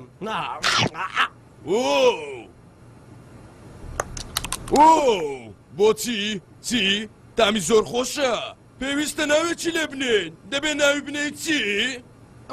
بابیری لێ بکەمەوە ئەمە بۆ پادشایەکە ناوی کۆکۆیە و ئەمە گوێزێکی گەورەیە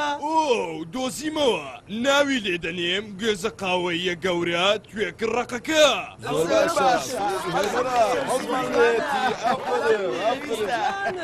کەوایە زانیتان یاساکان پێویستە پەیڕەو بکرێن بەڵام دادوەردەبێ بە بەزەیی بێت بۆیە هەر چاکەیەک بکەیت لە داهاتوودا دێتەوە ڕێت زۆر باشە ئەو بەیبوون ئازاد بکەن ئەو گوێزەم بدەرێ دووبارەی کەرەوە ئای لەو یاریە خۆشە هی با منیش تاقی بکەمەوە بەڕاستی زۆر خۆشە من دەزانم چ ناوێک پێویستە لەو یاریە بنرێت هەر بەم جۆرە بوو یاری بەناوبانجی لێدانی گوێزە قاوەیە گەورەکە بە گۆچانی دار داهێنرا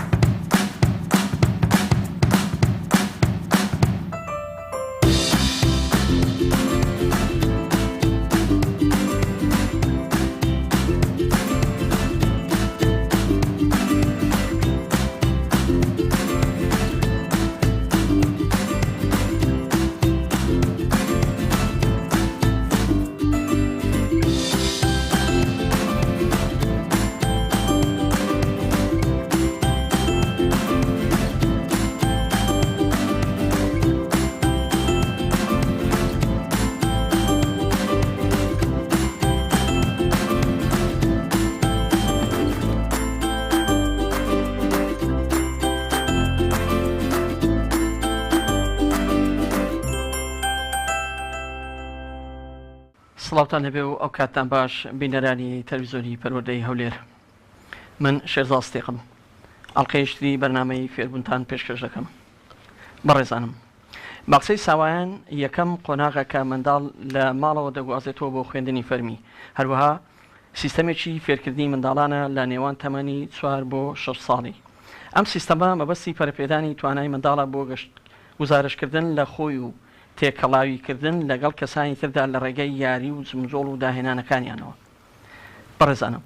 بۆم ئەڵلقەی بەرنامەی فێربوون میوانداری زۆر بەڕێز مامۆستا شەو بۆ عەبدولکەریم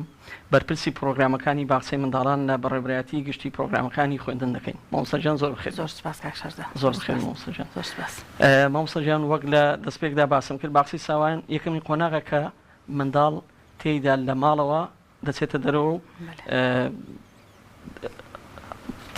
بەشێک لە کاتەکانی خۆی دەگوازێتەوە بۆ ناوەندێکی تر کە پێی دەڵێن باخچەی منداڵانیان باخچەی ساوایان دەبێت بە کورتی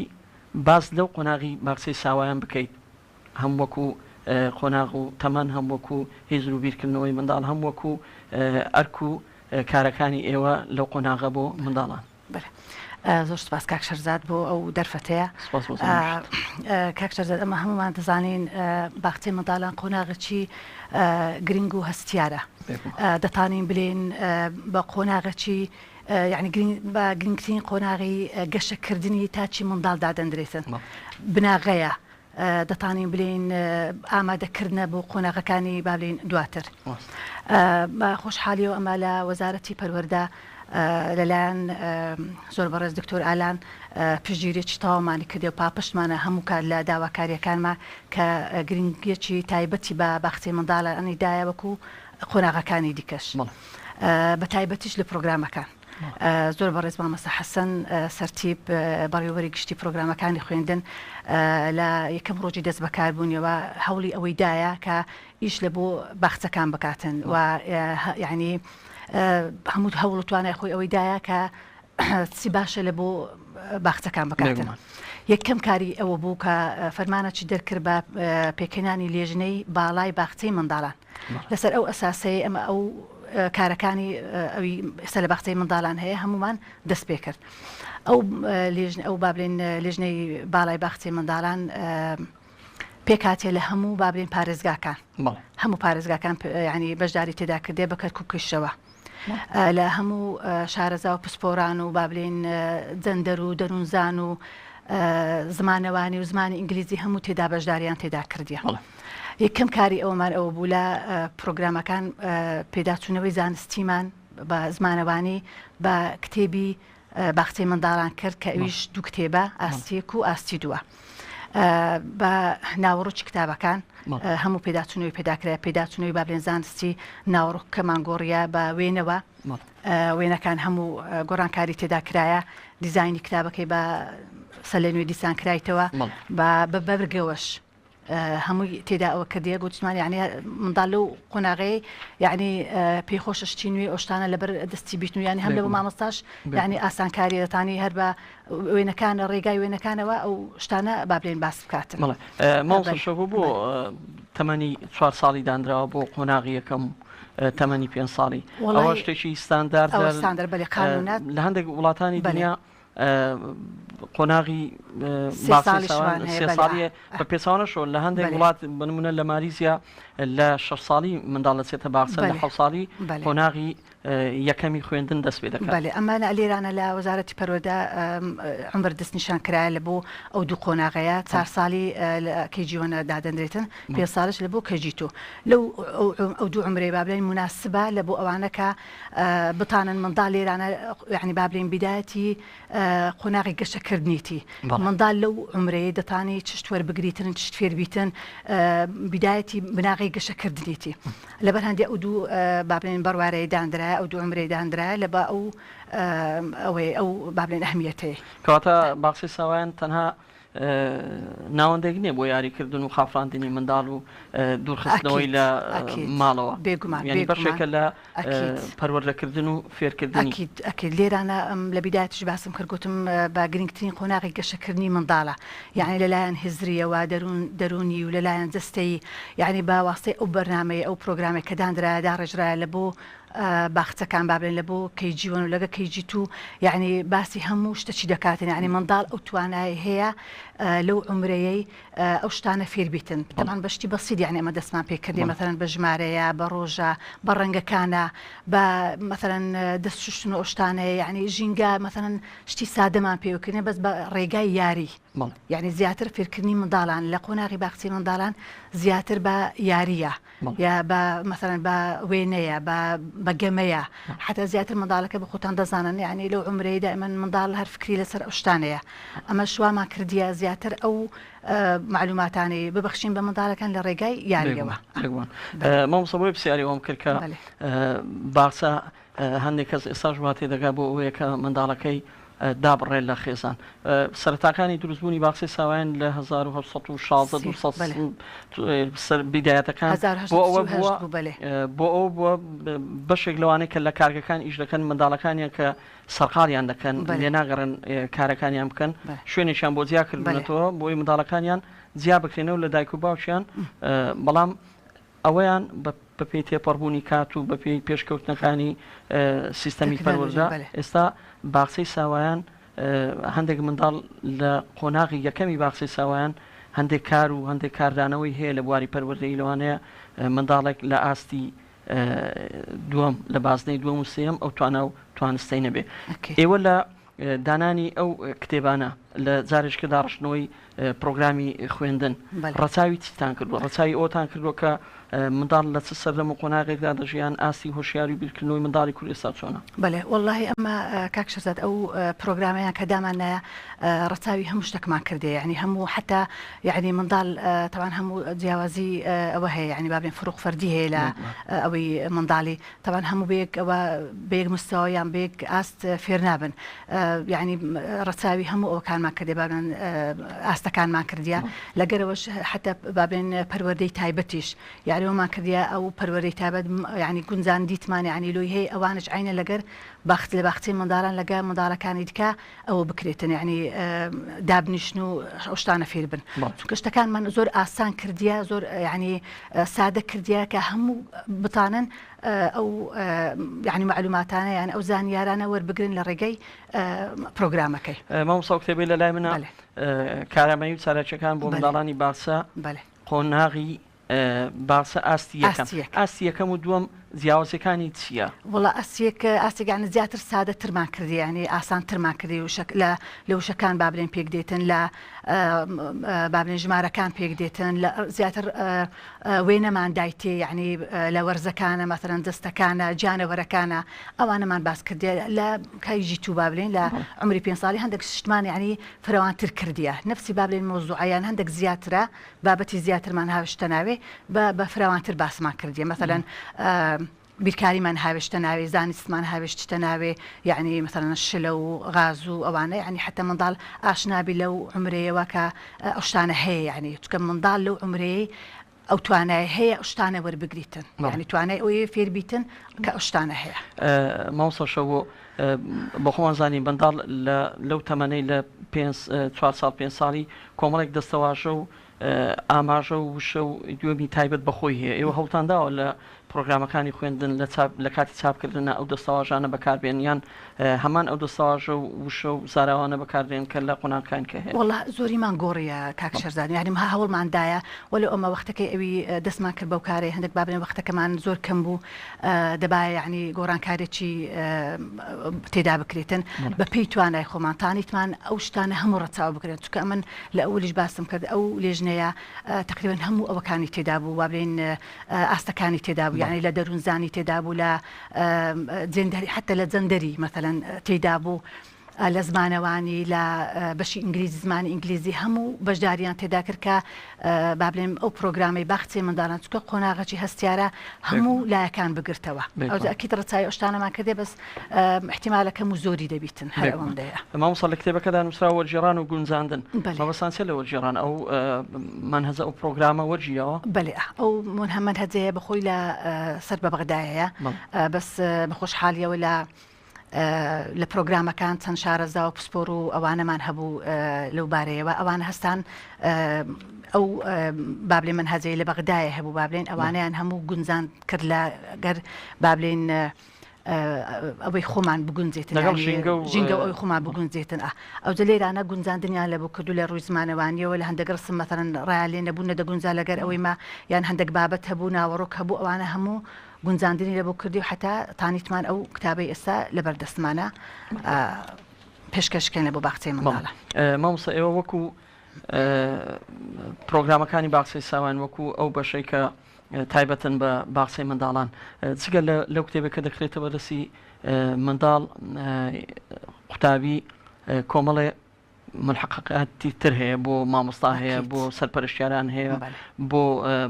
بەڕێوەبرایەتیەکان هەیە بۆ بەڕێوەبەری باخچەکان هەیە ئێوە ئەو ساڵ لە پرۆگرامەکانی لە کاتی چاپکردن ڕەچاوی هەموو ئەوانتان کردووە کە نوێکاری تێدا بکەن و تازەگەری تێدا بکەن بە خۆشحالیەوە مامۆستا حەسەن پاکێجێکی کاملمانی لۆ ئەوە کرد لە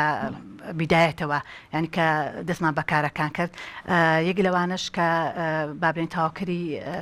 کتابەکانە ڕێبەری مامۆستامان دانایە ئەو ڕێبەرەیە ئەو ڕێبەرەیە دەتانم بڵێم کورتکراوەی ئەوەیە یان بابلێ چۆنیەتی وانەوتنەوەی ئەو کتابانەیە یعنی مامۆستا ئەگە بێت و یعنی وانە بێژش بیان هیچ معلوماتە چینەبی لەسەر ئەو قۆناغی دەتانێت بە ڕێگای ئەو کتابەیە پلانی هەیە وانەوتنەوەکان هەر ڕۆژێ مەثەڵەن تەماشاکە بەپێی و ئەو پلانەیە کە تێدای لە کتابەکەی وانەی خۆی بە جوانی دەرێتەوە کو بەکاربیین و هۆیەکانی فێرکردنیش کو جێبەجێ بکە لە ناوپۆلی ئەوە بۆ ئەو بەس بۆ مامۆستایە هەردوو ئاستا بەڵێ یەکەم و ئاستێکەم ئاستی دووەم کەواتە مامۆستا کاتێکە مامۆسای سەرپەرشتیار سەرپەرشتی دەکات و چاودێری باخچەکان دەکات لە چوارچێوەی ئەو ڕێبەرەی بڵێ هەڵکەم لەگەڵ مامۆستادا دەکات دەبێ هەموو مامۆستاک ئەو ڕێبەرەی هەبێ ئەگە ئەو ڕێبەرەی نەبیتن ناتانی کو دەرسی بلێتەوە چونکە ئەو کتابەیەمە دەتانم بلێم گشتگیرە یعنی کتابەکمان نییە مەثەن تایبەت بی بە یەک بابەتی هەمووی تێدایە ئەو مامۆستای مەثەن مامۆستا هەیە نوێ دێتە ناو باخچەی مەثەن معلوماتی نە لەسەر چۆنیەتی وانەوتنەوە بلێتەوە بەو ئاسی ئەو ڕێبەرەی دەتانی شتەکانی هەموو لە ڕوونکرایەوە لە هەموو ئاسان کرایە مامۆستا شەو بۆ چێن ئەوانەی دەتوانن لە قۆناغی باخچەی ساوایان وانە بڵێنەوە یاخود کاری تێدا بکەن واللهی ئەمە پێمان باشە تەبان ئەوانەی خەریجی با بڵێن کۆلیژی بنیات ئەوانە بەشی باخچەی منداڵانمان هەیە ئەوانە تەبان تەواو معلوماتیان هەیە و زانیاری زیاتریان هەیە و مەثەن گەنجتریشن دەتانن ئەوانە بکەن بەس لە گەرەوەشدا ئێستاش لە باخچەی منداڵان مامۆستای زۆر بەتوانامان هەیە یعنی زۆر شارەزا لەو بوارەی هەیتمان تانیتیان یعنی ئەو ماوەی سەردانیان کردیە یعنی ئیشەکانی خۆیان یان کارەکانی خۆیان زۆر بە جوانی و بەڕێ کوپێکی بەڕێوە بن مامۆستا چەند ناونیشانمان هەیە لە باخچەیەکی ساوایاندا یعنی وەکو ئەوەی بەڕێوەبەر و دواتیش بەڕێوەبەرمان هەیە مامۆستامان هەیە چاودێرمان هەیە معاونمان نییە وەڵە چکە مەسەرەن ئەوەکان یعنی ئێستا معاون نمایە با بڵێن لە زۆری باخچەکان چکە ژمارەیان کەمە یان میلاکمان یعنی کەمە هەندێک جار یان پێویستی نەکردی ئەو معاونەیە هەبیتن بەس ئەگەر بێت و تەڵەبەش زیاد بیتن ئەوە منداڵ عەفوەن منداڵ زیاد بیتن ئەوە ئەکید معاونی لە بۆ دادەنرێتن کاتی خوێندنی باخچەی ساوایان بە هەردوو ئاستەکەی هەمان ئەو کاتەیە لە هەشتەوە بۆ هەتا یەکە ئێستا ئەو ساڵ چکە وابزانام ئەوە نەما شەمە بوویتە ئۆف ئێستا تقریبان دەوام بوویتە هەشت هەتا یەک يعني دەمینێنەوە لەوێندەر طبعا حتى آخر منداڵش لەوێندەر بیتن ئەی کاتی خوێندنەکەی چەندە بەشەوانە دانرایە پێی ئەو بەشەوانانە ئەو مدیری باخچە دەتانی ئەو بەشەوانەیان ئەو حەسانەی تەوزیع کردیە چەندی لە بۆ پێشوازی و ناخواردنە چەندی لە بۆ بابلین بابەتەکانی دیکەیە ئەوەی بابلین بیرکاریە زانستە زمانی ئینگلیزیە کوردیە یعنی ڕێکخراوە هەموو بە پێی پلان و جدول طبعا دانرایە وەکو قۆناغەکانی دیکە یعنی مثلا بنەڕەتی و ئامادەی ئەوانە عینەن جدولە مامۆستا دەستە ژۆرێ و وانێ خۆی دەلێتەوە بە هەمان شێوەی پشوەکان قۆناغی بنەڕەتی بەڵێ ئامادەی بە هەمان شێوەیە عینەن ئەوەی وەزارەتی پەروەردەیەت تەطبیق بکرێت لەسەر بنەڕەتی و ئامادەیەکان عینەن لەسەر باخچەکانش جێبەجێ دەکرێت مامۆستا بەرلەوەی باسی ئەوەی بکەم ئەو کلێشەی دروستان کردووە بۆ کارتی نازام چناوێکتان بڕوانامە بەدەستێنانی بڕوانامە ئەو بڕوانامەیە تەنها ئاستەکەی تێدا دەنووسێ یاخود هیچ نمرەیەکی تێدا نییە هیچ نمرەی تێدا نیە بەس ئاستیەک و ئاستی دوومان ئەوە کردیە ئەوە ئاستیەکە ئەوەش وێنێ قوتابیەکە لێ دەدرێت بەڵێ وێنێ قوتابەکەی لێ دەدرێتن و خلاصیت ئەوە ناگەیانی یعنی منداڵ دڵخۆش دەبیتن یعنی نمرەش کەشتی لەسەر نییە ئەوە بابلێن ئەوە بەس ئەمە شتە شتکەمان هەیە پێش ئەوەی ئەوەیە بکرێتن ئەو بابلێن بڕوانامەیەمان دروست کردێ فۆرمی هەڵسەنگاندنمان هەیە بە خۆشبەختانەوە ئەو ساڵ تانیمان ئەو فۆرمەی دروستکەین عینەن لە بۆ ئاستیەک و ئاستی دوو لە دووەرەس پێک دێتن چەند زانیارەکی تایبەتی کەسایەتی منداڵەکە ئەوجاری لە ناودەنووسێت دوایە چەند پرسیارێکی بەسیط لە منداڵەکان دەکرێتن بەپێی ئەو زانیارە ئەوانە ئەو فۆرمەیە لە قۆناغی کەیجیوان دەستە قۆناغی کەیجی دوو حتە بزانین ئەو منداڵەیە لە چه ئاستە چییە یعنی زانیاری ویان ئەوەی کۆ یعنی مثلا تێگەیشتنی لە بۆ ئەوەکان لە بابلێن معلوماتەکانیان لە قۆناغی کە تێدا چی ئیسفادەی لێ کردیە دەکەوێتەوە کۆتایی ساڵی خوێندن ئەو هەڵسەنگاندنە زیاتر بۆ چییە بۆ سەرپەرشتیار و مامۆستای دەبیتن ئەو مامۆستا ئەوەی جێبەجێ دەکات لە ناو پۆلی بەڵام ئەو ئاستە دواتر بۆ قوتابی دەنووسێت لە هیچ شوێنێک هیچ نانووسرێتن بەس یعنی ئەوە معلوماتە لە مامۆستای ئاسانتر دەبیتن یعنی بزانانی ئەو منداڵێ لە قۆناغی کە دێتە قۆناغی دوو چی پێ یان چی کردیەیان حتا ئاستی خوێندەواری یان تێگەیشتنی چەنددارە ئەوم دێ مامسە ببوورە منداڵێک لە باخچەی ساوایان دەردەچێت ئەو بڕوانامەی کە بەدەستی دەکەوێت چ بەهایەکی هەیە بۆ چونە قۆناغیشتر واللهی بۆ ئاخری وابزانام شەرتیان کرد بوو کە ئەگەر بێت و ئەوەیان شادیان پێ نەبێتن زۆری لە بنەڕەتەکان ئەسڵا وەریان ناگرێت ئەوش هەلە بۆ ئاسانکاری ئەوە بووکە تشجیعی ئەوەکان بکەین یعنی داک و بابان بکەین منداڵی خۆیان بنێرنەوە چکە ئەکید ئیسیفادە بەڵام بەشێک لە بەڕێوەبەرەکان ئەوانەیە ئەو کاریان وا بە شێوازێک لێکداوە کە بۆ ئەوەی بتوانن بە کەیفی خۆیان قوتابی وەربگرن خۆمەوەزانین بەشی زۆری خێزانی کورد ناتوانێت منداڵەکانی باتە باخچەی ساوان چکە منداڵ چوونە باخچەی ساوان ببوورە مەمەسەلەوانەیە منداڵێک لە قۆناغی تاڕادەیەک لە بازنەی یەکەمیشدا بتوانێت بۆ خۆی بچێتە قوتابخانە بەڵام منداڵێک لە 4 ساڵی پێویستە دایک بیبا باوک بیبا و بیهێنێتەوە سەرپەرشتی بکاو ینی چاودێرێکی زۆر منداڵ ینی خێزانی کورد لەوانەیە بەشی زۆریان ناتوانەوەی بکەن بۆیە ئەوەش ئەگە بکرێتە فەرزێک لەسەر منداڵ لەوانەیە تا ڕادەیەک کێشە بێ والله بخۆی کە باخچەی منداڵان ئەوە چی قۆناغەکی ئیلزامی نییە ئەمە ناتوانین یعنی ئیجباری ئەوەی بکەن بەس دائما لە هەر جێگایکی بتەشجیعی ئەوەی دەکەن کە داک و باب منداڵی خۆیان بنێرنە ئەو باخچەی منداڵان ئەو قۆناغێت ئەمە بە گرنگی دەزانی یعنی کاک شەرزاد ئەمن کە دەلێم یعنی ئامادەکاریە لە بۆ قۆناغەکانت کە یعنی تەواو ڕێک بە پێستی خۆیتی یعنی زۆر شتی لێ فێر دەبی زۆر شتیل و ئاسان دەکاتن حتى لایەنی دەرونی یعنی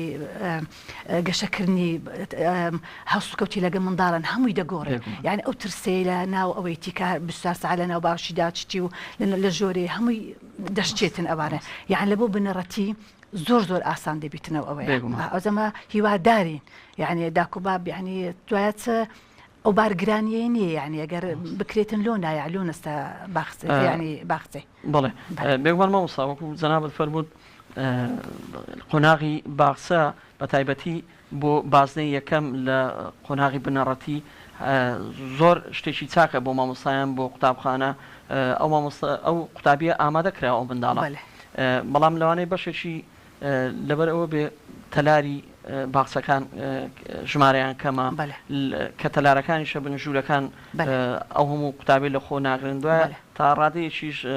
کەمتر خەڵکی هاندراوە بۆ ئەوی منداڵەکانیان بنێرنە باخچە بەشێک لە دایکان لەوانەیە هەتا دەگەنە 6 ساڵی 6 تا منداڵەکانی لە خۆیان زیان نەکردوەوە ئەکید وێ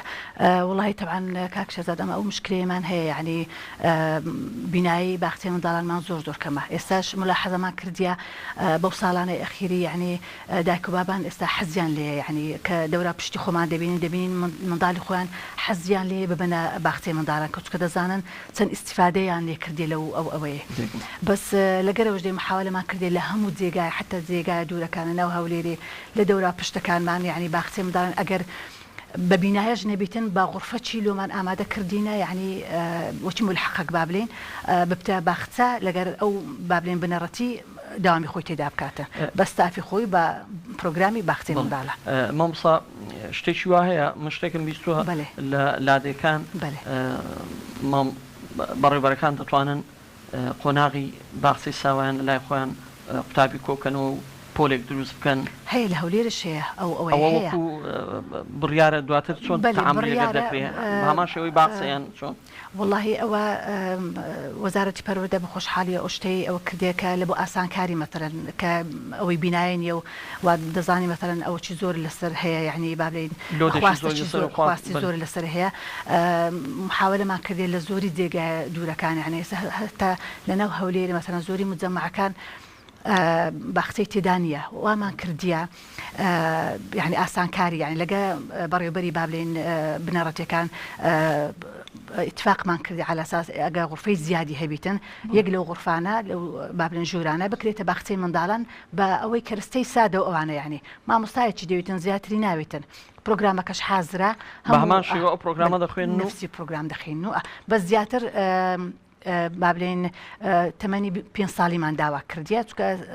بڵێن 5 ساڵی زیاتر نێزیکتر لە با بڵێن بنەڕەتی ئامادەکاریەکەیە. هەمان ئەو مامۆستایانەی ئەو قوتابخانەی دەتوانوانەکان بڕێنەوە بەپێی یعنی میلاک ئەگەر زیادی هەبیتن توانای ئەوەی هەبیتن ئەوە ئەگەنا یعنی محاولەمان کردی یعنی لە بۆیان دابین بکرێتن ئەگە بە مامۆستایەک یان ئەگە بە دوی بیتن ئیشەکەمان جێبەجێ دەبیتن. بڵێ مامۆستا ئەو سەرپەرشتیارانەی کە سەرپەرشتی قوتابخانەکان دەکەن بەگشتی کۆمەڵێک یاسا و ڕێسای خۆیان هەیە بۆ هەڵسەنگان دەلومانەوەیان لە قوتابخانە و تەمەشاکردنی وانەکان و بە هەمان سیستەم و شێوازیش سەرپەرشتیاران سەرپەرشتی باخچەکان دەکەن یان میکانیزمی خەیان جیاوازە. والله ئەو سەرپەرشتیارانە عینەن تعلیماتی لە وەزارەتی پەروەردە وەردەگرن یان هەر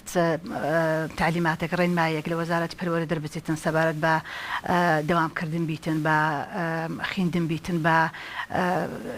یعنی سەردانەکان بیتن ئەو هەموو لە زمانی ئەو پلانەیە کە دانرایە لە بۆی یعنی شتێکی با بڵێن سەربەخۆ ناتوانێتم بکاتن سەرپەرشتیار ئەوە ئەکەیت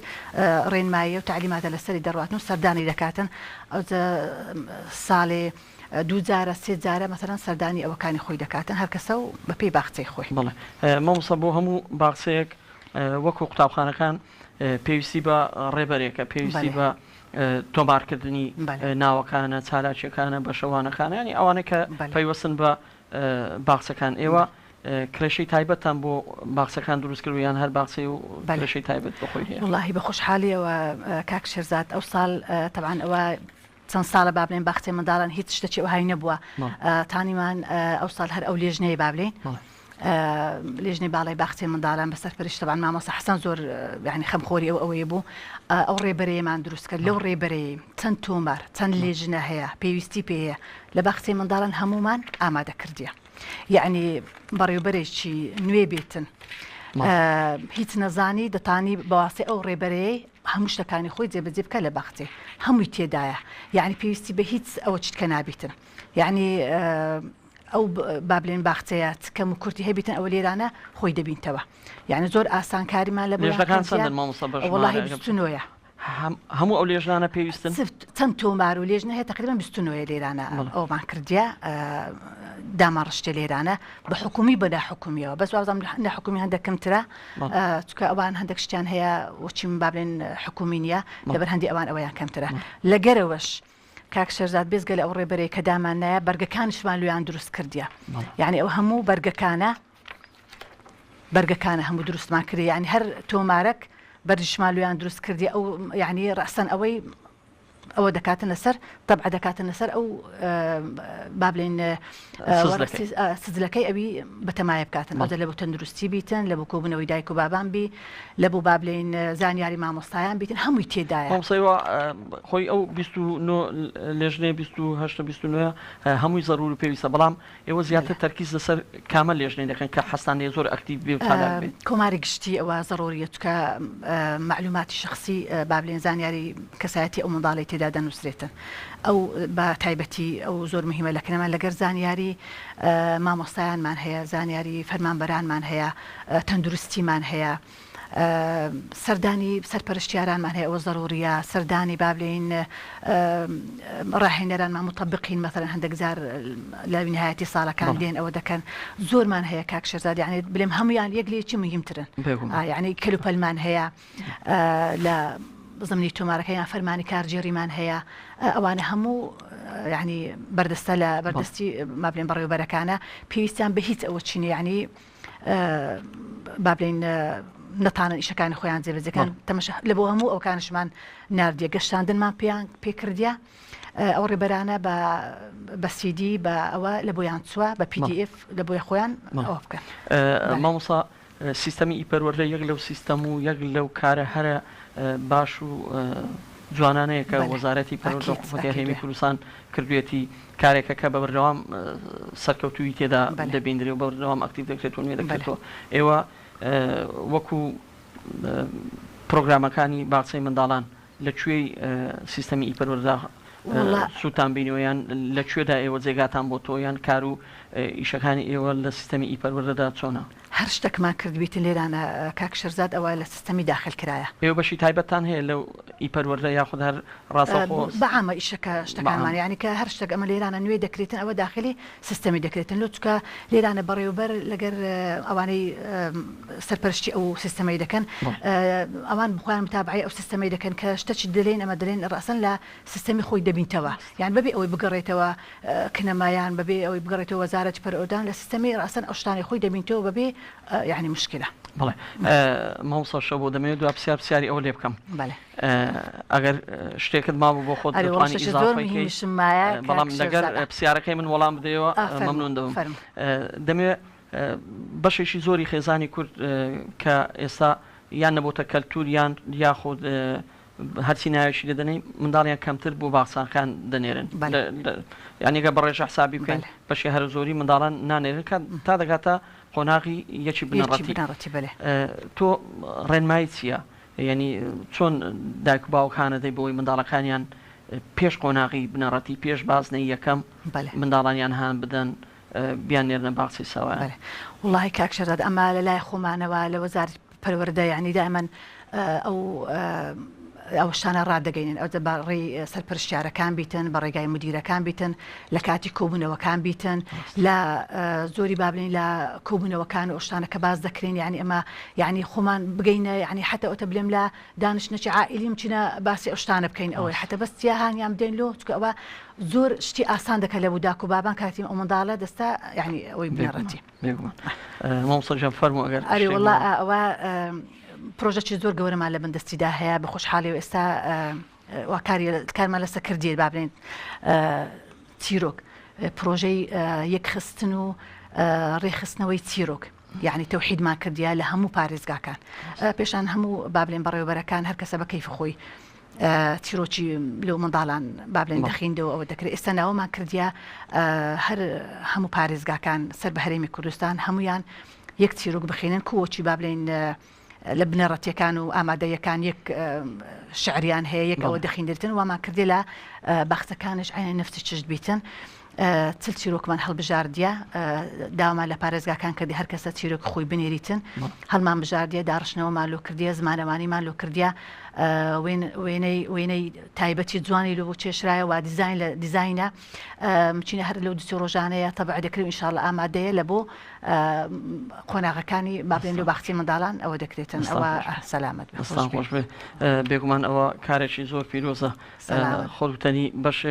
بەشێکی زۆر ئەو باخچانە خۆیان چیرۆکانیان دەنیشان دەکەن بەڵام ئێستا دەبێتە بەێ یان چکان دەگزار مەتەنە هەیە چیرۆک زۆر حساسە کاک شەرزاد یعنی ئەگەر بێت و لەسەر بنەما و ڕێنمایی ئەوەی نەبێتوانە مەڕە ڕێنەرمایەکانشمان هەموو نووسیتەوە تایبەتمەندەکان ئامانجەکان چیە هەمومان نووسیتەوە چکە هەر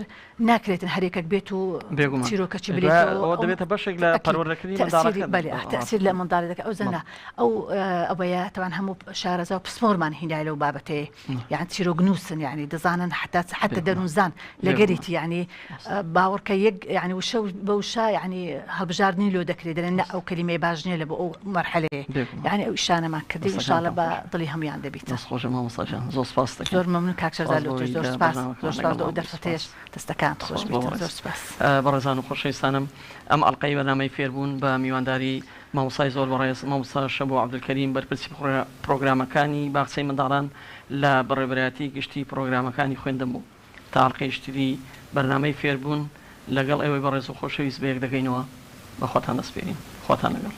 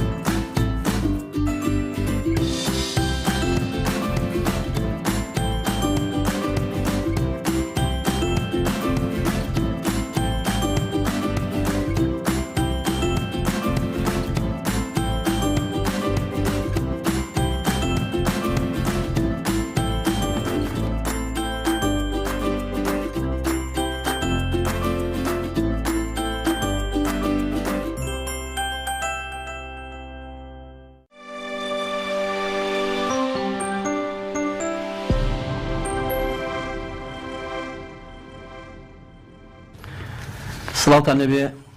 بینەران و بیسەرانی تەلەڤیزیۆن و ڕادیۆی پەروەردەی لە هەولێر. بەڕێزانم من شێرزاد ستیقم، ئەڵقەیەکی تری بەرنامەی ئەزموونی پۆلتان پێشکەش دەکەم. لە ئەزموونی پۆلدا هەمیشە ویستمانە ئەو مامۆستایانە بەسەر بکەینەوە کە خاوەن بەهرە و توانستێکی وان کە بتوانن لە پۆلدا لەگەڵ قوتابیەکاندا هاوڕێ بن، بتوانن کە توانیویانە لە پۆلدا ئەزموونێک بنوێنن کە هەمیشە لە قوتابخانەکانیاندا بە نمونە دەهێنرێنەوە. بۆ ئەم ئەڵقەیە میوانداری زۆر بەڕێز مامۆستا ڕۆڤان گۆرگیس شەقڵاوەیی دەکەین. مامۆستا ڕۆڤان ڕاهێنرایەکی بواری مافەکانی منداڵ و ڕۆشنبیری تاکە. مامۆستا ڕۆڤان مامۆستایەکی نمونەیە لە بواری وانەوتنەوە لە هونەری موزیک و هەروەها شێوەکاری بە تایبەتی وێنەکردن. مامۆستا ڕۆڤان ئێستا مامۆستایە لە قوتابخانەی زیاری هاوڕێی بنەڕەتی. بۆ ئەم ئەڵقەیە ئەزێکی کێشاو لە بەرنامەکەماندا ئامادەیە ئێمەش باز لە ئەو شێوازانەی مامۆستا ڕۆڤان دەکەین کە وای کردووە خۆشەویستی خوێندن و هەروەها خۆشەویستی قوتابخانە لای قوتابی زیاتر بکات بۆ ئەوی هەمیشە بە شەوق و زەوقەوە قوتابی بێت بۆ قوتابخانە و گوێ لە وانەکانی ڕابگرێ. مامۆستا گیان زۆر بەخێربی. زۆر سپاس بۆ دەرفەتە جوانە. سپاس بۆ جەنابەت کە لە بەرنامەکەم ئامادەی. سپاس. مامۆستا ڕۆڤان، ئێمە مامۆستا هەمیشە ئامانجمان ئەوەیە کە قوتابی گوێمان لێ بگرێ. بەڵام زیاتر حەز دەکەین قوتابیان بە شەوق و زەوقەوە لە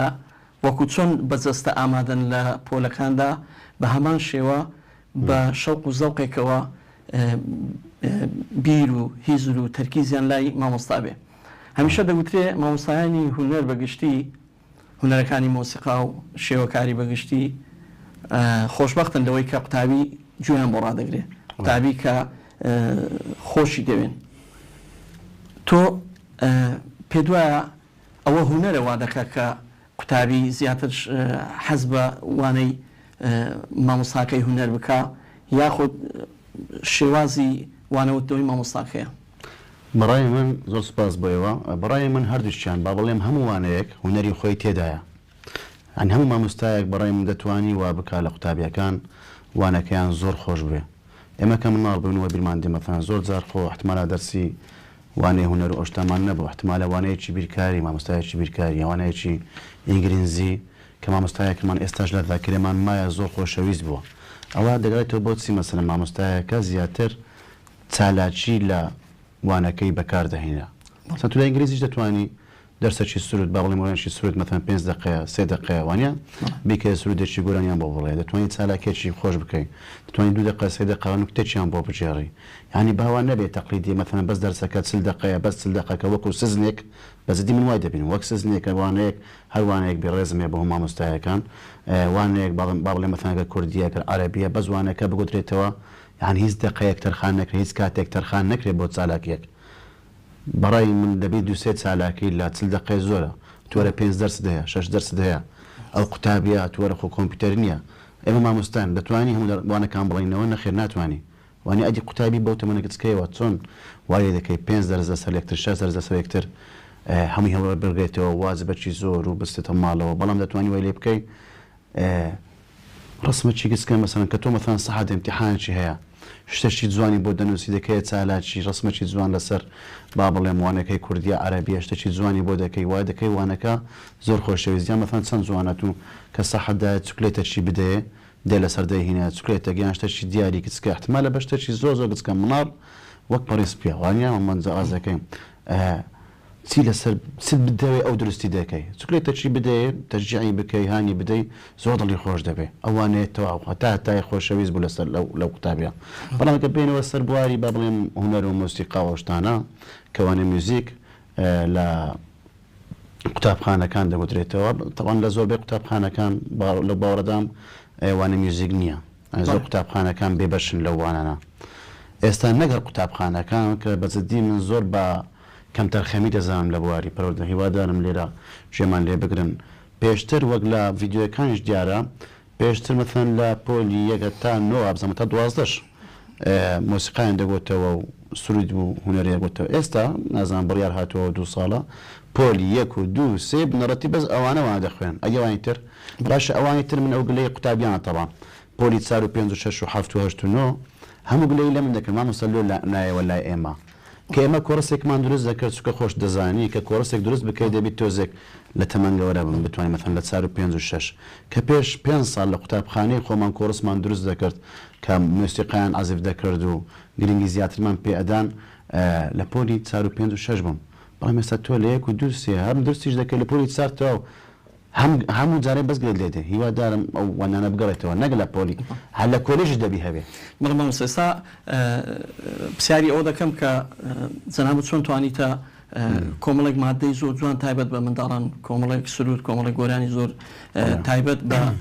تۆن و دەنگ و ئاستی دەربڕینی منداڵ چۆن توانیتە منداڵان کۆکەیەوە کۆڕس دروست بکەی کە ئێمە لە 6 ساڵیەوە هەمانە تا 9 ساڵی کە ئەوە بەڕاستی ئاسێشکە دێ بەڵام دەمەوێت بینێرە بە ڕێزەکانم پێتان ڕابگەێنم کە ئێمە ڕاستەوخۆ لە بەرنامەی ئەزمموی پۆل و هەروە لە پەیجەکانی فەیسبووکی هەردوو تەلەڤیزیۆنی پەروەردەیی هەولێر و هەروە پەیجی فەیسبووکی ڕادیۆی پەروەردەیی هەولێر لەگەڵ چەناڵی یوتیوب و تەلیگرامی تەلەڤیزیۆنی پەروەردەیی هەولێر دەتوانن گوێمان لێ ڕابکرن باوەستا پرسیاری ئەو دەکەم ئێمە هەمیشە پێویست جگەلەوەی کە تۆ مادەیەکی گۆرانی دادنێ بۆ منداڵ پێویست بە جێبەجێکردنەکەیەتی لەوانەیە تۆ لە مۆسیقا کێشەن نەبێ بۆ خۆت بەخۆ بەعودەکە تۆ دەتوانی لە پۆلەکەتدا جەوێک دروست بکەی بەڵام خۆ دوزار منداڵەکان دەبێت گۆرانیەکان بڵێنەوە ئێ باشە پۆلی 1 تا 3 ئەو 3 پۆلە لەوانەیە لە خۆی لە پۆلەکەدا 12 کەسی تێدا بێت کە ئەو ئاستەی هەبێت دەربڕێ ئیزا مامۆستا چۆن توانیتە مەسەڵەن ئەو گۆرانیانەی خۆ زڵێ بکەی هەر بۆ خۆت جوێن لێبێت تۆ بۆ تۆنی کە دەتەوێت بزەبەت ئەو پرسیارە زۆر گرنگە یەکەم جار من دیام ئەگەر پۆلی 1 ئەگەر پۆلی 2 ئەگەر پۆلی 3 دابەشیان دەکەم مەسەڵەن نەک لە بواری مۆسیقا هەموو قوتابیەک هەموو کەسێک بارەیەک لە ناخیدایە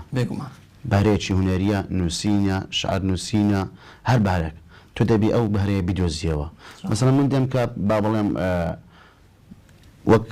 اختیبارێکیان دەکەم تاقیدنەوە چەند دەکەم من دەزانم مەثەڵەن ناوەکان دەنووسم مەثەڵەن 6 قوتابی با بڵێم لە پۆلی 1 سەرەتایی 6 قوتابی لە بواری میوزیک بەهرێکی هەیە تۆ کە مەثەڵەن ئێستا مەثەڵەن با بڵێم ئەتوانین لە هەموو مەکتەبەکانیش شەرنی مامۆستای میوزیک بێ مەثەڵەن کە تۆ یەک لەنجی خۆشە خوا بارەی داتی دەزانی ئەو شەشان لەلایەکدانێ 6 قوتابی دیکە احتیمال لە بواری شانۆی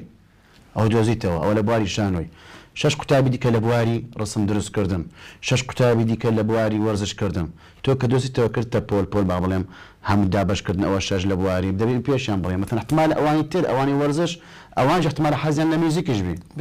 بەڵام هەر یەکەوە مەسەڵەن کەدام ناوکردمە گروپ پێم گوتون ڕاستە خۆ ئەوە مەفەندەنگتان خۆشە بەڵام ئەوانی تر لە بواری وەرزش زیرەکەن ئەوانی دیکە لە ڕسم کەواتان بۆ هەمووتان بەهرەی خوای زۆرەوەتان تێدایە پێویستە ئەنگۆش بەهارە پێویستە بە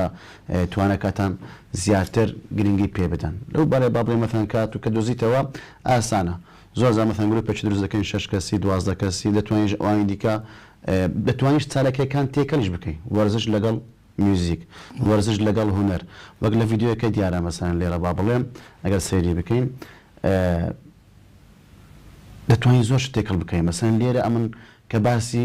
وانەی کارامەی بەهای کۆمەڵاتەکان دەکەین وانەی باکەوانێکی لە بەڕێی من لە هەمووانەکان گرنگترە لە کا 2 ساڵە دانراوە مەثەڵەن لە پۆلی 3 یان 4 5 6 با بڵێم کە دانراوە مەثەڵەن لە پۆلی 3 هەر وانەیەکمان هەیە دەکەینە کردار مەسەڵەن وانەیەکمانێ لەسەر کات دابشکردن من قوتابیەکان کات دابشکردن هەم گۆرانی چەند لۆدا دەنێم لەسەر کات هەم کات دابشکردن چۆن دابش دەکەین مەثەڵەن کاتی خۆمان کە تۆ قوتابی چۆن کاتی خۆ دابش دەکەی کاتی نانخواردنە کاتی نوێژە کاتی خوێندنە کاتی نووسنە هەموو کاتەکان بە جوانی دابش بکەیت تا تۆ بێ کەسێکی سەرکەوتون لە ڕسمەکەش دیارە کە کاتەکانمان دابش کردووە ئینجا دێن گۆرانیەکە توانین شانوگەرێکی لەسەر بکەین هەر شتێک مەسەڵەن کە زۆر شتمان کردووە ئەو شتانە زۆر گرنگە قوتابی وای لێدێ بەهرەکانی وە دیار دەکەوێت نەک بەهرەکانی خۆی دەدۆزێتەوە یەکەم جار تۆ ئەیدۆزیەوە بەڵام دوای خۆش ئەدۆزێتەوە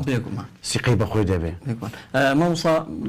هەمانجی هەیە لەگەڵ مامۆستایان بەگشتی مەسەڵەن مامۆستای کوردی بیرکاری بۆ ئەوەی داوا لێ بکەن کە لە ئاوازێکدا یاخود هەر ئەو شتانی کە شایعن و منداڵان زۆرجار شتی کەلەپوری و فۆلکلۆری تایبەت بە منداڵانە بتوانی وای لێ بکەیت کە ئەمن لە قوتابخانەیەک بوو مامۆستایەک وانەیەکی ئاین بوو نەدەتوانی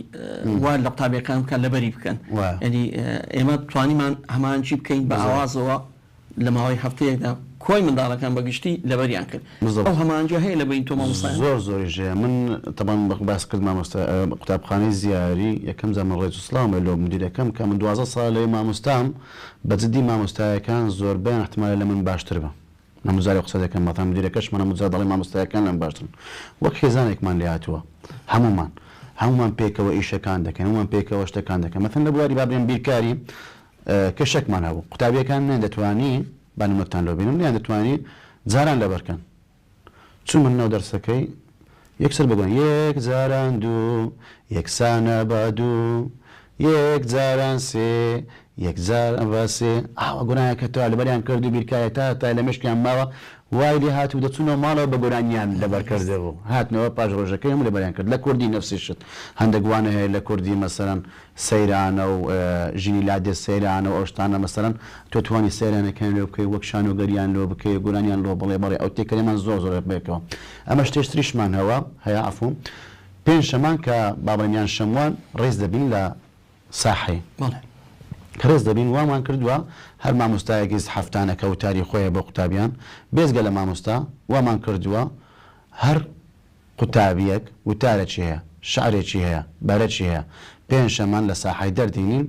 شعرەکە دەخوێنیتەوە وتارەشی دەخوێنیتەوە جەنابەت ئەو بەهرانە دەدۆزیەوە یاخود چ منداڵەکان نیشان دەکەن مامۆستایەکان هەمویان خۆشم احتمال مثلا لە بواری شعر و بواری هونەر زیاتر ئەمەم بەڵام لە بواری مثلا وەرزشە مامۆستای وەرزشمانەیە لە بواری عەرەبیە مامۆستای ئینگلیزیە مثلا ئەو بوارانە کە دەبینەوە بۆ نمونە مثلا ئێستا سیمینارێکمان کردووە ئێمە لە قوتابخانەکەمان ئینشاءڵڵا کە تەسویر دەکەن دنیای بۆتانیان بێن تەسویر دەکەن ئیپۆلی 12 ئامادەیە چاری بنەڕەتی ئامادەیان کردووە زۆر بە جوانی لەسەر قەڵای هەولێر بە ئینگلیزی بە کوردی ئیتر ئینشاءڵڵا قوتابخانەکانی دیکەش وەک قوتابخانەی ئێمە بێ و دەستخۆش مامۆستا ئاماژەت بە شتێک کرد کە بەڕاستی زۆر گرنگە چکە مامۆستا بەشێکی ژیانی لە شوێنێکە کە پێ دەگوتری قوتابخانە زیا لە قوتابیان مامۆستا و بەڕێوەبەر و کارگوزار بەیەکەوەن یعنی ئەوەی تۆ باسی دەکەی ئەو تەبایی بەیەکەوە گونجان و بەیەکەوە بوون و خۆشویستنی مامۆستایان ڕاستەخۆ کاریگەری هەیە لەسەر قوتابیان یعنی ئەگەر مامۆستایان لەگەر یەکتری گونجاو نەبن خۆشەویستێک لە نێوانیاندا نەبێ ئەو هەمانجەش دروست نابێت لەوەی کە تۆ بتوانی هاوکاریان بی لەوانەیەک نەگەر مامۆستا مامۆستا شێرزاد با بڵێم کارگوزارەکان باست کرد مثلا زۆر جار من دەڵێم ئەوانە دەبی تەماشایان بکەین وەک دایک و خۆمان یان برای خۆمان برایەکی گەورە با پیری خۆمان باوکی خۆمان هەموو قوتابێکەمەوە لێ کردومەتان کە ساحە خاوێنکردنەکە ژینگە پارێزیە ئەو شتانەیە هەموو یارمەتیاندا نەک قوتابخانەش خۆی ئەبزانم لە پرۆدە بواری پۆد مەمنوع بەڵام من زۆر جار ئیزن بەرگرتووە لەسەر مەسوولەتی خۆشم دەرەوەشمان خاوێن کردووە وام لە قوتابی کردووە کە دەچێتەوە ماڵەوە هاشتەشی بینی زبل بێ هەڵ دەڕێتەوە بخاتە ناو زبل با لێ بکەم بەجددی یعنی زۆر پێویستمان بە پەروەردەیە لە هەموو بوارێکدا هەمیشە دەوترێ پەروەردە و فێرکردن واتە دەبێت ئەوە لەبەر چاوبژیرێکە هەر منداڵێک پێویستی بە پەروەردەکردنە لەگەڵ پەروەردەکردنەکەش لە هەناوی پەروەردەکردنەکەدا فێربوونەکە دروست دەبێت دانیشی تەنیا قسە لەسەوە بکەی ئەو منداڵە جارانی فێر بێت من هەموو جارێ دەڵێم فێرکردن زۆر ئاسانە هەموو کەسێک دەتوانێت فێر بێ هەموو کەسێک دەتوانێت زۆر پەلەوەر باڵندە فێر دەکرێت قسە بکات ژمارە پەروەردە محترامات مثلا زۆر دکتۆرمان دیت بەڵام حاشاک پەروەردە نەکرایە وانە زۆر مۆنسمان دیت خانیشی بە سەقەتی دروست کراوە لۆ یان باغا دەدرستی کردووە پارەی خیای لە بێگومان دزیتی با نازان لۆ پەروەردەی باش نەکرای من هەموو ئەوەش ئەو نمونێ بۆ قوتابیەکان دێنم دەڵێم خۆشەر نییە ئێمە یەکش زۆر گرنگە مەثەن مامۆستا شەرەت حەسەنی زۆر جار باز دەکات لەوەی هەمومان کە مەثەن لێ دەپرسی لە قوتابیەکان وایان لە قوتابیەکان کردووە حەز لە چییە دکتۆر ئەوە زۆر هەڵەیە ئەدی شتێکی تر مەسەرەن میکانیکی هونەرمەند نووسەر شاعر بەرەش دیکەی بدێ بەخۆی حەزی لە چییە لێ بگەڕێ با خۆی بدەزێتەوە وایە مامۆستا جان ئەوەی لە شاشە دەیبینین جەنابتان زۆر چالاکن لە قوتابخانەکەی خۆتان و لە دەرەوەش ئەو چالاک بوونەت وای کردووە کە قوتابی بەهرەمەند بگەینی ئاستێک کە حەزی بۆ مۆسیقا ئامێرێک فێر بێ یاخود هەوڵ بدا ئامێرێک فێریان لە هاویندا توانی خولێک بکەوە یان لە چالاکی قوتابخانەکان خولی هاوینە هەیە قوتابیەکان بەشداری پێ بکەی لەوێ نەک بۆ خۆت وانیان پێ بڵێ بەڵام هانیان بدەی بچن لەو خولانە بەشدار بن زۆر قوتابیمان هەیە کە دەرسم پێ گوتون ئێستا عازفێکی زۆر باشن یان هونەرمەندیشیان لە دەرچووە و یان لە کولێژ هونەرە جوانەکانن ئێستا قوتابینیان لە پەیمانگە هونەرە جوانەکان قوتابینە مامۆستا پێش بەرنامەکە بۆش ئامێری عودماهێنا جەنابتان هەم دەرچووی ئەکادیمیای فرونزەمیلەی هەولێرن هەمیش عازفێکی زۆر باشی ئامێری عود و پێشتریش ئامێری ساز بوون جەوا زیاتریش بڵێن کە دەنگێکی زۆر باشت هەیە حەزمان لێ بوو مادەیەکی منداڵانە یعنی ئەوەی شتێکی پەروەردەیی زۆر جار دەگوترێ مامۆستا ئەوە بۆ منداڵانە بەڵام منداڵ ناتوانێت بیڵێ بەڵام ئێستا حەزمان لێیە گوێمان لە شتێک بێ کە منداڵیش بتوانێت بیڵێ بەزە دەبێتوانێت مناڵ جیاواز بێ لە گەورەکان حتمما مەتەنە 4 تۆنە 5 تۆنە با بڵێم ئەوەکەی نسبەکەی دەبێت بچووک بێن نەک با بڵێم زۆر ئەوە بێ نەتوانێت بڵێ مەتەنە ئێستا بە پۆل یەک دەین بۆ مەکتەب زوو بەزوو دەین بۆ مەکتەب زوو بەزوو 3-4 فێر دەبین زانیاری زۆر فێر دەبین زانیاری زۆر 5-6 قوتابین ئێسێکسوک قوتابین ئێسێکسوک 7-8 مامۆستا لێمان نەدەیت مامۆستا لێمان نەدەیت 9-10 گۆرانی داڵین ئەگەن گۆرانی داڵین ئەگەن ئەو لە پۆل یەکە موسپاس هەم ژمارەکان فێلەی بەنگلیزی هەم هەندێک شت دێ مەثەنەن کە زۆر شەشی پەروەردەیە بزەبەت مەتەن لە پۆلی یەک با بڵێم مەتەن لە پۆلی دوو جیاواز دەبێت لە پۆلی سێ مەسەن یان هەر گۆرانیشی پەروەردەیە مەتەن لەسەر ژینگە با بڵێم زۆر شتمان هەیە لەسەر مامۆستا گۆرانیمان هەیە تەمان گۆرانیەکان من زیاتر لە پۆل یەکە تا 6 ئەو گۆرانی ئەو شعرانێک کە لە کتێبی کوردی هەیە لە پەرتووکی کوردی هەیە هەموو ئاوازم بۆ داناوە مامۆستا بڵێ پێشتر لە ئەلفوبێی ئەمین باڵدار بڵێ زۆربەی هەر زۆری گۆرانیەکان بە تایبەتی مامۆستا سەعدوڵڵا محەممەد ڕێزمان هەیە بۆ لێرەوە گۆرانیەکانی یعنی وانەکانی کردووە گۆرانی بەشێکی زۆری منداڵان ئێستاش کە گەورە بوون دەیڕێن ینی ئێستا یەک لەو مادانە سنۆرە سەدی مامۆستا ئیشیان لەسەر کردووە تۆ هیچ وانەیەکی کوردی هەیە بە تایبەتی ئیش لەسەر زۆربەی شارەکان مەثەن ئێستا لە پۆلی سێ شعرە چەند هەیە بە ناوی ژینگە ئەفو لە قوتابین لە پۆلی سێ قوتابین لە پۆلی سێ ئازا و ژیر و بەڕێجێ بولبولی گچکە و ساوام لە باغی ژین بێپەروەم شەیدای گوڵی زانستم هەر خوێندنامە باستم شەو ڕۆژەوە دەدەم بەهۆی کتێب پێ بگەم تا بگەمە خۆشی ژەم لە چوارچێوەی کوردستان زۆربەی با بڵێم شعرەکان لە ئەوانی کە کوردین ئاوازم بۆ داناون ئەوانی عەرەبی مەثەن مامۆستای عەرەبی یارمەتیەدەم مامۆستای ئینگلیزی کە دێن مەسەڵەن دەڵێ ئەو شعرەمانەیە مامۆستا ڕۆڤان حەز لێ بیکەنە چالاکیەک مامۆستایەکانی تریش نەفسێشت لە وەرزشە مەسەڵەن هەموو جارێ مەثەن دێن گۆرانێک شتێک دادانێن مامۆستا باسی زمان کرد زمانی عەرەبیەوەنە بۆ پێی جەنابتان شارەزایی تەواوتان لە هەر سێ زمانەکە هەیە زمانی عەرەبی و کوردی و سریانی یعنی ئێساش لە قوتابخانەیەکی کە ئەگەر پێما بێ هەر هەمووی کوردیە سریانیە قوتابخانەی ئێستا داوامی تێدا هەمووی کوردیە جەنابتان بە زمانەکانی کەش دەتوانن بڵێن چیتان گوتووە بە زمانی سریانی بۆ منداڵان بە زمانی سریانی ناتوانانی فێریان بکە ئەتوانی بۆ منداڵەکانی تر هەما بەزەبت هەما بەڵام دەتوانی وایان لێ بکەین من هەموو زارێ بە قوتابیەکانیش دەڵێم زمانی سریانی کە تۆزێک زەحمەتە بۆ کوردەکانیش تۆزێ زۆر زەحمەتە با بڵێم بێن گۆرانیشی سریانی بیکەمە ئەوە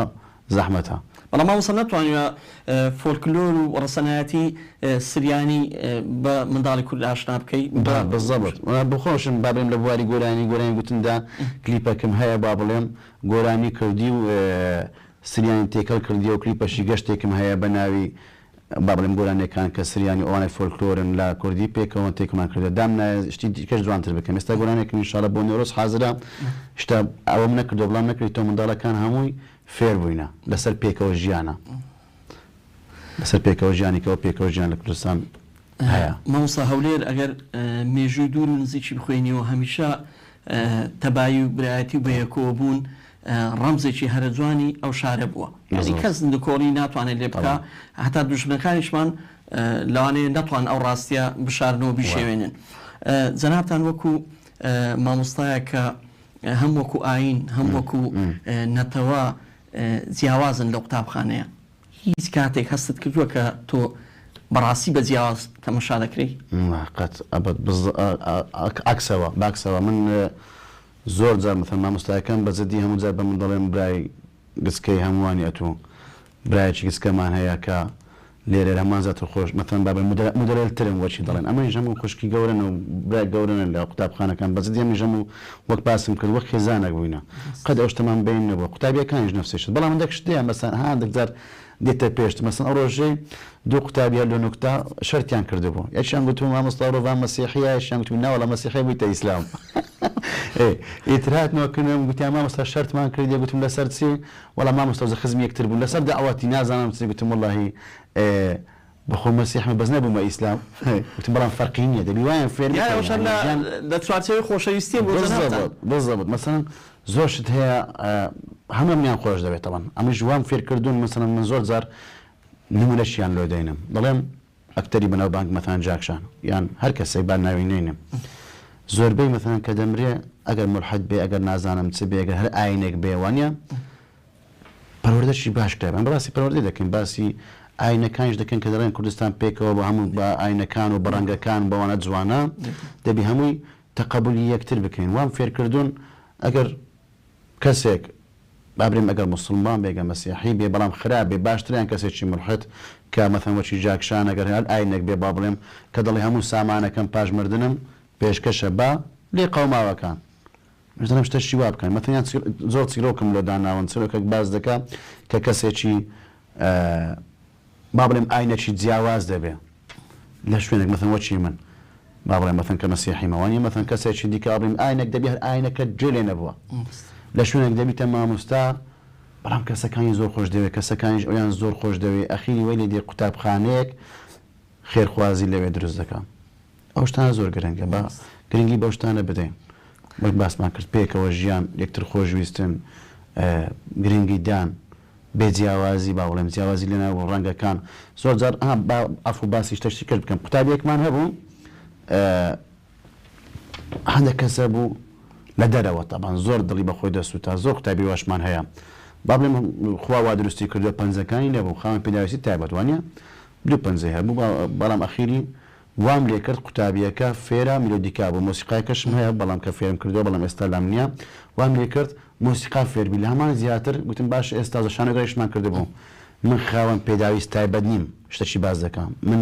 بە دوو پەنجەوە مۆسیقای عازف دەکەم شتێکتان پێشکەش دەکەم ئەو تاریوی بوو بەڵام زۆر کەس هەیە احتمالە دوو دەست و دوو قاچی خوادایتێ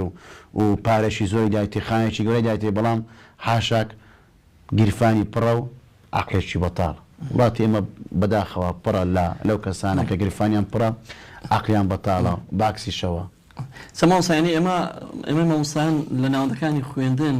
هەمیشە دەتوانین منداڵان بۆی ڕابێنین بەوەی پەروەردەیان بکەین کەسایەتیان لەسەر ئەو بناغەیە بنیاد بنین کە هەمیشە خۆشەویستی هەمیشە ڕێزگرتن هەمیشە خوێندنەوەی بەرامبەرەکان یعنی ئێمە منداڵ وا لێ بکەین کە مامۆستا و هاوڕێکەی و کارگوزار و ئەوانەی کە لە قوتابخانەیەک بەوە بناسێ کە وەکو خۆی وەکو ئەوی کە خوددان بەهرەیە وەکوی کە مامۆسای سەرکەوت وەکوی کە کەسێکی خۆشەویستە و میهرەبانە و لەگەڵ دەور و پشتەکەی خۆی کەسێکی چاکە کار و چاکە خوازە کە ئەوە بەڕاستی ئەرچی ئێمەی مامۆستایە بەڵام لەوانەیە ئێستا هەندێک لە مامۆستایان لەگەڵ ڕێزم کە خۆشم مامۆستام ینی پسپۆرێتی بە دەمەوە گرتووە نەک بە وەکو ینی دەڕێ ئەمن پسپۆری زمانی عەرەبیم مامۆستا وەڵای من ئیخساسەکەم ئینگلیزیە ناتوانم بەڵام خۆت لە چوارچێوەی کاری خۆتدا لە چوارچێوەی پسپۆرێتەکەی خۆتدا دەتوانانی زۆر شتێ بۆ منداڵ بکەیت کە تێ شوێنێک مرۆڤ بنوورێکی کۆمەڵایەتیە وەنێ پێناسەی مرۆڤ کە ناچاربی بەڵام ئێستا من با نمونەش لەسەر خۆم بینم کە مامۆستای میوزیکم بەڵام کە مامۆستای معاونیان مدیر بە منی دەرسەشی دیکە دەڵێەوە ئەگەر نەڵێمەوە 100% نتوانم بڵێمەوە ناڵێمەوە ئەوە زۆر گرنگە مەسەن زۆر جار ئەتو مامۆستای میوزیکە بەڵام دەرسی ئینگلیزی و عەرەبی دەرێتەوە بە خراپەوە زۆر لەسەر دەشکێتەوە بەڵام کە تەماشای کارامەی و بەهای کۆمەڵەتەکانم کرد دەرسێکی زۆر خۆش و لە من نزیکە زۆر بە جوانی گوتوێت توانی بیکەمە کردار توانین بیکەمە شان و گۆرانی تێ بکەم دەرسی ڕسم دەمێ دیکە باسی مناقەشێکمان کرد وانەی بابرێم هونەر ئەمن بە حیاتم هەر حەزم لە ڕسم نەبوو ڕسم دروست کردم مامۆستا بەڵام کە دەرسی هونەرم درایتێ ئەو ساڵ یەکەم جار کە تەماشام کرد بەچدی ئەمن مامۆستای ڕسم نیمە کو وا بکەم دەچوومە سەر تەڵەبان ئاخرتەبیش خۆ ناچم دەکەم تەڵەبان وا دابنیشم برێم هیچ نازانم یان قسەشیان لێ بکەم وەسەکە بەڕێ بکەم یان لە پێش مۆبایل دابنیشم نا هەستم دەبی بەدوای بگەڕێ بەدوای گەڕام وڵا دیتمەوە چۆنێتی دروستکردنی ڕسم بە پیتەکان ئەو ئینگلیزی عەرەبی کوردی وام لێ لەگەڵ قوتابیەکان سادا دەنیشم ڕسمە چەند لە داتا شۆ لەوان پێ دەکەم لەگەڵ وان دروست دەکەم بە پیتەکان احتمال ڕسمەکەی من زۆر ناشرینە کە پیشیان دەم دەڵێن بزانن ئێوە زۆر جوانتران لە من دروست کرد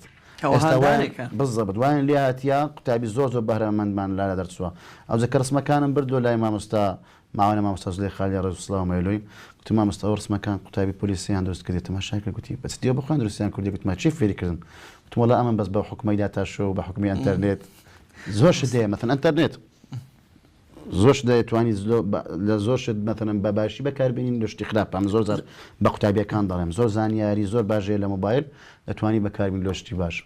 لە شتی خراپ مامۆستا کارامەیی و بەهای کۆمەڵایەتیەکان یەک لەو وانانەیە کە تازەیە بەشێکی زۆر لە مامۆستایان گلەی لێوە دەکەن کە وشکە خۆم ئەو وانەیەم وتۆتەوە تێگەیشتن ینی مامۆسایان گلەی ئەویان دەکە بە تایبەتی مامۆسای کە پسپۆری ئەو بابەتەی نەبووە بە تایبەتی تایبەتتر مەسەر مامۆسایانی زمان ئەنی دائما ئەوەی پێویستی بە ڕوونکردنەوەی زیاترە پێویستی بە شەرحیاتی زیاترە پێویستی بە تێکڕابوونە لەگەڵ تەڵەبەی پێویستی بە جێڕانەوەی دنیایەک لە نمونە و ئەزمموی خۆتە بۆ قوتابی هەر ئەوە نییە تۆ ڕاهێنانێکە و چوارچێوێکی هەیە و شی لەسەر بکەیت جەنابتان لەو وانەوتنەوەی تا چەند ئاسوودە و مرتاحن بەڕای من ئێستا گرنگترین وانە ئەوانەیە بێگومان گرنگترین و باشترین جوانەیە هەم بۆ قوتابی و مامۆستا بەچەتی ئەگەر تۆزێک شارەزاییش نێبم خۆ شارەزام نەبووەوە کە کتابەکەم خوێندەوە ئای لازم ئەزۆر لە من نزیک بوو مەسەن ئەوانی ئەمن دەمەوێ مەتەن لە بواری پەروەردەی ئەو شتانەیە مەسەن دەرسەکەی بەناوی خۆشی وەک لە ڤیددیۆیەکە دیارە قوتابیەکان بتە ساحەی وەرزش دەکەن خۆشی چێت بەکردار لۆیان بکەتەوە ئەوەندەیە کات دابشکردن هەموو هەرێکە و کاتەشی بەدەستی خۆی کردێ کاتی ناخواردن کاتی سرود و گۆرانی کاتی خوێندنەوە کاتی نووسن کاتی ددان شوشتن ئەو کاتەنە کە فێریان دەکەی پێیان دەڵێ دەکەی کرداک دەکەی شانۆگەرێکەر ئەوەندێ ئەو کتابە هەموو ئەو شتانەیە زۆر ڕۆژانە بەکاردێنێ پێویستی پێ و بە کرداریش بکەی زۆر خۆشترە باکسەوە وانەیەکی زۆر ئەتوانین بڕی لە هەمان بەلایەن بەسووتر و باشترە مامۆستا ئامێری مۆسیقا بەڵێ بەگشتی منداڵ حەزیری دەکا ینی ئەوە هەر ئامێرێک بێ بەڵام هەندێک ئامێر هەیە لە ناو وڵاتی خۆمان زیاتر ناسراوە بە تایبەتی ئامێری عود ئامێری کەمانچە ئامێرە ئیقاعیەکان ئیسیجابە و وەرگرتنی قوتابی یاخود کاتێک کە دەچێ پۆل منداڵ چۆن تەمەشا دەکات چۆن تەمەشا و ئامێرە دەکا ینی وای لێ هاتووە منداڵ لا ئیرادی لە شوێنەکەی خۆی هەستێ بەس بۆی دەستێک لە عودەکە بدا من لای خۆمان ئەو حالەتانەوان زۆر دیتووە منداڵ ببێەوەی هەز بکات لە پۆلدایە کە خۆی دەزانێت لە پۆلدا نابێ هەرسی بەبێ ئیزنی مامۆستا بەڵام شتەکە ئەوەندە ڕۆحیە بۆی هەر دەستێ دێ دەستێک بە عودەکەی دادێن یان دێ لە تەنجی مامۆساکەی بالضبط ئەوە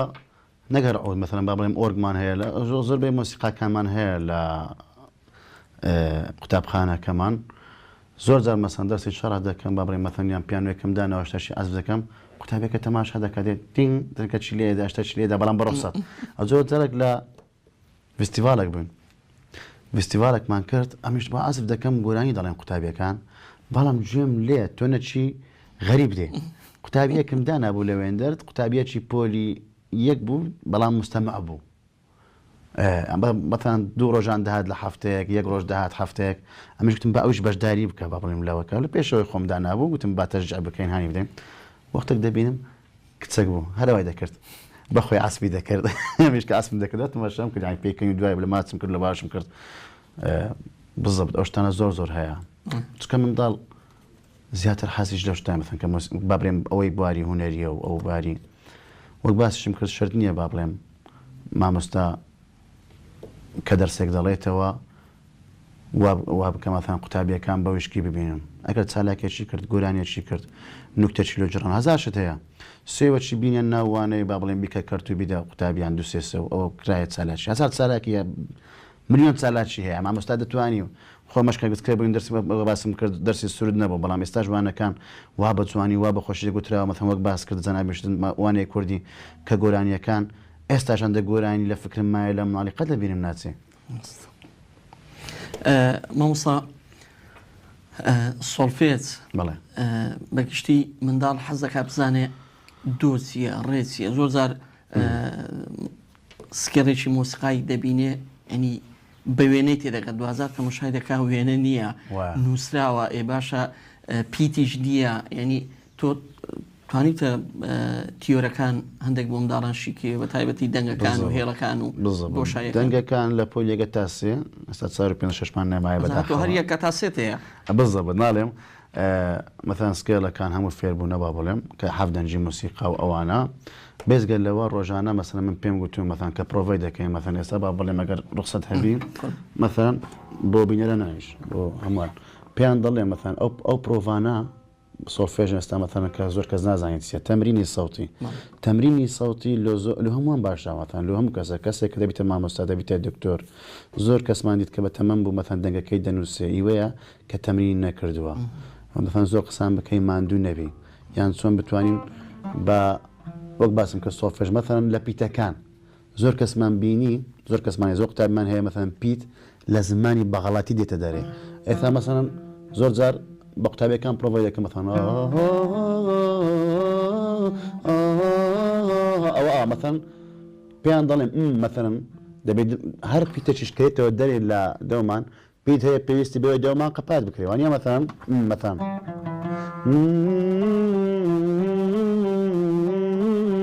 ئەوە پیت هەیە مەثەن تو دەوت بە پێکەینە تۆ وا لێ دەکا هەم پرۆڤەکەی دەکەی سەوتەکە فێر دەبی هەموو وادی دەکات پیتەکان بە جوانی دەربخەی هەموو وادی دەکات مێشکی شت زیاتر گەشە بکە ئایا زۆر گرنگە مەثەن زۆر بەی ڕۆژەکان مەثەن کە دەسمە پۆلەکان ئێستا وایان لێ هاتیە قوتابیەکان بە تایبەت پۆلیسیەم زۆر خۆش دەوێن هەمان خۆش دێت تەڵام بەڵام پۆلیسیەوان لە تێکوبسمە ژۆرێ یەکسەری مەثەن حەزی لە پێکەنینە یەکەی دەڵێ مەثەن یان شتێکی دیکە دەڵێ حەزی لە بابەتەکەیە زۆر بەتامەزرەوە مەسەن ئەگەر ڕۆژێکە من نەچمە قوتابخانە ئەگەر خوانەکە مەثەن نەخۆش بکەم وانە کەسم دێنەکەم مامۆستا لێ نەهاتبووی ئێستا ئەوڕۆ دەرسمەیە تا تاخیر بوو داوای لێ بردیان لێ دەکەم مامۆستا بەڵێ هەمیشە ئێمە ویستمانە لە قوتابخانە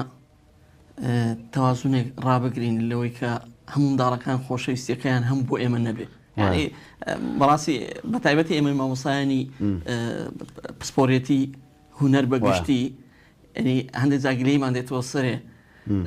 مامۆسایان تر دەرێن کاکە وای لە هاتووە قوتابی وانەی پێنجەم میوزیکی هەیە یان وێنەی هەیە لە وانەی یەکەمەوە مێشتی هەر لە ئەوەیە هەر لە میوزیکەکەیە ئەوە هەندێک جار ناحەقیش نییە ینی مامۆسای بیرکاری قوتابی گوێی لە دەنگێکە گوێی لە مۆسیقایەکە ئەوەندەی بیری لە دەنگ و مۆسیقاکە و ئامێرەکەیە ئەوەندە ترکیزی لە ئەوەی نییە یعنی بەڕێی تۆ چارەسەر بۆ ئەوە چییە؟ ئەوەیە کە شوێنێکی جیاوازە بێ وەکو مەرسەم چۆن هەیە بزەوت نەگەر شوێنێکی جیاواز تۆ مەسەرەن هەر قوتابیەک مەسەڵەن من بەڕێی من تۆ لە پۆلەکەی خۆیتی من دایم قوتابیان دەبم ئەگەر ڕۆژ خۆش بی مەتەن دەبە ناو حەدیقەشی خۆشمان دەبە ناو گۆڕەپان من لە قوتابیەکە دەپرسم بزانم حەزی لە چییە وانیا مەتەن دەرسی بیرکاری دیە حەزتان لێ ئەوڕۆ بیرکاریەکە لە شوێنێکی دیکە بخوێنین وانیا مثلا کوردیت هەیە حەزت لێ دەرسەکە بکەینە سەران ناو حەدیقە و با بڵێم مەتەن مامۆستای کوردیش ئەو شتەی کردووە ئێمە با بڵێم خوانی هیناوە و نانەکەی هیناوە و ئەوە بە خۆیان جلی جوان بەکردار کەوا دێ کرد هەم لە بیری ناچیە هەم زۆر بەخۆشی دەرسەکە دەڵێ وەزەر ئەوانەیەک بێ ئەو شتانە زۆر گرنگە مە پێم گوتی مەتەن ڕاستە دەرسی مۆسیقا بەخۆی ئەوە هەموو کەس حەزی لێە دەرسی با بڵێم ئەوەی هونەریە زیاتر احتمالە قوتابیەکان حەزیان لێ بەڵام دەرسەکانی دیکەش ئەوەندەی شک نییە وەکە با بڵێن قوتابیەکە مەسان لە دەستی دەربێ یان با بڵێم مامۆستا هەموو مامۆستایەک دەتوانی وای لێ بکە قوتابیەکان وانەکانیان خۆش بێ بڵێ مامۆستا گۆرانیشی زۆر جوانت هەیە دۆڕێمی فاسۆڵ ئەگەر زمان لێ گوێمان لێبێ بەڕاستی هەندێک لە مامۆستایان لەو بەرنامانە لە ڤیدیۆکان ئەو مادانە لای خۆیان زارشکە دەتوانن بەکار بێنەوە ئەگەر بە ڕوخسەتی جەنابەت بێت لە قوتابخانەکانی مندام ناوە هەر با بڵێم ئەو ئەوانەت ئەوازای کە دەنەوە کە لەگەڵ مامۆستا عوسمانیش قسەمان کرد لە تەلەڤیزیۆنی پەروەردە هەموو پێشکەشە بە هەموو مەکتەبەکان ئەگەر بتوانین ئینشاءڵڵا هەموو با ڕیکۆردێکی جوان ڕیکۆردیان بکەین با بڵاو بکرێتەوە لە هەموو سنوورەکان و لە هەموو با بڵێم شارەکان و پێشکەش بێ بە هەموو قوتابیان چونکە پێویست هەموو قوتابیەکان ئەو گۆرانیان هەبێ بەجددی عەزیزی دۆ ڕێ می فاسۆڵ باتە پڵ و داهۆڵ ئاهەنگە لە پۆل دۆ ڕێ می فاسۆڵ باتە پڵ و داهۆڵ ئاهەنگە لە پۆل ئاهەنگی ئەلفوبێیە بۆ مناڵی شار و دێیە موژدەی ئازادی پێیە ئەوە داناچیا و دۆڵ بۆ پێشمەرگەی گورج و گوڵ قسەکان خۆش مامۆستا ئەو ئاوازە کاتێک کە لەگەڵ قوتابیەکانت دەتوێت پرۆڤە بکەیت بەڵێ ینی چۆن تۆنی ئەو قوتابیانە دەدۆزیەوە ئایا ئەوان هەر ئەوەی ئەو توانە و قوتەی هەیەە دەیڵێن و تۆش لەسەر هەمان سکێل و تۆن دەیڕێەوە یاخود پرۆڤیان پێ دەکەی تاوەکو دەگەنە و ئاستەی دوو بەشمان هەیە مەتەن قوتابیمان هەیە هەر قوتابێک بێ ئەتوانی مەسەن تۆنەکان بڵێتەوە چار تۆنە مەسەن چار تۆنی ئاسانە مەسەن ئێستا گۆرانیە هەموو قوتابیەکان توانن پێکەوە بڕێنەوە بەڵام بەشەشی دیکەمان هەندێک گۆرانی زەحمەتە دۆزێ قورسە لێرە پێویستمان بە بەهرەمەندەیە ئەوانەی کە دەنجیان خۆشە دەبیت جیان بکەوە 6 قوتابیە 8 قوتابیە 10 قوتابیە گۆرانی پێکەوە بڕێن وەک مەسەن ئێستا گۆرانێکمان لەسەردایە تۆزێ قورسە احتمال 6 قوتابی 7 قوتابی لە کۆبنەوەی دایک و باوکان پێشکەش بکەن بە دایک و باوکە خۆشەویستەکانی خۆیان کە دامانناوە ئەگەر کات هەبێ دایە دایە دایە گیان هۆی خۆشی من بۆ ژیان بابا بابا بابا گیان خۆشم دەوێن هەردووکتان دایە دایە دایە گیان هۆی خۆشی من بۆ ژیان بابا بابا بابا گیان خۆشم دەوێن هەردووکتان ئێوە من چەند پێگەیان بازار و ڕەنجیشان ئێوە من چەند پێگەیان بازار و ڕەنجیشان فێرە خۆی جوانتان کردم بەرەو ژیان تان بردم دەست خۆش مامۆستا ئەو ئاوازە زۆر جار دەوترێ ئاواز لە منداڵەوە بۆ منداڵ لە گەورەوە بۆ منداڵ ئەوەی ئێسای جەنابەت لەوانەیە تا ئاستێک بۆ منداڵ زەحمەت بێ بە تایبەتی ئەو قۆناغی کە ئێستا ڕێپێدراوە بۆی سرودوانە من ئەوەسکەم شکان دیە ببوورە مەتەن سار و 5 و 6 ئەوانە کە دەنجیان خۆشە بارەماندن لە بواری شار لە بواری گۆرانی من دایم دەچمەوە لایەن دایم هەڵیان دەبژێرم ئەو ڕستکەم شکان دیە مامۆستا قوتابی بەگشتی ئەوەی ئێستا جەنابتان لەناو پرۆسەی فێرکردن و لەناو چالاکیەکاندا ناوانەیە ئێمە سەردەمێکی پێشتر دێبین ئێستا قوتابی زیاتر حەزی بە کام زۆر لە ئاوازە کام زۆر لە تێکستە ینی حەز دەکا لە گۆرانیەکاندا چ وشەیەکە بێت چ ناوێکە بێ ئەو گۆرانیە مەثەن کە سادانە زیاتر مەثەن ئێستا باسمان کرد هەم لە تۆنەکەی بابن لە بواری ئاوازەوە هەم لە بواری مەثەن ئەگەر کەلیماتەکان بابڕی موشەکان دیاری بکەین لە بواری ئەوەی بێباوی مەثەن لە توانێ عەقلەکەی دابێ مەثەن ئێستا مەثەن لەسەر دایک لەسەر باوک لەسەر قوتابخانە لەسەر مامۆستا لەسەر ژینگە لەسەر وەرزش لەسەر ئەو شتانێک کە ڕۆژانە لە پێش چاوێتی لەسەر ئەو شتانێک کە با بڵێم کە سۆزی هەیە لۆیان دایە مەثەن کە مندا سۆزی لۆ شتانەیە با بڵێم زیاتر زیاتریژە تۆ مامۆستا لە پۆلێکدا هەمیشە بیر لەوەی دەکەیەوە کە بەنمونە ئێستا گۆرانی دایک دەڵێ لەوانەیە قوتابی هەبێ دایکی نەبێ ینی زۆر جار ئێمە کە دەڵێن مامۆستا دەبێت زۆر بێت لە هەموو شتێک زۆر بێ لێ پرسینەوە لەگەڵ قوتابیەک دەکرێت لەوەی کە بۆ دواکەوت ئێمە زۆر ڤیدیۆشمان دیتوە لە سۆسیال میدیا کە ڕێنمایی و پەروەردەی زۆر جوانن ئەوشتان بەسەر هاتێتەوە زۆر ناخۆش نمونە ئێوە هەیە لە لای جەنابەتان قوتابیەکمانە بۆ لێرە ناوی ناینم تەوان ئێستا احتمال لە پۆلی 12 بێیان لە کۆلێژ بێ پێش 10 ساڵ باس دەکەم کە لەو شوێنە بووم داکو بابی نەما بوو زۆر ناخۆش بوو بەڵام کەسێکی زۆر زۆر بەهرەمەند بوو ڕۆژێک هات گوتی حەزم لێ مامۆستا شعرێک لەسەر طبعا ئێستا مەتەن کۆگرایان دەڵێم لە پۆلیسی ئیسیان نەمای با بڵێم ئیسیان نییە بابن داکو بابیان نەماوی دوو ئەوە ژیانیشە منیش داکو بابم نامێنێ و ئێمەش نامێنیان وانە دەبییان باز بکە یەکەم جار کە دایک و باوک چییە ئەگەر دایکت نەما خوشکەکەت لە زێوی دەگرێتەوە مەسەن ئەو قوتابیەکە باز دەکەم خوشکەکەی لۆی بوو بۆ داکە ئەوکتم ئێستا خوشکەکە دایکە بەڵام دایکت ئێستا لای خوای گەورەیە و ئەوە نیم دوسێ جار هات شعری نووسی بوو تای نووسی بوو ئێستاش من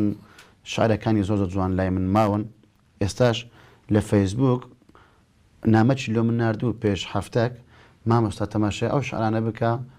پێش 10 ساڵ ئەو شعرم نووسی بوو ئێستا من بوومەوە شعرێکی زۆر گرنگ ئێستا بوویتە شاعیر و تەمان بەتەمایە دیوانێکی لۆ چاپ بکەن ئینشاڵڵا بەڵام وتارێکی زۆر زۆر سەرسامی کردم نازانم بەزەبر و بیرم دییاننا شتێکی نووسی بوو نامەیەک بۆ دایکم خوایە گیان نامەکە لۆ خوای دەنێری کە ئەڵێ دەزانم دایکم زۆر جار دێتەوە خەونم زۆر جار دێتەوە خەونم ئەفو نایەتەوە خۆم دروستی خوایە گیان بەس داوایەکم لە تۆیە دایشی ئێستا لای تۆیە دەزانم کە جێگاکەی زۆر زۆر باشە شتێکی وای نووسی بوو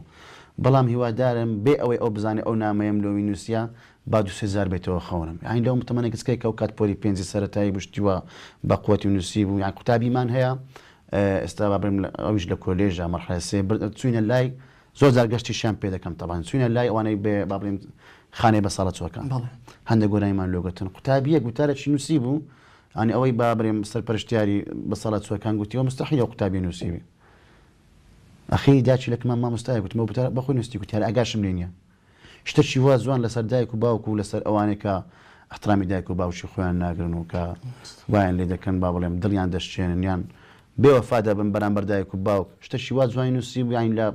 ئەمیش ناتوانم شتی وا بنووسم جەمامۆستا تەماشاکە ئێمە لەوانەیە ڕاستەوخۆ هەست پێ نەکەین لەوەی کە قسەکانی ئێمە هەڵشکەوتەکانی ئێمە گرج پێدانی ئێمە بە قوتابی چەند گرینگە چەند گەورەیە یعنی منداڵێک لەوانەیە لە هەڵوێستێکدا تۆڕ یەک ئاماژەت بۆی هەیە یەک هاندانت بۆی هەیە یەک دەستخۆشیت بۆی هەیە دوزار دەبێتە شتێک کە کەسایەتی بۆ دروست دەکەی کە دوزار لە کۆمەلگادا دەبێتە ناوێک کە بە دڵنیاییەوە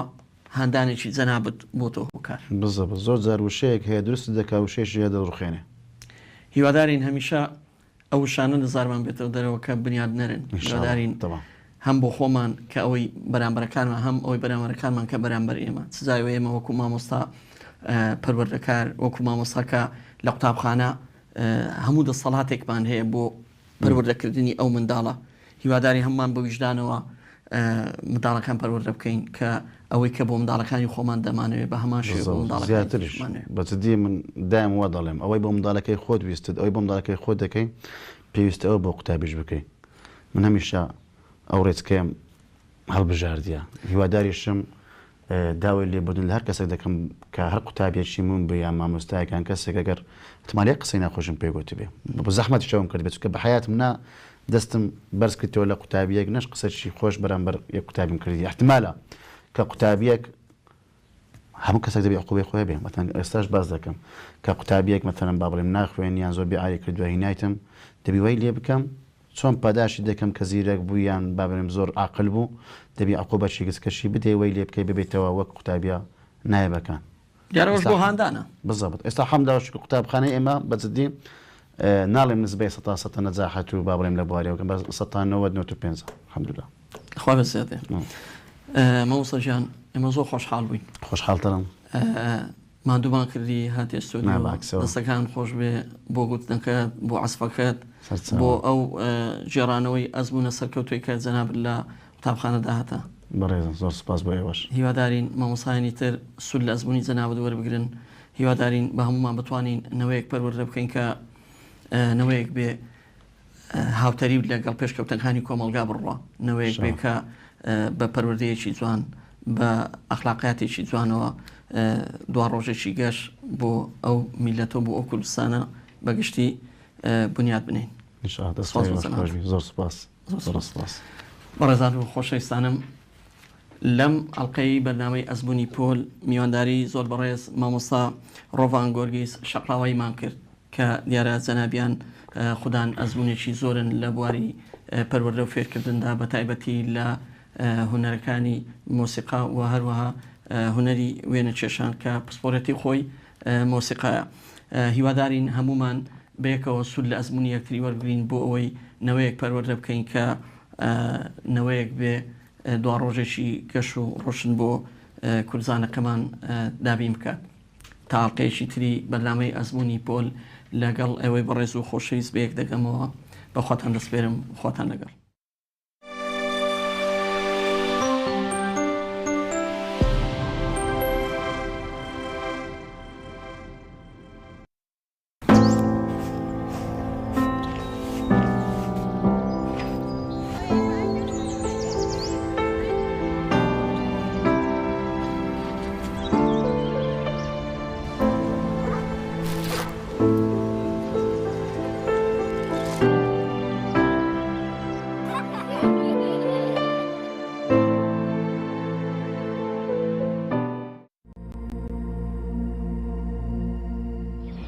من جوتیارێکی کوردم لە خاکی بەپیتی کوردستاندا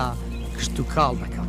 ئەمە چەندین ساڵە خەونامەیە بازارێکی بەرفرەهتر ئەم بەرهەمێ خۆ فرۆشن دەما من گوهلێ بێ حکوومەت دێ بەرهەمێمە هەناردەیش دەرەوەی وڵاتی کرد ئیدی ئەم دشێن بەرهەمێ خۆ بفرۆشن زۆر دڵخۆش بوو بەلامانەوە خۆشترین هەواڵ بوو جۆشەکانی بۆمە زڤریڤە ئەس دشێن بێژم ئەف ساڵش هەمی ساڵە مە پتر گرنگی بەرهەمێ خۆ دای ئەمە خاکی کوردستانە بۆ جارائەیەکێ دیرۆکە مرۆڤاتیەدا چاندن تێدا هاتیە کرد ئێمە جوتیارانەوەی یەکەم جوتیاری مێژووی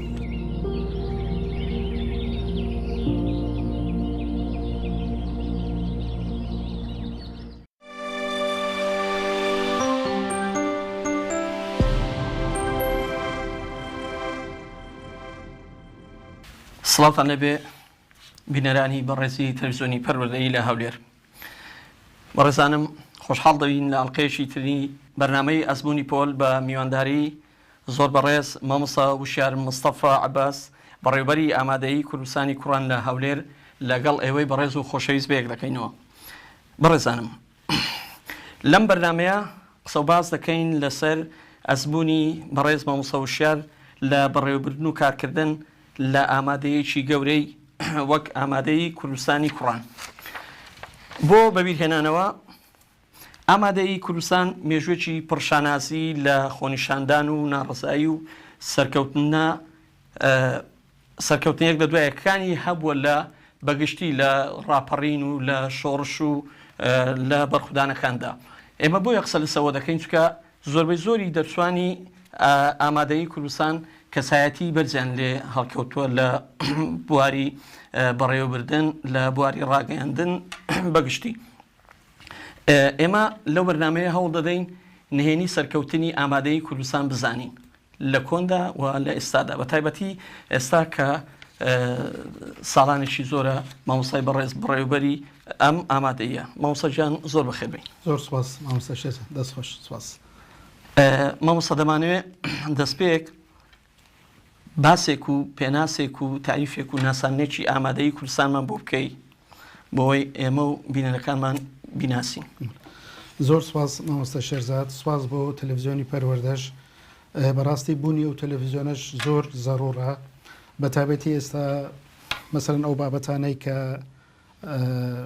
تەڵەبە زۆر پێویستی پێەتی لە ڕووی شیکردنەوە و یان مامۆستا و پسپۆرانی بابەتەکانی تردێن لێرە دەرسی نمونەی پێشکەشەکەن. بەڕاستی دەورێکی زۆر کاریگەری هەبوو و تەڵەبەیەکی زۆریش پێخۆشحاڵە بە و دەرسانە و متابعەیەکی زۆری شەکرێ. ئامادەی کوردستانی کوڕان یەکێکە لەو ئامادەیانەی کە لە هەولێر و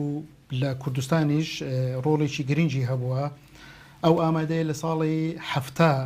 1970 دامەزراوە وەکو بینایی ئێستا و ئەو بینایی کە ئێستا تێدایە، بەڵام پێشتر لە ساڵی 57 ئەمە متەوەسڵێکمان هەبوو بەناوی متەوەسڵی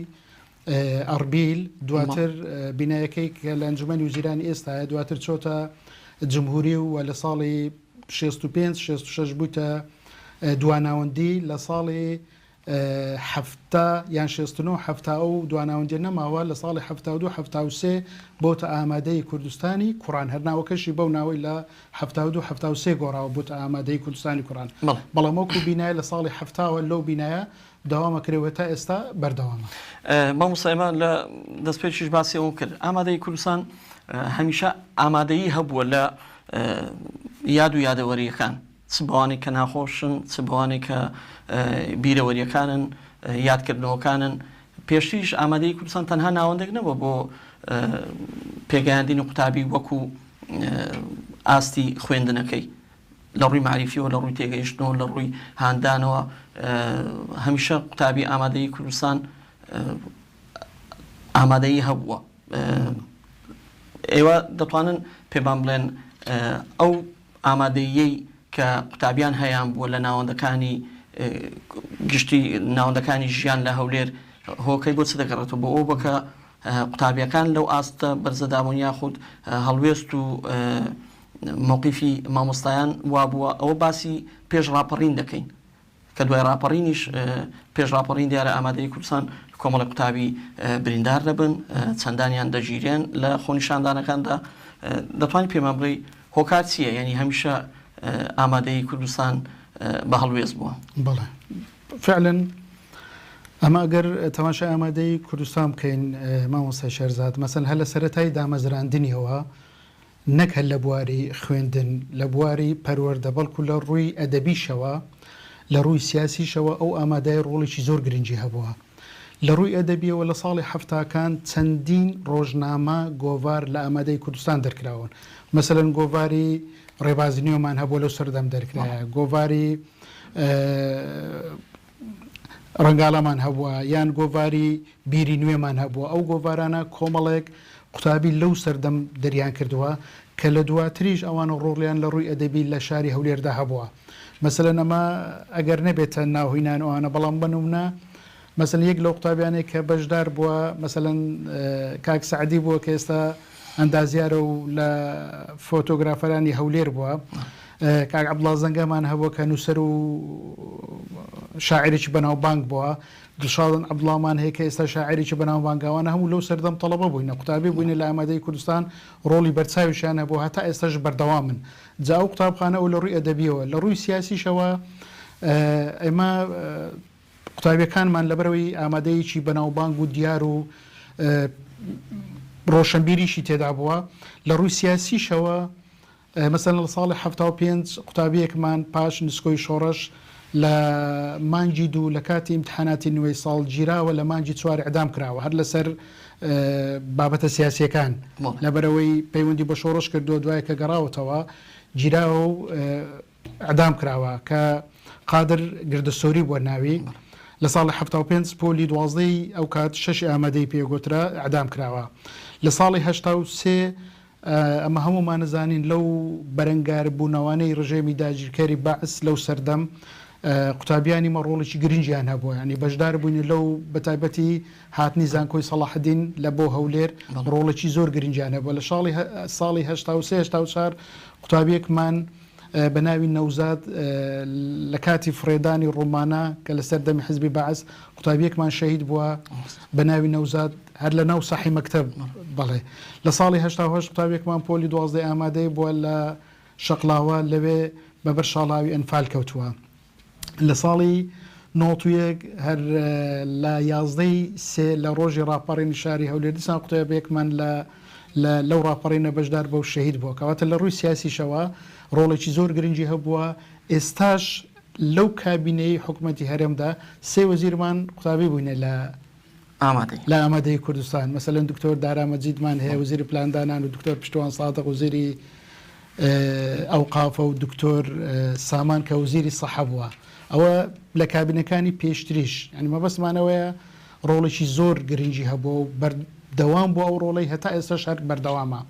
لە ڕووی خوێنیشەوە بەخۆت ئەزانی ینی زۆربەی دکتۆر و مهندیس و با بڵێن محامی و ئەوانەی کە لە ئیداراتی ئەو شارەی ئیشەکەن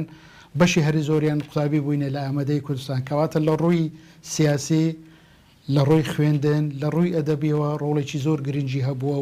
و بەردەوام بووە لە دەرکردنی با بڵێن ڕۆژنامە و یان پێگەیاندنی سەدان و هەزاران کادر کاتە ئێستا بەردەوام ئامادەیە مامۆستاجان چ کاتێک بەرسرین یاخود ئاستی هەرەبەرزی دەرچوانتان بۆ قۆناغەکە کۆلێژە بەرزەکان نواندوێتی چ ساڵێک ئەمە ساڵانە قوتابێکی زۆرمان لە بۆ کۆلیجە بەرزەکان ئەچی خۆ شەرنی لە کۆلیجە بەرزەکان ئەلم هیمە ماتوانین ینی قوتابەیەکی ڕێک پێ بگەێنین کە بتوانانی خزمەت بکات جالا بوارێک بێ بەڵام ڕێژێکی زۆر ئەچی بەس لە ئەو ساڵ 2021-22 قوتابێکمان بەڵند لەسەر ئاستی هەرێم یەکەم بوو لە ساڵی پار 2021 دیسان قوتابیەکی تکەمان ئاودێر لەسەر ئاستی هەرێم سەڵی هێنا بەکوی نمرەی 100 ساڵی پێشتریش 1920 دیسان قوتابیەکمان بەناوی مزەفەر کۆنمرەی 100 بوو لەسەر ئاستی هەرێم یەکەم بوو بەڕێژەی ئەوە باس لە تاک دەکرد لەوانەیە لە چەندین ئامادەی دوورە دەستەکانیش قوتابیەک وەکو تاک هەمان نمرە لەوانەیە بەرزتریش بێنێ بەڵام وەکو ڕێژە یعنی ئەو ژمارەی قوتابیانێک کە ئێوە هەتانە 1490 تەڵەبەیە بە ڕێژەی ئێوە ساڵانە ڕێژەی دەرچوونتان چەندە بەڵێ ئێمە بەکیدی مەسەلەن ڕێژەی دەرچوونمان بەرزە مەسەڵ ئەم ساڵەکەینا لە سەدا 72 ڕێژەی دەرچوونمان هەبوو بەڵام لای ئێمە وانای وانیە کە ئەو تەڵەبانی دەرنەچوینە لەبەر دەرچوون ئێوە دەرچوون نەبووبی ینی ئەو کەوتەکانیش بە نادەرچوو بەڵێ بەس ئێستا تەڵەبەمان هەیە معدلی نۆت و 4 بخۆیشتەوە تەڵەبەمان هەیە معدلی نۆت 5 بووە پار تەڵەبەکمان هەبوو نۆت 6 هەبوو ئەوانە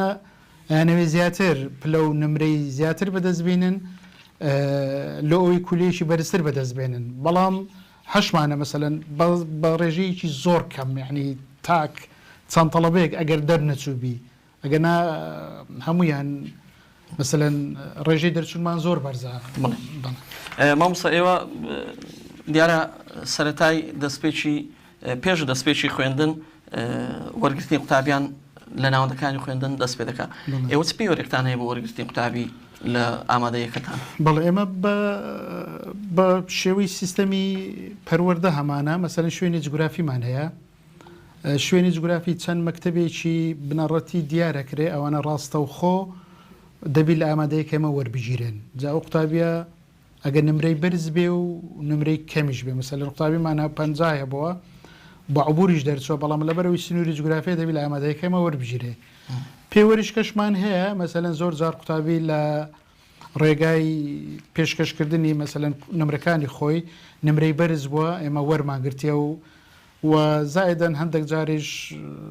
کە تەسیراتێکی زۆرە و زەختێکی زۆرمان لەسرە بە ناچاری ینی هەندێک تەڵەبەی دیکە قوتابی دیکەمان وەرگرتووە ئەوسا ئەو فشارە دەرەکیانەی کە بەگشتی لە ناوەندەکانی خوێندن فشار هەیە لەسەر بەگشتی لە بەڕێوەبرایەتێکە لە بەڕێوەبەر و لە معاون و بەشێکی لە مامۆستایان بەڵام ئەو شارە دەرەکیانە زیاتر فشاری کەسین وەکو دایکباب یاخود فشاری حکومی و دەسەڵات و ئەو شتێدایە ئەزانی چۆن مامۆستا شێرزاد ئێستا من گلەی لە داک و باب ناکەم ئەمە بە حکمێەوەی مەسەلەن ئامادەیەکە ناوبانگەشی زۆری هەیە ممکنە هەندێک کەس پێی وابی کوڕەکەی ئیلا ئەگەر لەو قوتابخانەیە بی نمرەی زۆر بەدەستدەینی یان نمرەیەکی باش بەدەستدەینی ئەوە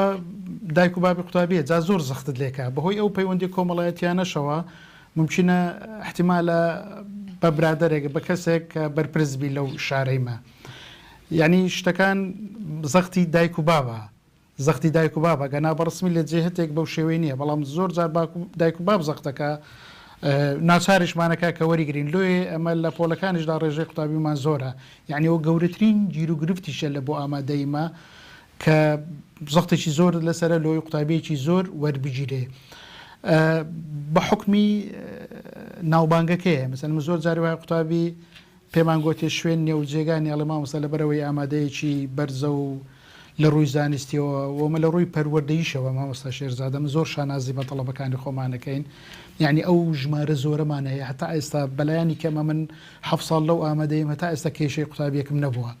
ئەین تەڵەبەکان زۆر قوتابیمە زۆر ملتزەمە بە ئامادەیەکە ئەمن هەموو جار پێیان ئەڵێم بوونی ئیدارە لەو ئامادەیە مەسەلەن شانازیە مامۆستا شانازیە دائما قوتابی شانازیەکە کە لە ئامادەی کوردستانە لۆی قوتابیەکانیمە زۆر ملتزەمن زۆر پابند بوونە هۆکاری بۆست دەگەڕێتەوە یعنی چییە سزایە یاخود قوتابی بۆ ژمارە زۆرەوە یعنی ئەم پرسیارم کرد 50 بەسەرەوە لە ژوورێکدا دەنیشن کە ئەوە ڕێژێکی ئێزگار زۆرە هەرچەندە هۆڵەکە زۆر فراوان بێ بەڵام دوازار خۆ هەر یەک مامۆستا وانە دەڵێتەوە 50 بۆ 7 قوتابی لە پۆلێکدا کەەوە ڕێژێکی ئێزگار زۆر ینی بۆ قوتابیان لە ئامادەیەکە ئێوە پابندن هێمنن ئارامن کێشەتان بۆ دروست ناکەن بۆ لە ئامادەیەکانی کەم بەو شێوێ وەڵام من لۆ خۆمان ینی بە هەرچەندامە بە ڕێگای سیستەمی پەروەردەکە وەریەگرین بەڵام لە خۆشمان ئەنی ڕێکاری خۆمان هەیە بەڕاستی ینی تەڵەبەک ئەگەر ئەمە گوتمان جاری یەکەم بەهۆی ئامادەیەکەیەوە مەسەلەن تەڵەبە کە دێ دەبی بە ناچاری ئیلتیزام بکات چکە شوێنی خوێندنە ئەوە هیچ مناقشەی تێدا نیە تەڵەبەک ئەگەر نەتوانی لەوێ بەڵام کە نایکا سزاکە چیە فشارەکەمە هەمان ئێستا مەسەلەنە من لۆ خۆمان وەکو ئیدارە کڵێشەکمان هەیە یەکەم جا کە قوتابی وەرەگیرێ پێمان گوتی ئەو خاڵانە دەوی پابند بی جاری یەکەم هەڵەیەکەکە تۆبیعیە مەسەلەن گەنجە و لەو تەمەنەیە و زۆر تەبیعیە بەڵام جاری دووەمەمە دایک و بابی ئاگادارەکەینەوە جاری سێم ئیزراعاتی پەروەردەی هەیە مەسەلەمە دوورخستنەوەیە گواستنەوەی لە بۆ شوێنێکی تر و ئەمە جێبەجێشەکەین ینی ئەو خاڵانە جێبەجێوان یاخود بەردەوام جێبەجێکە زۆر ناوەندی خوێندن هەیە پەیڕەوی ئەوانە دەکات بەڵام لە سەرەتای دەوام لە سەرەتای وەرزەکان یاخود لە هەندێک حالەتی کە قوتابخانەکەی تووشی هەندێک حالەت دەبێت دێ جاریشکە تون دەبێتەوە لەگەر تەڵەبەکەم بەڵام بە بەردەوام وان بڵێ مامۆستا شێرزادە ئێمە مامۆستایەکانیشمان وان ینی هەرچێ دێتەوە ئامادەیە کۆمەڵە پابندبوون هەیە مەسەلەن دەبێ پابندبی یعنی مەسەلەن مامۆستامان غایب نابی نە هەمووی وایە بەڵێ مامۆستاژ ینی مامۆستایەک ئەگەر ئەمە قوتابەکانمان بەتوانان ینی مامۆستایەک ئەگەر مامۆستا مەسەڵ هەموو کۆلیجی تەواو کردیا لە ڕووی زانست و معلوماتەوە زانستی هەر هەیە بەڵام شێوازی گەیاندنی ئەو زانستە چۆنە لە قوتابەکە یعنی زۆر جاری وایە مامۆستا ئەو توانای نییە ناتوانانی بەردەوام بی لە لای ئێمە ڕۆیشتیا مامۆستا ینی لە چ کاتێک مامۆستا ڕەت کردوەوە لەوەی کە مامۆستا بێ لای تۆ مباشەڕە بکە ئەمە هەر لۆ خۆی کۆمەڵک پێوەەر هەیە مەسەلەن لە ئیشراف و لە تربیە لە بۆمە نانێرن ئەگەر مامۆستایەک تەجروبەشی باشی نەبی لە لای مەش هەبووە 2 ساڵ مایتەوە سەرکەوتونە بووە لە خۆی ڕۆشتێت چکە ناتوانانی بەردەوام بی ناتوانانی بەردەوام بی ئەمە مامۆستا قوتابیەکانمان بەقابلێتن مەسەلەن کە دێنێمە دەرێ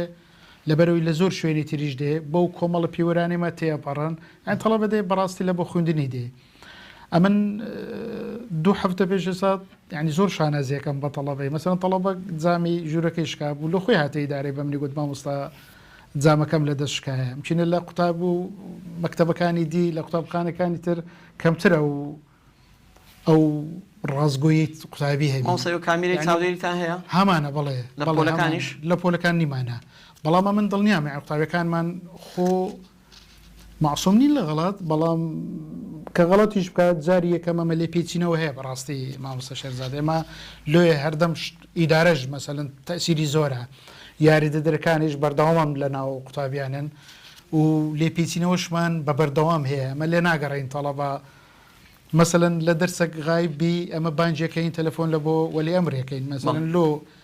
کوڕەکەی تو لە سعات هەشتە مەکتەب بەس دەرسی سێم لێرە نییە ئەو کەم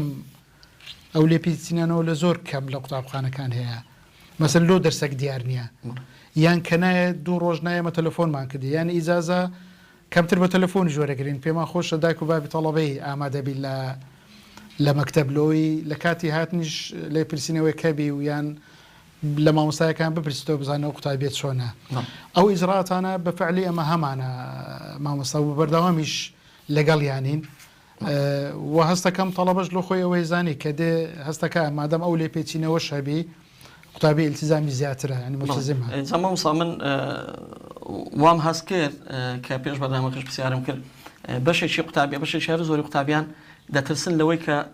سزا بدرێن و لە قوتابخانەی دەربکرێن ینی بە کوردی ئەوانە بە دنیایەک تموحەوە هاتنەوە قوتابخانەیە لەوانەیە بەڕاستی بەشێکیان پرسیارم لێکردن وتیان وڵا شانازی بۆی دەکەین لە ئامادەی کوردستانی ینی لە ناو برادران یان لە ناو خزمان زۆردا دەوترێت لەکوێ داوام دەکەی لە ئامادەی کوردستان ینی بەشێکە پێشەوە بپرسن ئاست و ئاسی خوێندنت چەندە لە چ قۆناغێکی کە دەڵی لە ئامادەی کوردستانم ڕاستەوخۆ خۆشیەک لە لامان دروست دەبێەوە وەکو قوتابیان باسییان کرد مامۆستا یەک لەو شتانەی کە لە لای من بۆ سەرنج زیادکردنەوەی قوتابیانە لە پۆلەکان لەسەر ئەساسی نمرە ینی ئێوە قوتابیەکانتان زیاد کردوەوە هۆبەکانتان داناوە هۆبی ئەلفەتا جیمە هاتا هایەتە چیە بە ڕێژەی ئەو دەرەجەی پێی هاتوون بەنمونە قوتابێک 90 بەسەرەوە هاتووە لە ئەلفتان داناوە هەشتا بۆ ئەوەندە لەوەتان داناوە ئەوە لە ڕووی یاساییەوە تا چەند دروستە ئەو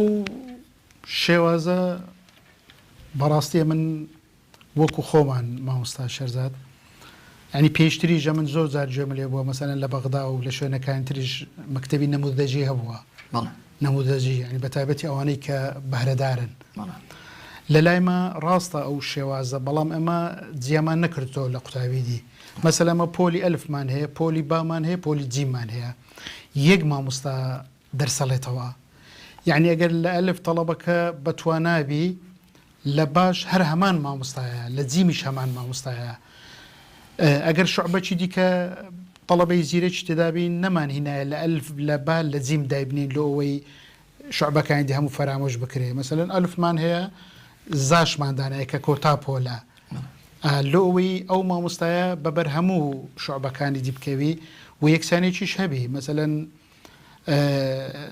تەڵەبەیە لە شعبەیەکی دیکەش بی زانی ئەو مامۆستایە ینی مە مامۆستایەکی خاص و دیاریکراومان لە بۆ پۆلیدا نەناوە مامۆستایەکان هەموو یەکە بەگشتی بەڵام من پێم وایەوە ئاسی قوتابیەکان لە پۆلێکدا تقریبان هاوشێوەیە بڵێ نهاتون ببوورە مامۆستا نهاتون قوتابیەکە بە نمرێکی 65ەوە هاتوۆتە ئامادەیی بێن لەگەر قوتابێکی دابنێن 95 زانی چۆن ئوستاز ئەوە حتا ڕادەیەکی زۆر مەسەلەن ئەمە وای لێ هاتووە توجاران احتیمال لە تەڵەبە لەو مەکتەبەی نەما بوو متمانە و سیقەی نەبوو بەڵام ئەمن شعبەمان هەبووە مەسەوانی کە تو جەنابەت باسیەکەی ئێستا ساڵی پار تەڵەبە یەکەم بوو لەسەر هەرێم لەو شعبانە نەبووە لەو شعبەی نمونی نەبووە لە پۆلێکی تر بووە چکە هەمان مامۆستایە بەو دەرەجەش نییە ئیلا ئەمە جیا بکەینەوە شەستەکە لە پەنایەکدا بنین نەخێر مەسەلەن ئەوانەی دی تێکەڵاون بەزەمە لەومان کرد زۆر جاری وایە تەڵەبە لەوەی متمانەشی بە پۆل و بە مەکتەب و بە مەسەر بە ئامادەیەکە خۆمان هەبێ ئێستامە وای لە هاتووە جاران بەلایانی کەم ئەمن ئەو وەختی کە چوم ساڵانە هەتا پۆلی 12 بە تایبەتی پۆلی 12 100 تەڵەبە 120 تەڵەبە زیاتر ئەگواسراوە لەو مەکتەبەکانی تکێت چکووە باڕوا متمانەی بە مەکتەبەکەی خۆی نەبوو بەڵام ئێستا ینی وەلایەنی ئیجابیەکەیە ئێستا مەسەلەن کە هەستەکان لەو پۆلەیە منافەسەکی زۆر تند لە نێوان قوتابیەکان هەیە یعنی ئەو جیاکاریتان زیاتر بۆ ئەوەیە منافەسە هەبێ بەڵام جیاکارێکە ئیلاوە نییە بڵێ تو شعبەکەی دییان قوتابەکەی دی پەنجای هەیە لە پۆلیشکە بی ئیتیمامی پێ نەدرێ بەو شێوەی نییە پۆلەکان لە دوویەکەن مەسەلەن شعبەی با ئەگەر نمرەشی کەمبی لە هەمان مامۆستایە کەواتە ئەتوانی کاڵک وەربگیرێ ئەمە نمونەشمان هەیە ساڵانە لەو پۆلانەی کە نمونەیش نین قوتابی هەبووە نمرێکی بەرز و زۆریشی بەدەستێناوە ئاین پێمان وایە بەڵام پابندبوونە لۆی تەڵەبەکە متمانەی بە مەکتەبەکە هێمە لۆی زۆر جار ئەو پۆلانەماندانەوە بەڵام پۆلەکان لەگەڵ یەکەن یانەوە نییە بێک جاری و قوتابی کە نمرێکی زۆر نزمی هەیە ئیمال بکرێ بەو شێوەی نییە هەرمان مامۆستایە کەواتە لێرە ئەتوانی قوتابی لە خۆی منافەسە بکە چکە هەمان مامۆستایە مامۆستا لە دوو قوتابیم پرسی گوتیان لە ڕووی فشاری دەرونیەوە هەندێک زار فشاری دەرونیمان لەسرە بە تایبەتی زۆر جار قوتابی دەگاتە ئەو ڕادەیە کە وانەکە قورسە بۆی قورسە نەک لەوەی کە ناخوێنە لەوەی کە ئامادە نییە بخوێنە لەوەی کە خۆی ماندوو ناکە بەڵام زۆر جاران هەز دەکا وانەکان زۆر بە چڕی دەخوێندرێن بۆ پێی کە ئامادەی کوردستان هەمیشە ویستوێتی ئاسی بەرزتر بێ قوتابیەکانی زیاتر بەرەو پێسن ینی ئێوە چابیەوەتان کردووە لە کۆی 6 بۆ 7 قوتابی لەوانەیە 15 دانەی تێدا بێکە فەهم وەرگرتنی بۆ شێوازە نیە یعنی مامۆسایەکان بە تایبەتی جەناب لەو کوبڕێوەبەر مامۆسایەکان هەم بدەیت کە تا ڕادەیەک ئاستی شیکردن و شەرەکردنی وانەکان دابەزێنن بەفعلی وایە مامۆستا یان ئێستا من لە خۆم ساڵانە ڕاپرسیمان هەیە ئەمە ئەمن زۆر کەڵکم لەو ڕاپرسی تەڵەبەش وەرگرتیە مەسەن گلەی لە مەکتەب لە ئیدارە لە مامۆستا پێشنیارەکانیشیان زۆر جوان بە قوتابی بەڵام هەندێک شتێ لە دەسەڵاتی ئێمە نییە مامۆستا من لە خۆم هەستەکەم بنەڕەتی ئاسانترە مەسەلەن قوتابیەک لە پۆلی نۆ زانستی هەیە زانست کیمیا و فیزیا و ئەحیایە بەڵام کە دێتە ئەعدادی دێتە ئامادەی ئەوانە هەر یەک بابەتێکی سەر بخۆن ئەمن زۆر جار بابی تەڵەبەی قوتابی هەبووە مەسەن هاتە لامەڵی کوڕەکەی من لێرە ناتوانێت 6 دەرس دەوام بکە 6 دەرس دەوام بکە چکەمە دەوەمان زۆرە مەسەن ئێواران 5 دقە جاری وایە تەڵەبە دەرەچی بەس ئەوانە ئەمن فعلەن پرسیارەکەت بەجێ مامۆستا ئەمن زۆر جار لەو ڕاپرسیانە لۆم بە دەرکەتێ مەسەل ئێستامە سەحایش تۆپانەمان نییە گۆڕۆپان کە زۆر زەڕوڕە يعني ضرورة طلبة ساحة كبي قوربانا كبي لوي هندك زار أو زغطات هيك لسريتي تفريغي بكا مثلا بواسطة ورزش كوا زور بيم خوش بابتي هنر هبي چند زار دوامان كرديها بس بابتي هنر ما نبي جمال صايغ لو سيارانا كردوما أو قابي كولامي مني داوا وتي براسي وشكا وتي براسي ما مصا ئامادەیی کوردستان وشکە بۆ مانایە کە هەموو تەرکیز لەسەر خوێندنی زانستیەکەیە هەموو قسە لەسەر ئەوەیە کە ئەو قوتابیە ئاسی زانستی خوێندنی چەند بەرزە لایەنەکانی دیکە ئێمە گوتی لە کەمترین فیستیڤاڵ و میرەجاناتی هونەری وەرشی بەشداریمان هەیە لە بۆنەکانیش ینی زۆر جار لە کۆبنەوەی داوی بابان مەسەلا هەندێک تەشویق دەکرێت لە ئەوەی نمایشێک دەکرێت کۆڕێک دەکرێت وتی ئێمە تا ڕادێک لەو شتانە بێبەشین فعلەن ینی قوتابی و مەکتەبەکەش زۆر تەرکیزی لەسەر خوێندنە بەڵام ئەمن ئەو شێوازان بەفعلی وایە بەڵام ئەمن لە دەستەمە نییە مامۆستا شەرزاد ئێستا من مەسەن پێویستم بە گۆڕۆپانە ئێمن لەگەڵم ئێستامە پێشەوەی بێمە ستۆدیۆ و لای جەنابتان مەسەلە مامۆستای وەرزش ئێستا دەوریەکی کردیتەوە دەوریەکە دەبێت لێ دەرێ بکرێ دەوری پۆلەکان ئێوەش مەسئولیاتە مامۆستا تو پاس دەوامی تەڵەبەکە بچی لە دەرەوە ساحەیەک بگرن و مەسەلەن احتیمال لە تەئسیر لە دەوامیشی بکە بەڵام ئەگەر لە ناو مەکتەب باە ئێمە لە خلالی دەرسەکەی خۆی ئەمان توانی دەوری و وەرزشی پێ بکەین و تەسیریشی لێ نەکە لە دەوام و لە کات بردنە سەرەکەی جا ئەوانە گیرگرفتن یعنی خۆزگە لە هەموو مەکتەب گۆڕپانی هەبایە و مامۆستای وێنە هەبایە و مامۆستای هونەر هەبایە ئەوانە فعلن گیرگرفتن مامۆستا قوتابیە کە دێتە لای ئێوە لە کاتژمێر 8 دەبێت ئامادەیی هەبێ لەوێ هەتا وەکو جەناوت باست کرد دەکاتە 9 کاتژمێر تا کاتژمێر 5 یعنی بێگومان کاتژمێریش پێشتریش ئامادە بوو لە ماڵەکەوە تا زیاتر لە 11 کاتژمێر ئەو قوتابیە لەوانەیە وەکو پێویستێکی نەخوار بێ وەکو پێویست پشوێکی وای نەدا بێ هەم لە ڕووی دەرونیەوە هەم لە ڕووی جەستەییەوە ئێوە چ هەیە لەناو ئامادەیەکەتان وەکو خواردنگە وەکو کافتیریا یان وەکو شوێنێکە قوتابی لەوانەیە لەسەر تەختەی خوێندنەکەی ئیسراحەت نەکات لە شوێنێک پێویست بە ئیسراحەت ئێمە مامۆستا شێرزاد داوامان لە 8 هەتا 12 و 20 دقەیە ئێمە وەکو مەسەلەن خوێندنگانی و دەوڵەتی و مەکتەبە ئەوانی ئەمە دوو شەفتیشە دوو داوامیشە بەڵێ ینی لە 8 هەتا 12 و 20 لە 12 و 40 دقە هەتا 5 ئێوارە دوو داوامە لەو فترەی با بڵێن 4 سعات لای ئێمە بینیتەوە کافتریامان لە سعات 8 بۆ 12 چۆن تەواو دەبێت بەڵێ وانی 40 دقەیە بەڵێ ئەگەر حسابی بکەین مەسەلەن دوو فرسەی درێژمان هەیە 10 دقەی و 12 و 20 دقەش ئاخر دەرسە لەو ناوەی ئەگەر شاغیری شەبی ئەمە ئەوانە هەموو گیرگرتن مامۆستا شێرزاد ینی خۆزگەمە ئێستا ئەوە لە دووینە بەتەمانە باقسێکی باشمان لە بۆ دروست بکرێ کورسیمان لە بۆ دابدرێ بەڵام ئەمە کافتریامان هەیە کافتریا حانوتمان هەیە ئەمە لە سیستەمی ئامادەی پێڵێن حانوت لەوێ بەڵام شوێنی دانیشتنی نییە وڵات تەمە ناکەم کە ساحە و حەدیقە و ئەو شوێنەمان هەبێ فعلەن تەڵەبە پێویستیشی پێەیە زۆریش پێویستی پێەیە چکە ناکرێ هەر 6 دەرس خوێندن و ئەوانە هەمووی گیرگرفتن ئێمەش لەو ڕاپرسی لە ناو قوتابیان هەسمان کردی ئەو شتانە هەیە و بە فعلیش هەیە و تەمەناش لە پەروەردە و لە بەرپرسانی وەزارەتەکەین کە هەوڵ بدەن گۆڕەپان و حەدیقەی قوتابخانەمان لۆ دروستکردنەوەی تەڵەبە بتوانین لەو فترەی کە فەراغە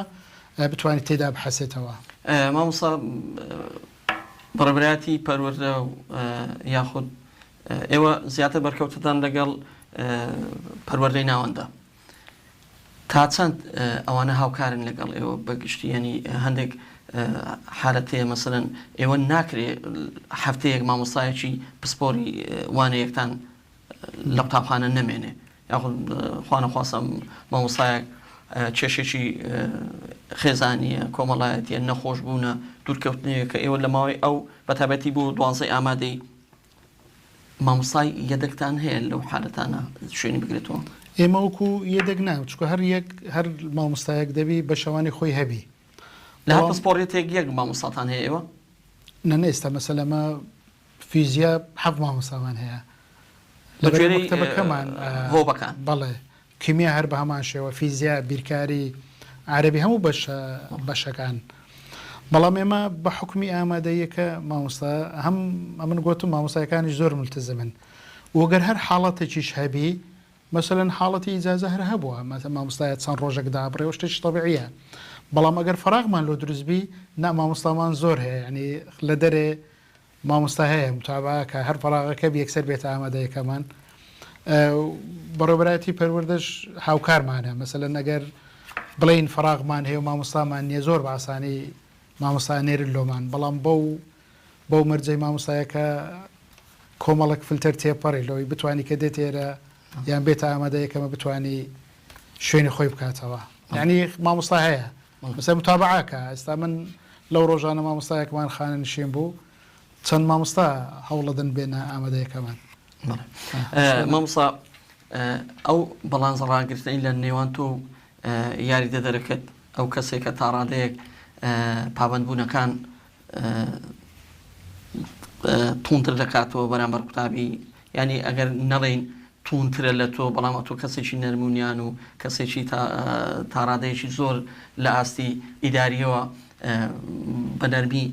مامەڵە دەکەی مامۆستا سعدیش کە پرسیاری ئەوەم کردم ڕاستی ینی جیاوازن ویسوتانە بەڵانسی ئیدارەدانەکە ڕابگرن یاخود هەر ئەتۆ وای و ئەویش بۆ شێوازەیە بخۆی واجهی مەکتب مدیرە مامۆستا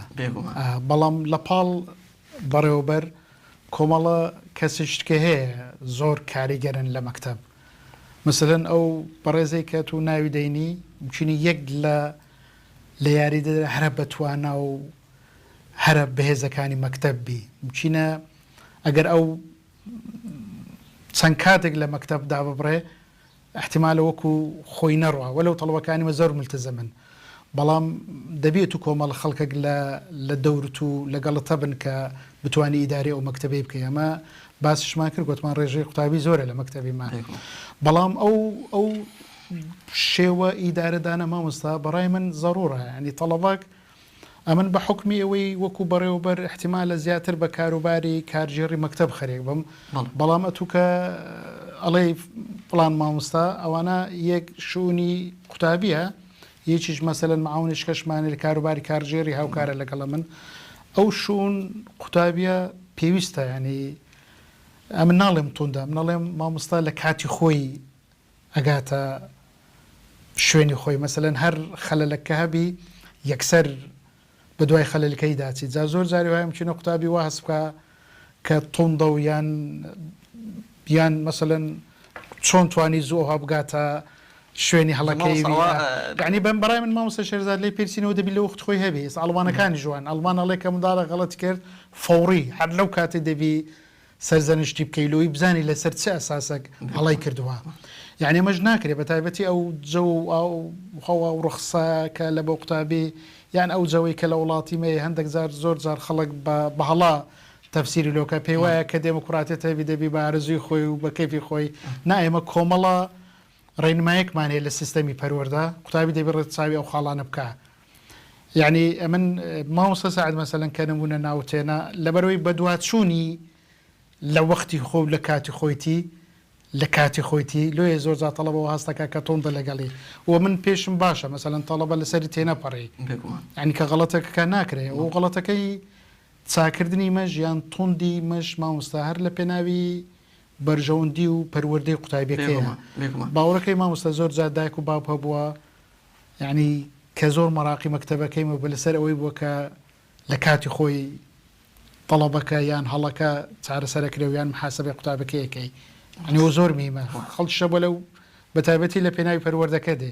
و ئەمە توندی و بەردەوامیشمانە من ناڵێم توندی ماڵێن بەردەوامین و مەسەن دائیمەن متابعەیە بە دوواداتچوونە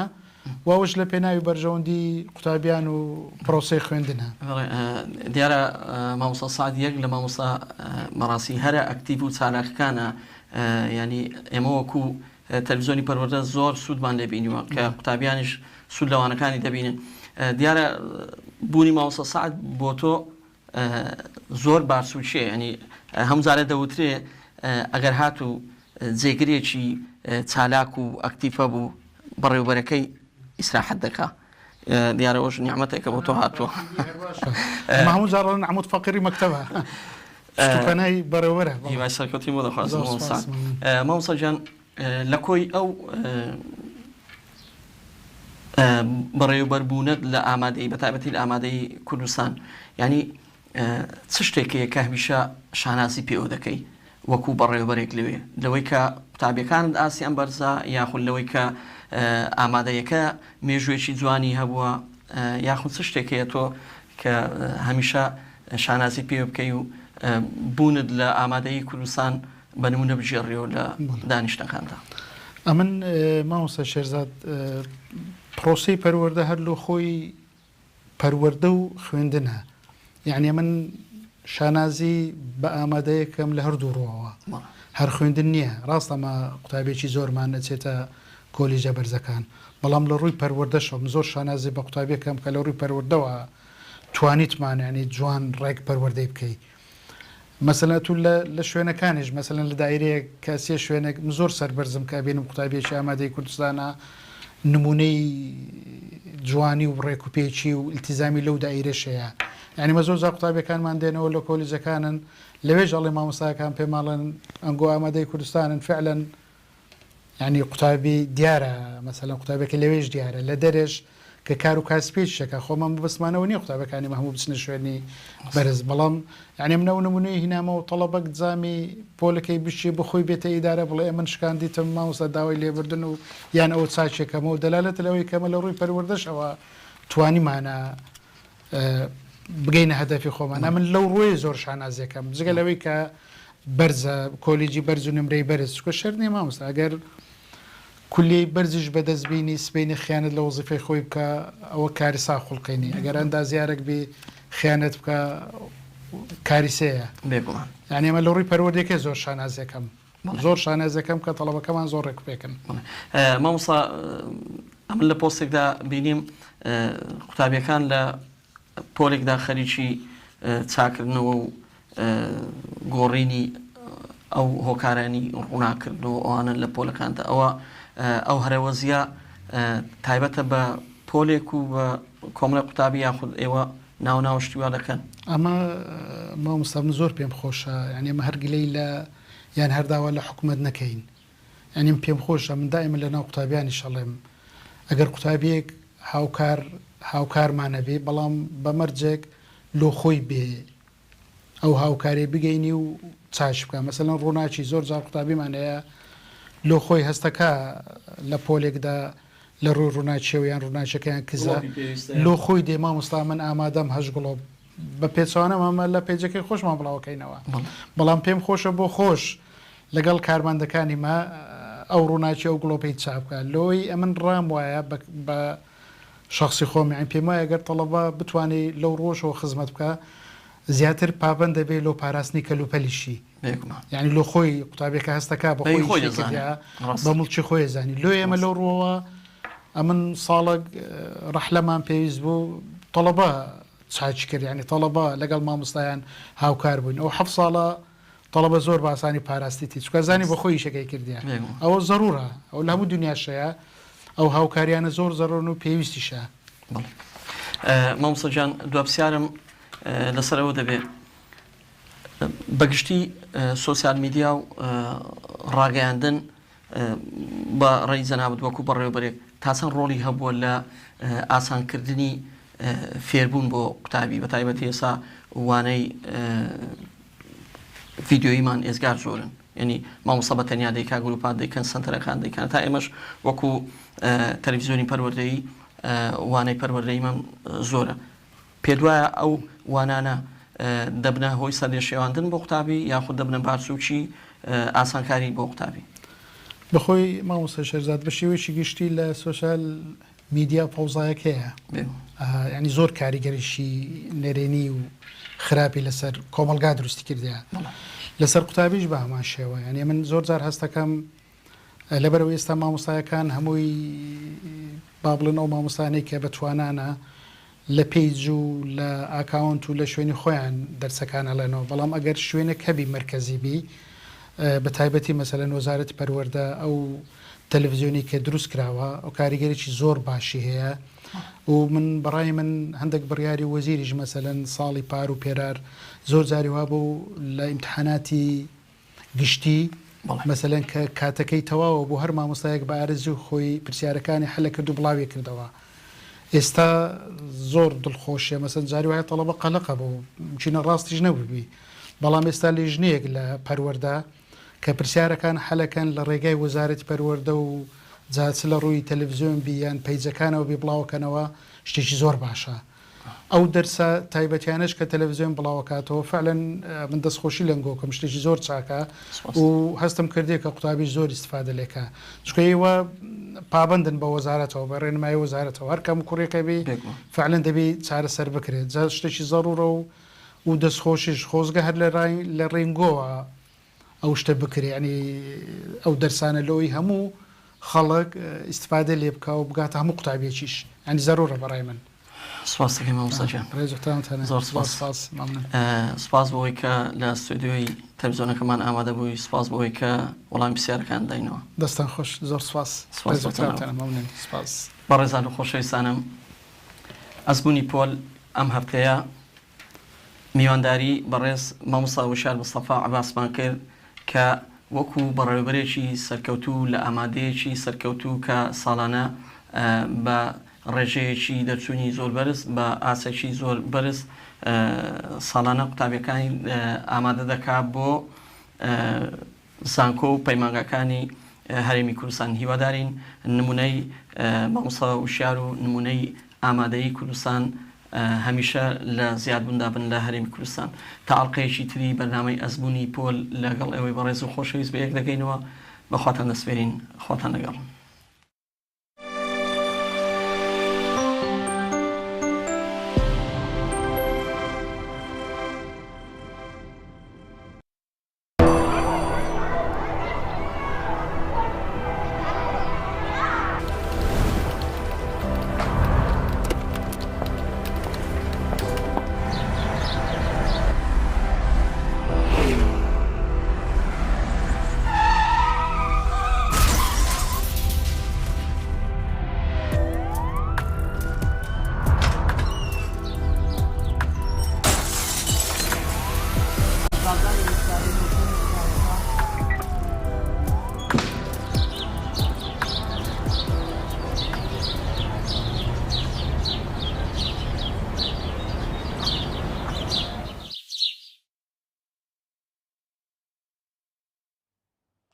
Hello dear students, today I would like to describe some subjects in chapter 1. In previous lesson we studied the ionization, we studied the dissociation, net ionic equation and spectator ions. Now we have other subjects in this chapter, what colligative properties. Colligative properties. What's the colligative properties? And colligative properties includes what? Which properties in chemistry called colligative? Look at this container that contains solvent. In here we have solvent. For example, one of the solvents that's mostly it can be used for dissolving the polar compounds is water. The water molecules, it has vapor pressure,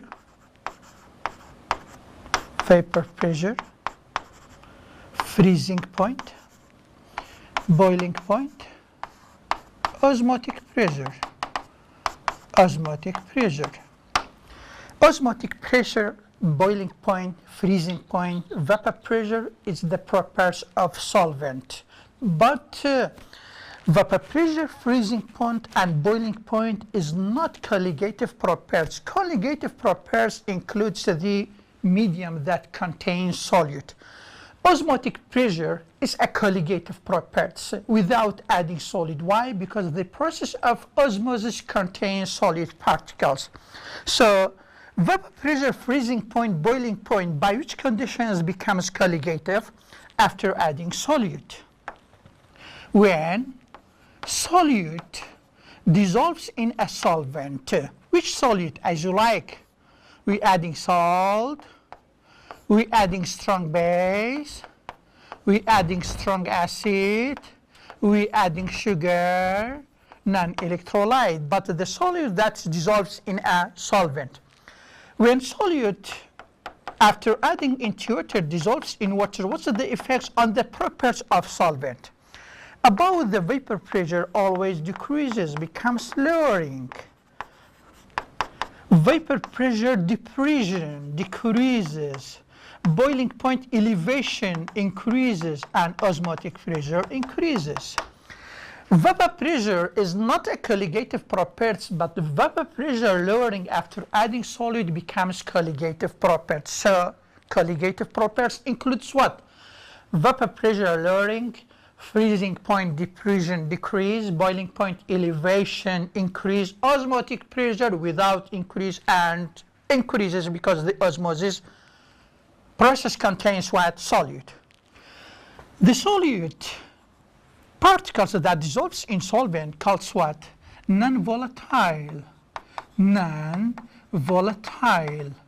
What's the non-volatile substance? How we define? It's a substance that's a little tendency to become as gas phase. Doesn't change mostly to gas phase, so called what? Non-volatile.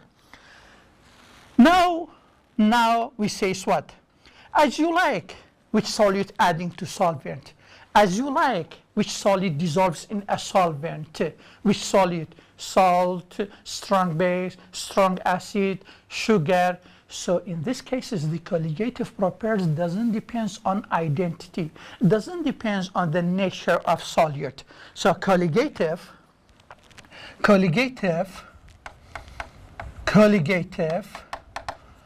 is not depends on identity of solute, not depends on the nature of solute, but depends on concentration, amount, number of molecules of what? Of solute. So which one affects on the comparing between two solutions? Only amount of what solid. For example, can we say 2 containers of water, the first one 10 grams of sugar dissolves in water, the second one 20 grams dissolves in water. Can we say have the same lowering vapor pressure? We say no, it has what? Differences between them. So by adding amount of solute, when the amount of solute increases, so the vapor pressure lowering increases. So it means what? Colligative, all colligative properties is directly proportional to molality. Is directly proportional to the amount of solid when dissolves in water. But which one is inversely proportional? Only vapor pressure and freezing point without lowering, without decreasing, is what? Inversely to the molality. Inversely to the amount of solute. But other properties, vapor pressure lowering and freezing point depression, it's what? Directly proportional to the amount of solute and to what? Molality. So vapor pressure, freezing point, boiling point, conduct electricity,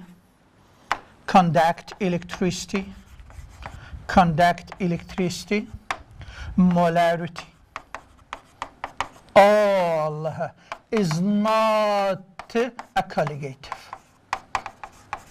Why? Because colligative properties are the properties that's related to the solvent, to the change the properties of solvent, but conduct electricity is the related to the solute particles. For example, sugar doesn't able to conduct air because doesn't form ions after dissolving in water, but salt can be formed. So vapor pressure, freezing point, boiling point, conduct electricity is not a colligative property. So how we define the colligative? Colligative is the sum properties of the solvent that's changed by adding solute. Which solute as you like? Which one? Salt. The solute that completely gives ions. The solute that does not give the ions, like sugar, completely, not weak electrolyte. Weak electrolyte, like HF, also affects on the amount of solvent. But about the HF is the weak electrolyte, partially ionized. We can't determine the total mole of ions after dissolving in water. First point, vapor pressure. Vapor pressure. What's the vapor pressure?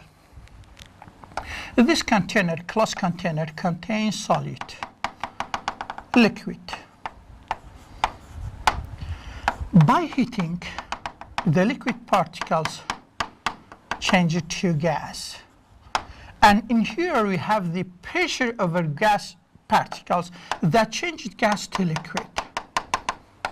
liquid. So the equilibrium between liquid and gas, this equilibrium calls what? Vapor pressure. So liquid to gas, the process calls vaporization.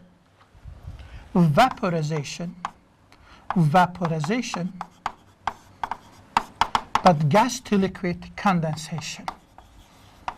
condensation. When vaporization and condensation is at equilibrium, this process called what? Vapor pressure. How you define the vapor pressure? Vapor pressure is the pressure in which the gas phase and liquid phase is what? At equilibrium. When we have two containers, first one contains H2O, second one contains H2O with a sugar. Which one has the lowering vapor pressure? When sugar dissolves in water, the vapor pressure of solvent decreases by 5.5 times 10 to the power negative 4 atm. So how are you comparing between only containers that contain solvent with the solution? You say the solution when solely dissolved in solvent has the lower vapor pressure than what? Only solvent particles. So this is vapor pressure. Vapor pressure is the pressure in which the gas and liquid is at equilibrium. So in vapor pressure we have two processes is at equilibrium: vaporization and what? Condensation. Freezing point, diffusion. Freezing point, diffusion. Boiling point, elevation. Boiling point, elevation. What's the boiling point? How we define the boiling point? We have these questions in ministry questions. Wizari. What's the boiling point? Boiling point is the point in which is the temperature in which the pressure of liquid equals atmospheric pressure. How we define the boiling point? Boiling point when pressure of liquid equal atmospheric pressure. So,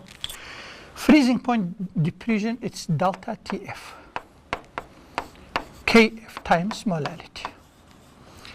Delta TF, it's a freezing point diffusion. It's expected of freezing point. Kf molar constant of freezing point is equal negative 1.86 if it's water. But it's not water, sometimes gives in question directly and sometimes ask about the determining of Kf. For molality sometimes directly gives. Sometimes we have mole over what? Kilogram. And sometimes by what? Mass over molar mass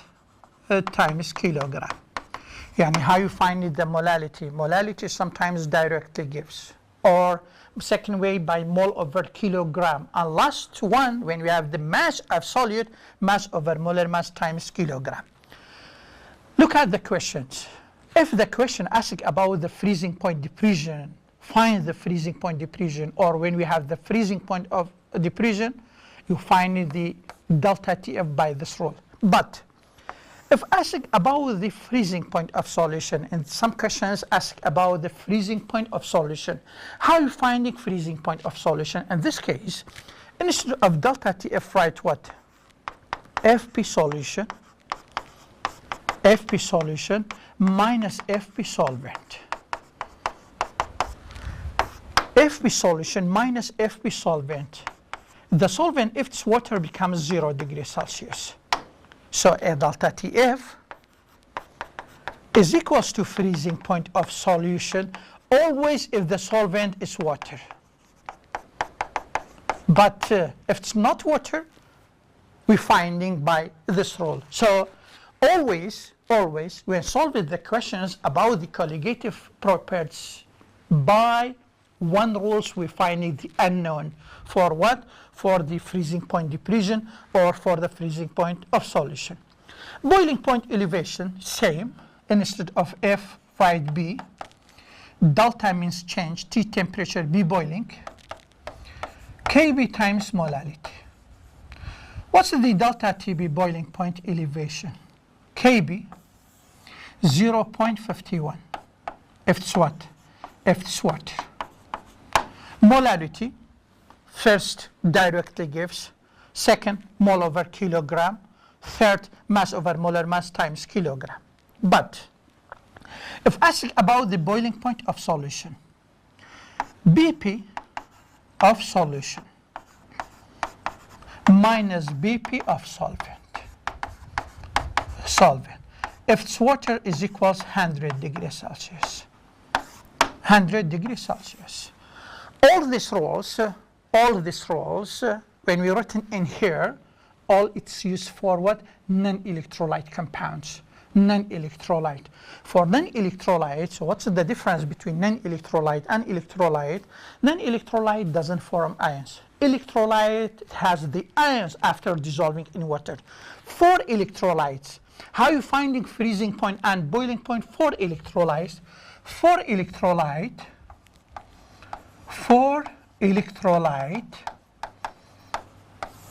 delta TF, same rule with the non-electrolyte, only we adding what? We adding factor. We adding F. What's the meaning of factor? Factor means total moles of ions. Total moles of what? Of ions. So what's the difference between freezing point diffusion from electrolyte and non-electrolyte? For non-electrolyte, we're finding delta TF without the total moles of ions. But for electrolyte, some example, NaCl produces 2 moles of ions. CaCl2, 3 moles of ions. AlCl3, 4 moles of ions. So electrolyte is the compound that form ions after dissolving in water. Only we adding air for determining freezing point diffusion and boiling point elevation. If question asks about define mass of solute. Mass of solute. How are you finding the mass of solute? For non-electrolyte, you say what? Delta TF times molar mass times Kg over Kf for non-electrolyte. But for electrolyte, time by F, time by ion, time by total moles of ions. Or delta TB times molar mass times Kg over Kb. For electrolyte, times by what? Times by F, times by ions. So how you find the mole of solute directly? Mass of solute, by this rule we finding directly the mass of solute. This what freezing point diffusion and boiling point elevation. How you finding the freezing point diffusion? How you finding the boiling point elevation for electrolytes and non-electrolyte? Just look at this, attention, this information. If asked about the freezing point diffusion, write delta TF. If asked about the freezing point of solution, instead of delta TF, write these differences between solution with what? With solvent. We solved some questions about this one. First example about this one. First one for non-electrolyte, then for electrolyte. First example. 10.3 gram of non-electrolyte. Glucose, sugar, dissolved in 250 gram of water. Find freezing point diffusion. Find when molar mass of glucose equals 180 gram per mole. Look at the questions. We have 2 grams for this question. Gram of solute, gram of solvent. Always the mass of solid units is gram, but solvent change it to what? To kilogram. Look. Says find what? Freezing point diffusion. That means what? delta TF. Write KF times. For mole, we start about the molality. For molality gives what? Mass of solute, mass of solvent. Water always is solvent if the solid is solid. Write mass over molar mass times kg. Kf, the solvent is water, you know, negative 1.86. Mass, 10.3. Molar mass, 180. 0.25 equal 0.4 degree Celsius. 0.426 degree Celsius. About the determining freezing point, depletion, or boiling point, if this question asks about the boiling point, instead of F, write B. Same, it's same questions, same rules for the determining delta TB. Kb times mass over molar mass times what? Kg. About the solving questions for the colligative properties, always by one rules we're finding the unknown for what? For colligative. Another example about this one. Another example about this one, if the solvent is not water, for example, pure benzene,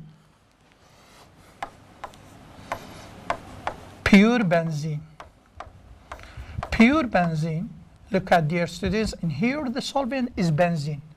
freezes at 5.45 degrees Celsius when 7.24 gram of C2Cl4H2 dissolved in 150 gram of benzene. The freezing point of solution, it becomes 3.55 degree Celsius. Find what? Find molar constant of freezing point. Find molar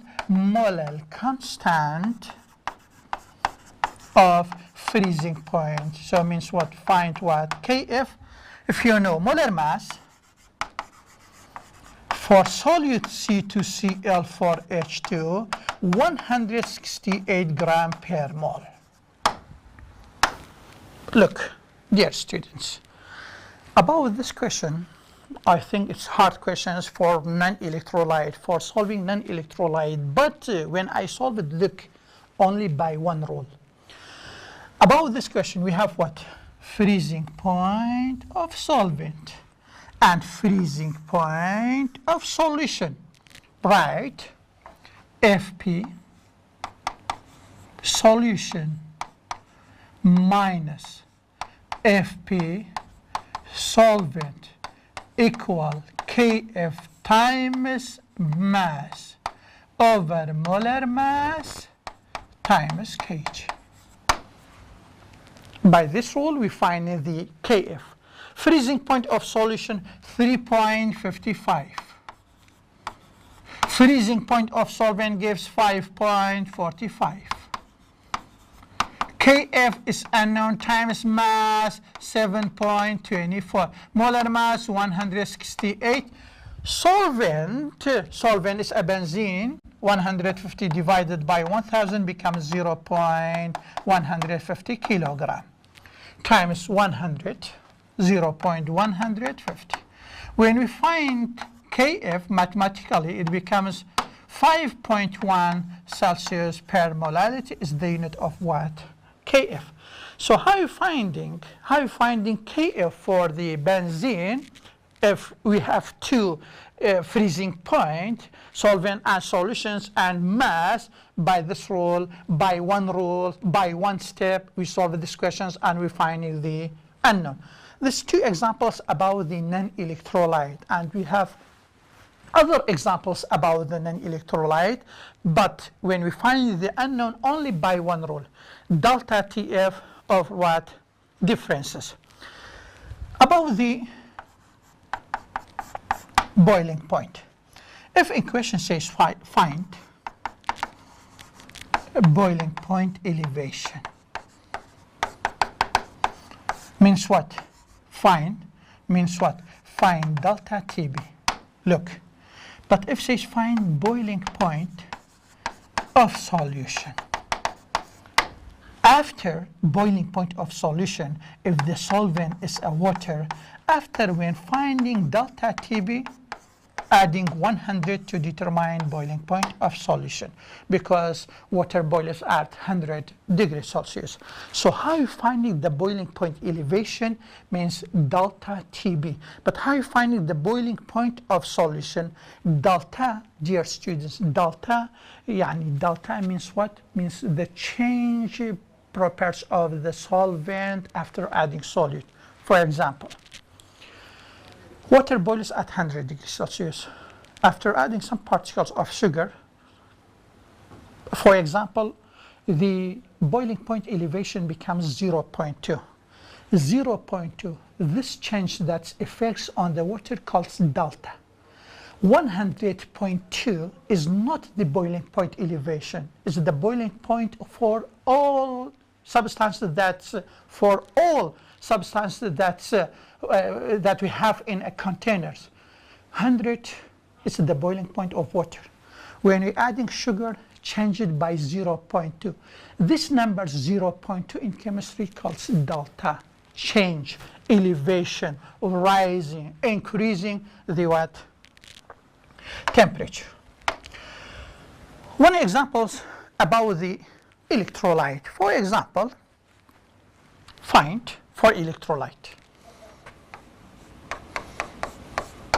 Find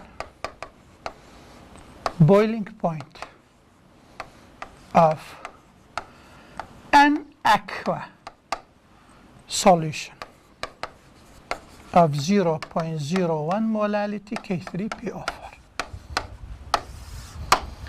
Says find the boiling point of solution, not elevation. And here the boiling point, always the electrolyte compounds, the solvents is a water.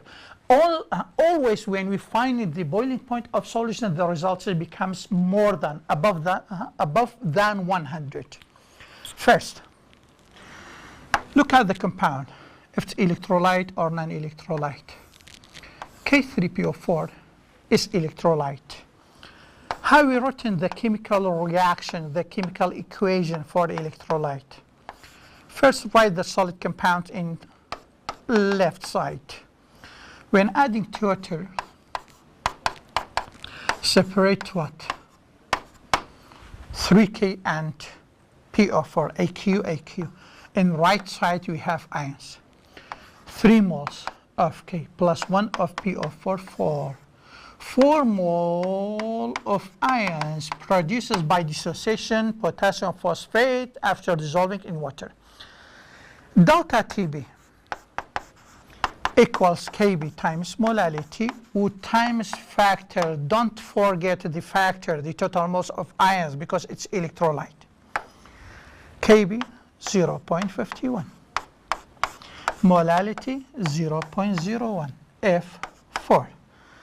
The answers for this question is what? 0.02 Celsius. Dear students, this is delta TB. This is what? Delta TB. This boiling point elevation. Yani the water solvents rise the temperature by 0.02 degrees Celsius. But says find boiling point of solution. 0.02 plus 100 becomes 100.02 degrees Celsius. This is boiling point of what? Of solution, because delta TB equals BP solution minus BP solvent. 0.02 boiling point solution minus 100. Change it to this side, so boiling point of solution equals 100 plus 0.02. So the answers becomes 100.2 degrees Celsius. But we don't need to these two steps for determining the boiling point of solution. Always the solvent for electrolyte compounds is water. Always the boiling point of water is 100. After dissolving solid electrolytes, the boiling point of water rises by the amount. So K3PO4 when dissolved in water rises by which amount? By 0.02 degrees Celsius. We put 100 to becomes boiling point of what? Of solution. This for what? Electrolyte. Another example for this one. 2 mole of MgSO4 dissolved in 1 kilogram in 1 kilogram of water, and 1 kilogram of water. Find freezing point depression. Also, how you finding freezing point depression? How you finding the change of freezing point when MgSO4 dissolves in water? First, look at the compound, if it's electrolyte or non-electrolyte. MgSO4, it's electrolyte. MgSO4 solid in water becomes Mg plus SO4. So give me which moles of ions? 2 moles of ions. How you finding freezing point depression? Delta TF, Kf times molarity times factor. Negative 1.86 times molality, 2 divided by 1, times what? 2. Negative 7.4 degrees Celsius. How you finding the, by calculation we finding the results for these questions. First, for determining the freezing point colligative, first look at the compound, if it's electrolyte or non-electrolyte. For electrolyte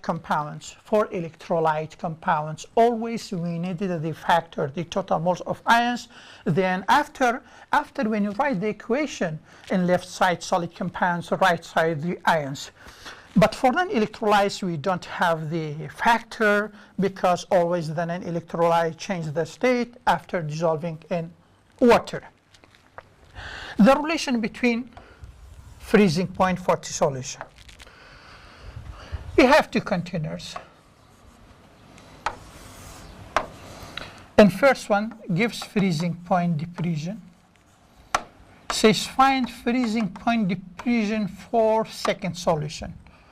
What's the relation between them at same concentration? At same concentration. Delta TF over F, delta TF over F. By this rule, we find the freezing point depression for unknown solution. This relation between 2 solutions about the freezing point depression. Boiling point elevation. Boiling point elevation gives boiling point elevation for first one, ask about the boiling point elevation for second one by this rule. Delta TB over F equals delta TB over F. But when we have the freezing point depression for first one, FP depression for first one, and ask about the boiling point elevation for second one, relation between them by this rule. Delta TF over KF times factor is equals delta TB over KB times factor. This is a relation between comparing between 2 solutions at the same concentration. When you have the freezing point depression, how you find the freezing point for other solutions? What's the relation between them? How you find the unknown by 1 steps without long way? For example, we have this question in 2017, first term. Aqueous solution of KCl has freezes. Freezing point means delta TF because the solvent it's water. negative 3.72 Celsius. Ask about the determining freezing point of calcium nitrate. The solvent always is water because it's electrolyte polar compounds. Freezing point, diffusion or solution, same because the solvent is water, freezes at 0 degrees Celsius. KCl, after dissociation in water, gives 2 moles of ions. 1 moles of K, and 1 moles of Cl. CaNO3 by 2, after dissociation, becomes what? 1 Ca and 2 NO3. The totals becomes what? 3 mole. How you find the freezing point diffusion for second one when you have the freezing point for the first one? By this one. Delta Tf over F. Delta Tf over F. First one, negative 3.72 over 2 moles equal unknown delta Tf over 3 moles. Cross product. Delta Tf becomes negative 5.58 degrees Celsius. So CaNO3 by 2 after dissolving in water freezes at what? Negative 5.58. This relation between two solutions about the determining freezing point or boiling point. This example. C6H12O6 AlCl3. Boiling point elevation for sugar after dissolving in water 0.4 degrees Celsius. 0.2 degrees Celsius. How we find the boiling point elevation, BP elevation for what? AlCl3. Sugar is non-electrolyte compounds. The factors is 1. AlCl3 after dissociations gives 4 moles of ions. For when we comparing the freezing point and boiling point, AlCl3 with the sugar we say is what? AlCl3 boiling point elevation is more than sugar by 4 times because gives 4 moles of ions. So directly by ice, how you find the boiling point of AlCl3? These numbers are the factors that it gives after dissolving in water multiply by this number. 0.2 times 4, 0.8. Directly, or delta TB over F, delta TB over F, 0.2 over 1, delta TB over 4, cross product to delta TB becomes 0.8 degrees Celsius. The boiling point, the AlCl3 boiling point elevation is more than sugar by 4 times, so 4 times the changing of boiling for sugar, it becomes the boiling point elevation for what? AlCl3. There's some questions about what colligative properties for electrolyte, non-electrolyte, how are you finding the freezing point diffusion, how are you finding the boiling point elevation, what's the relation between freezing point, boiling point between two solutions. Dear students, today is enough. Next lesson, I give you some information about the highest boiling point, highest freezing point diffusion for the comparing between solution, which solutions has the highest boiling point, which solution has the highest freezing point. Next lessons, we study this information. Thanks.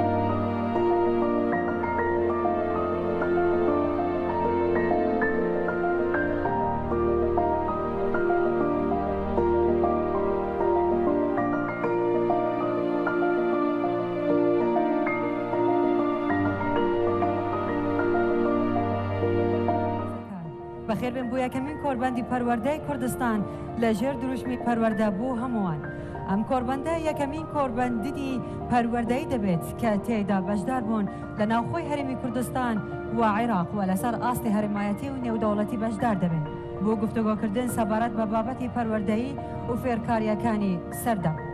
فخامة الرئيس بارزاني السادة الضيوف، نرحب بكم في منتدى كردستان التربوي الأول تحت شعار التربية للجميع.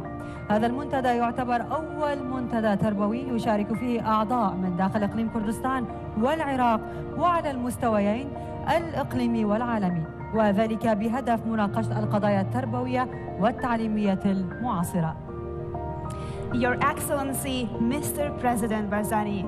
distinguished guests, welcome to the first Kurdistan Educational Forum held under the banner of Education for All. This forum is a significant milestone as it brings together participants from within the Kurdistan region, as well as from across Iraq and the international community, to discuss contemporary educational and learning initiatives. میوانانی عزیز بۆ ڕێزگرتن لە گیانی پاکی شەهیدان لەگەڵ سرودی نیشتیمانی عێراق و ئەی ڕەقیب بفەرمون بۆ ساتێکی وەستان. إجلالا لأرواح الشهداء نرجو من الضيوف الكرام الوقوف مع النشيد الوطني العراقي والكردستاني. We kindly request all distinguished guests to stand up and honor lives of the martyrs by standing during the national anthem of the Federal Iraq and the Kurdistan region.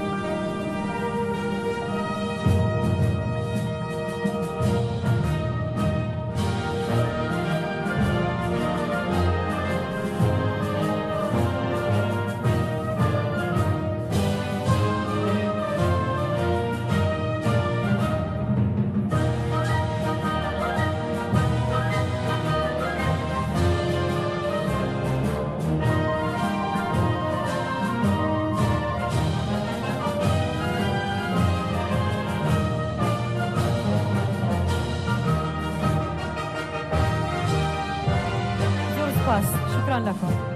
Thank you. وزارة پەروەردە بە پشتبەستن بە کارنامەی کابینەی نوەمی حکوومەتی هەرێمی کوردستان لە بواری چاکسازی و گەشە پێدانی پەروەردەی بەردەوام لە 4 ساڵی ڕابردوو هەنگاوی جددی و کردارێکی ناوە بە پێکەوە 5 خۆلک پوختەیەکی ببینن.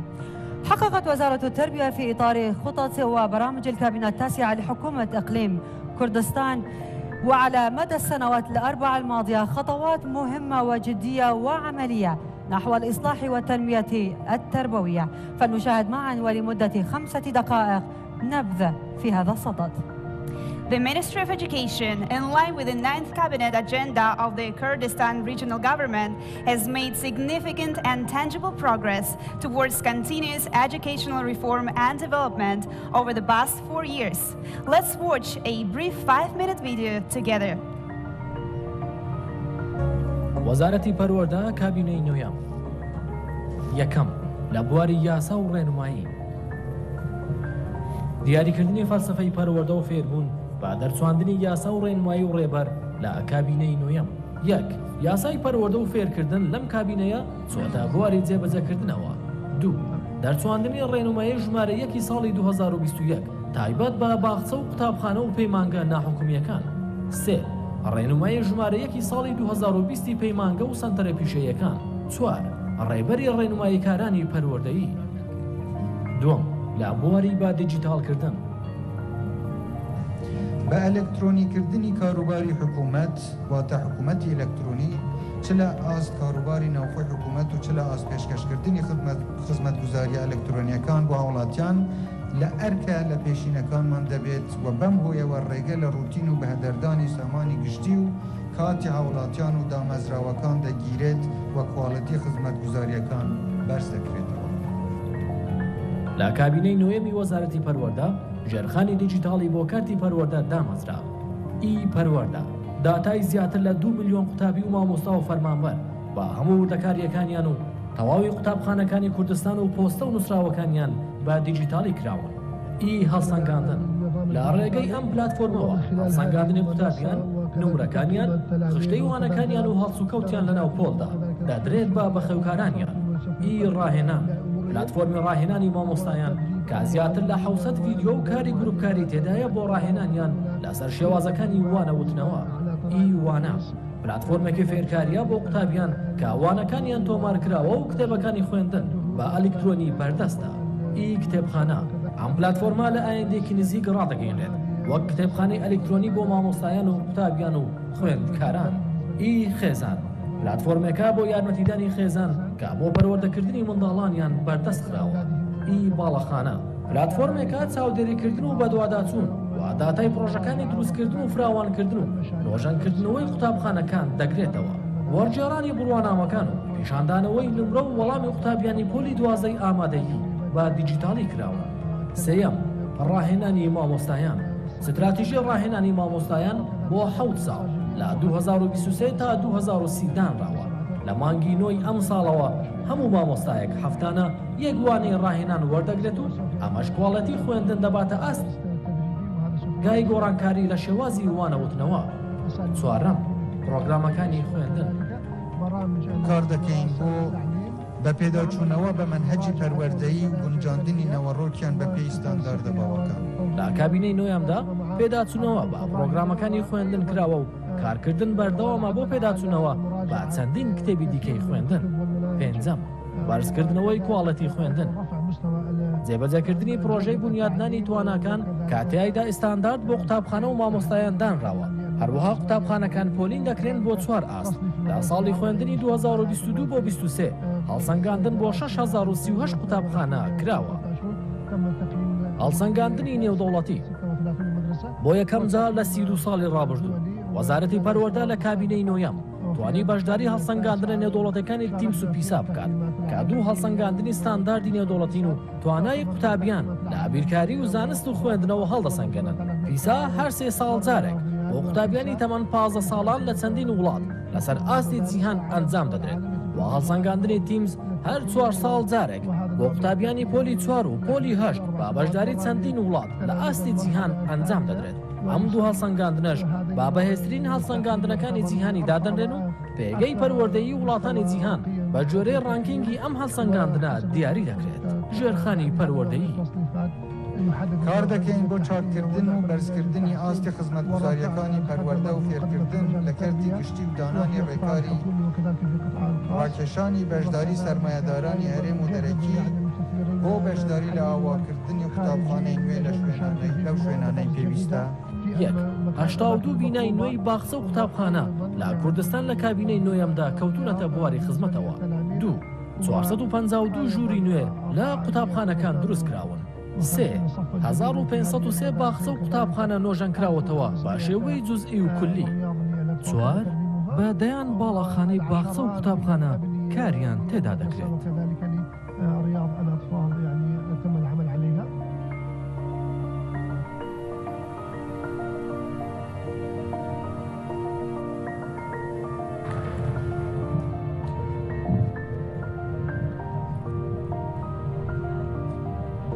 دەستان خۆش بێ.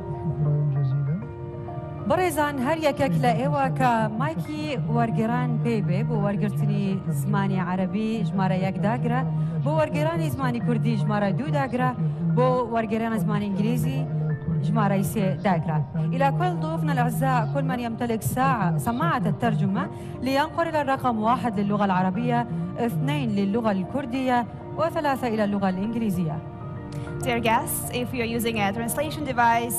kindly press 1 for Arabic, 2 for Kurdish, and 3 for English. ئێستاش دەوە لە بەڕێز دکتۆر ئالان حەمە سعید وەزیری پەروەردەی حکوومەتی هەرێمی کوردستان دەکەین بفرمود بۆ پێشکەشکردنی وتاری یەکەمین کۆربەندی پەروەردەی کوردستان. والآن نطلب من الدكتور آلان حمى سعيد وزير التربية في حكومة إقليم كردستان ليتفضل بإلقاء كلمة منتدى كردستان التربوي الأول. We invite Dr. Alan Hama Saeed, Minister of Education of the Kurdistan Regional Government, to deliver a keynote speech at the first Kurdistan Educational Forum.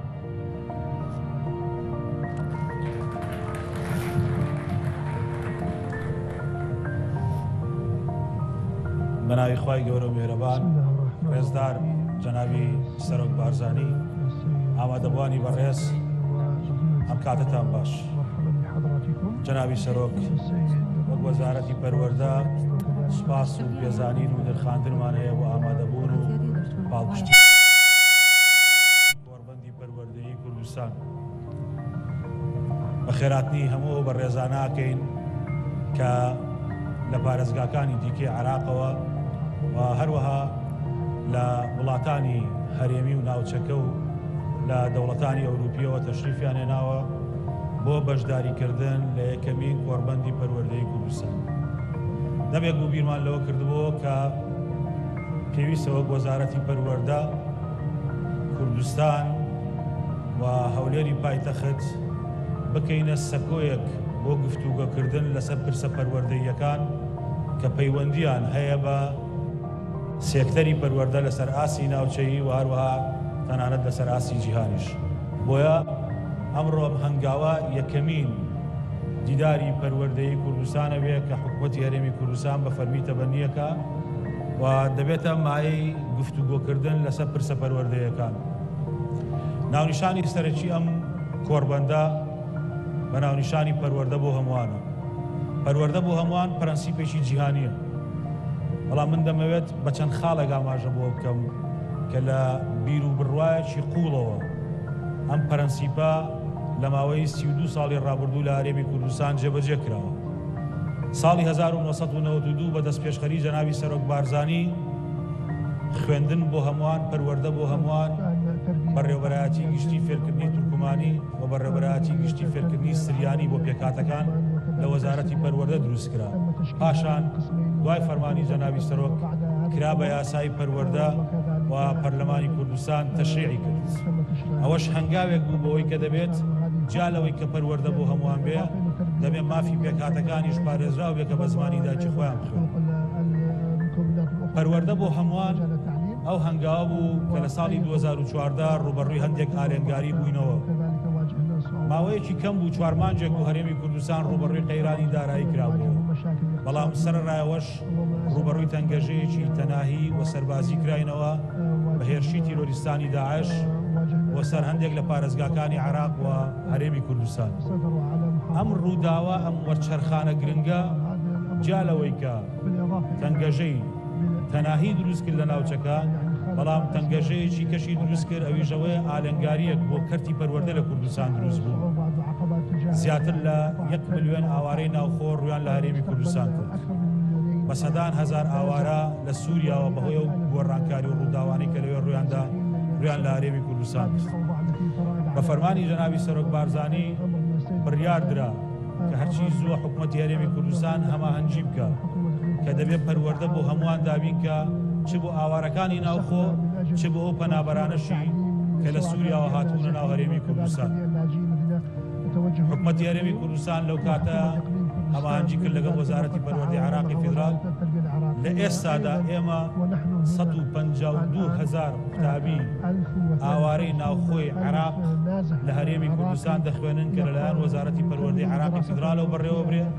بەڵام لەسەر فەرمانی جەنابی سەرۆک هەموو ئاسانکاریەکیان بۆ کراوە. 140 قوتابخانەی ئێمە بۆ ئەوان دابین کراوە داوامەکانی خۆمان کردوتە دوو داوامی بۆ ئەوەی کە ئەوان بتوانن خوێندن بەردەوام بکەن. لەبەرەوەی بڕوامان وا بووە وەکو هەرێمی کوردستان کە دەبێت پەروەردە بۆ هەمووان. و لە هەمان کاتدا لە ئێستادا لە ساڵی خوێندنی 22-23 60,000 قوتابی پەنابەری سووری لە قوتابخانەکانی خانەخوێ قوتابخانە نیشتیمانیەکانی ئێمە لە چوارچێوەی پرۆسەی تێکەڵکردن دەخوێن. ئەوەش باوەڕێکی قوڵ بووە وێڕای ئەو تەنگەژە دارایانەی کە تووشمان بوون وێڕای ئەو تەنگەژە تەناهیانەی کە تووشمان بوون. بەڵام لەگەڵ ئەوەشدا ئێمە لە هەنگاوی یەکەم پەروەردەمان بۆ هەمووان دابین کرد. هەنگاوی گرنگی پەروەردە بۆ هەمووان فەرمانی جەنابی سەرۆک وەزیران بوو لە ساڵی ڕابردوو ڕێزدار مەسرور بارزانی بەوەی کە دەبێت قوتابیانی خاوەن پێداویستی تایبەت پاش ئەوەی لەلایەن لیژنەی پسپۆڕ ڕۆژیاندنیان بۆ کرێ کە تێکەڵ بە قوتابخانەکان بکرێنەوە دەبێت لەگەڵ قوتابیانی ئاسایی دابنرێنەوە و ئەوانش لە چوارچەوەی پەروەردە بۆ هەمووان بتوانن درێژە بخوێنن. ئەو هەنگاوە گرنگانەی کە نراون لە پێناو ئەوە بۆ کە پەرەنسیپێکی جیهانی کە بڕوای تەواومان پێ هەبووە جێبەجێ بکەین. بە کورتی ئەوەی لەو ڤیدۆیە بینیتان کارنامەی کابینەی نوێمی حکوومەتی هەرێمی کوردستان بوو کە دروست 4 ساڵ و 15 ڕۆژ پێش ئێستا لەلایەن ڕێزدار مەسرور بارزانی پێشکەشی پەرلەمانی کوردستان. ئەوەی کە پەیوەندی هەبوو بە سێکتەری پەروەردەوە تەنها بۆ بیرهێنانەوە 4 خاڵی سەرەکی بوو. ئێمە دوور لە سیاسەتی ستایشکرد بوو پیا هەڵدان، بەڵام دەبێت ڕاستیەکان فاکتەکان وەکو خۆیان بوترێنەوە، چونکە ئێمە بەرپرسیارەتیمان لەسەر شانە بەرامبەر بە خەڵک بۆی خەڵک گومڕانە بێ کە ئایا چی کراوە لەم کابینەیە لە بواری پەروەردە و ئەجێندا و تێڕوانینی جەنابی سەرۆک وەزیران و کابینەکە چۆن بووە دەبێت ڕاستیەکان بە خەڵک بوترێتەوە. 4 ساڵ و 15 ڕۆژ پێش ئێستا جەنابی سەرۆک وەزیران ئاماژەی بەوەدا کە ئێمە لەم کابینەیە ژێرخانی دیجیتاڵی فراوانەکەین لە حکوومەتەکەمانە. ئێمە ئێستا خاوەنی گەورەترین ژێرخانی دیجیتاڵی و بە دیجیتالیکردنی گشت داتای قوتابخانە و مامۆسایە و فەرمانبەرەکانمانین بە هەموو وردەکاریەکانەوە لە وەزارەتی پەروەردەی حکوومەتی هەرێمی کوردستان. کابێ ئێمە ڕازگۆ بوون لە بەجێهێنانی کارنامەی کابینەی حکوومەتی هەرێمی کوردستان. خاڵی دووهەم دروستکردنی قوتابخانەی نوێ و ڕاکێشانی سەرمایەی بیانی و ناوخۆیی بۆ گەشەپێدانی کەرتی پەروەردە. ئەم خاڵش کە جەنابی سەرۆک وەزیران ئاماژەی پێداوە لە هەردوو بوارەکە جێبەجێ کراوە. ئەو داتایانەی کە لە ڤیدۆکە پێشکەشکران 82 قوتابخانەی نوێ 1503 قوتابخانە نۆژەنگ کراوەتەوە و دایان قوتابخانە ئێستا کاریان تیاکرێ بۆ ئەوەی تا 6 مانگی ئایندە ئامادە بن و دروستکردنی 452 ژوور بۆ سیاسەتی فراوانکردنی قوتابخانەکان بۆ کەمکردنەوەی قەرەباڵغی ئەو بەڵێنانە بوون کە جەنابی سەرۆکی حکوومەت بە خەڵکی کوردستانیدا لە کارنامەکەیا بوو جێبەجێمان کردووە. لەمە ناڵین کەم و کوڕیمان نیە، کەم و کوڕیشمان هەیە، بەڵام بە جۆرەی ئیمکاناتەکان کارنامە جێبەجێ کرا و درێغیمان نەکردو. خاڵی هەرە گرنگەوە بوو کە پرۆگرامەکانی خوێندنی ئەمە لە ساڵی 2005 پێداچوونەوەیان پێ نەکرا. وەک لە ئاماژەکەی جەنابی سەرۆکی حکوومەت ئەوە بوو کە یەکێک لە خاڵە سەرەکیەکان دەبێت لە پێداچوونەوە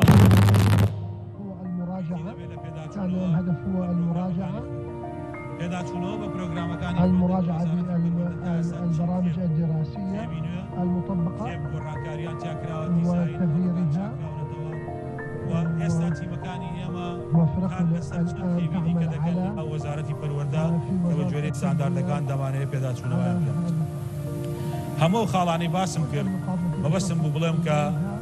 کارنامەیەکمان هەبووە بۆ کارکردن و سەرۆک وەزیرانێکی خۆڕاگر و پاڵپشتی کارمان هەبووە کە پشتگیری وەزارەتی پەروەردەی کردووە. بەشێکی گەورە لەو دەستکەوتانە کە بەدی هاتوون لە تەنگەژەکانە پاڵپشتی ڕاستەوخۆی جەنابی سەرۆکی حکوومەت بووە بۆ کەرتی پەروەردە. کەرتی پەروەردە هێشتا پێداویستی زۆری ماوە. ئەم کۆڕبەندە ئامانج لێی ئەوەیە بیرۆڕاکان بەیەکەوە بگۆڕینەوە، سوود لە ئەزمون و شارەزاییەکان وەربگرین، پەروەردە بۆ هەمووان دابین بکەین، ئەوەی لێرە گفتوگویان لەگەڵک لەسەرەکرێ. ئەو بابەتانە دەبن کە لە ئایندە ئێمە کاریان لەسەرەکەین. هەنگاوەکانی ئایندەمان وەکو حکوومەتی هەرێمی کوردستان بریتە لە فراوانکردنی مەودای خوێندنی پیشەیی بۆ ئەوەی کە کۆمەڵگەیەک بتوانین بەرهەم بێنین کە تاکەکانی کارەمەیەکیانەوێ بەکارکردن. و خاڵی دووهەم کە دەمانەوێت کاری لەسەر بکەینەویژەوەیە ئێمە بە دروستی خوێندنەوەمان کردووە بەوەی کە ئەو جیلەی کە پێوترێت جیلی زێت و جیلی ئەلفا. جیلی زێت لە دایکبانی 95 تا 2010 جیلی ئەلفاش ئەو جیلەی لە ساڵی 2010 لە دایک بوون تا ساڵی 2025 لە دایک دەبن. ئەو جیلە لە هەرە پەرەسەندنەکانی پێشکەوتی تەکنۆلۆژی و دنیای دیجیتاڵی ژمارەیدان.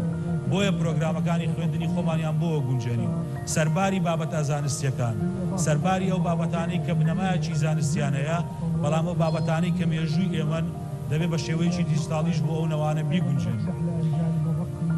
بەڕێزان من کۆتا ڕستەکانم دەمەوێت جگەل لە سوپاسکردن و جگەل لەوەی کە هیوای کاتێکی خۆش بە تایبەتی بۆ بەڕێزانە بخوازم کە لە دەرەوەی کوردستانەوە تەشریفێننەوە. دەمەوێت بڵێم گۆڕانکاری زەحمەت نییە. نیم سەعات پێش ئێستا نوێترین چیرۆکمان بینی. جەنابی سەرۆک بارزانی کاتێکە زانی ئەو دوو کچە قوتابیە کچی پیاوێکی پێشمەرگەی شەهیدن ئامادە نەبوو کە بۆ خۆی شری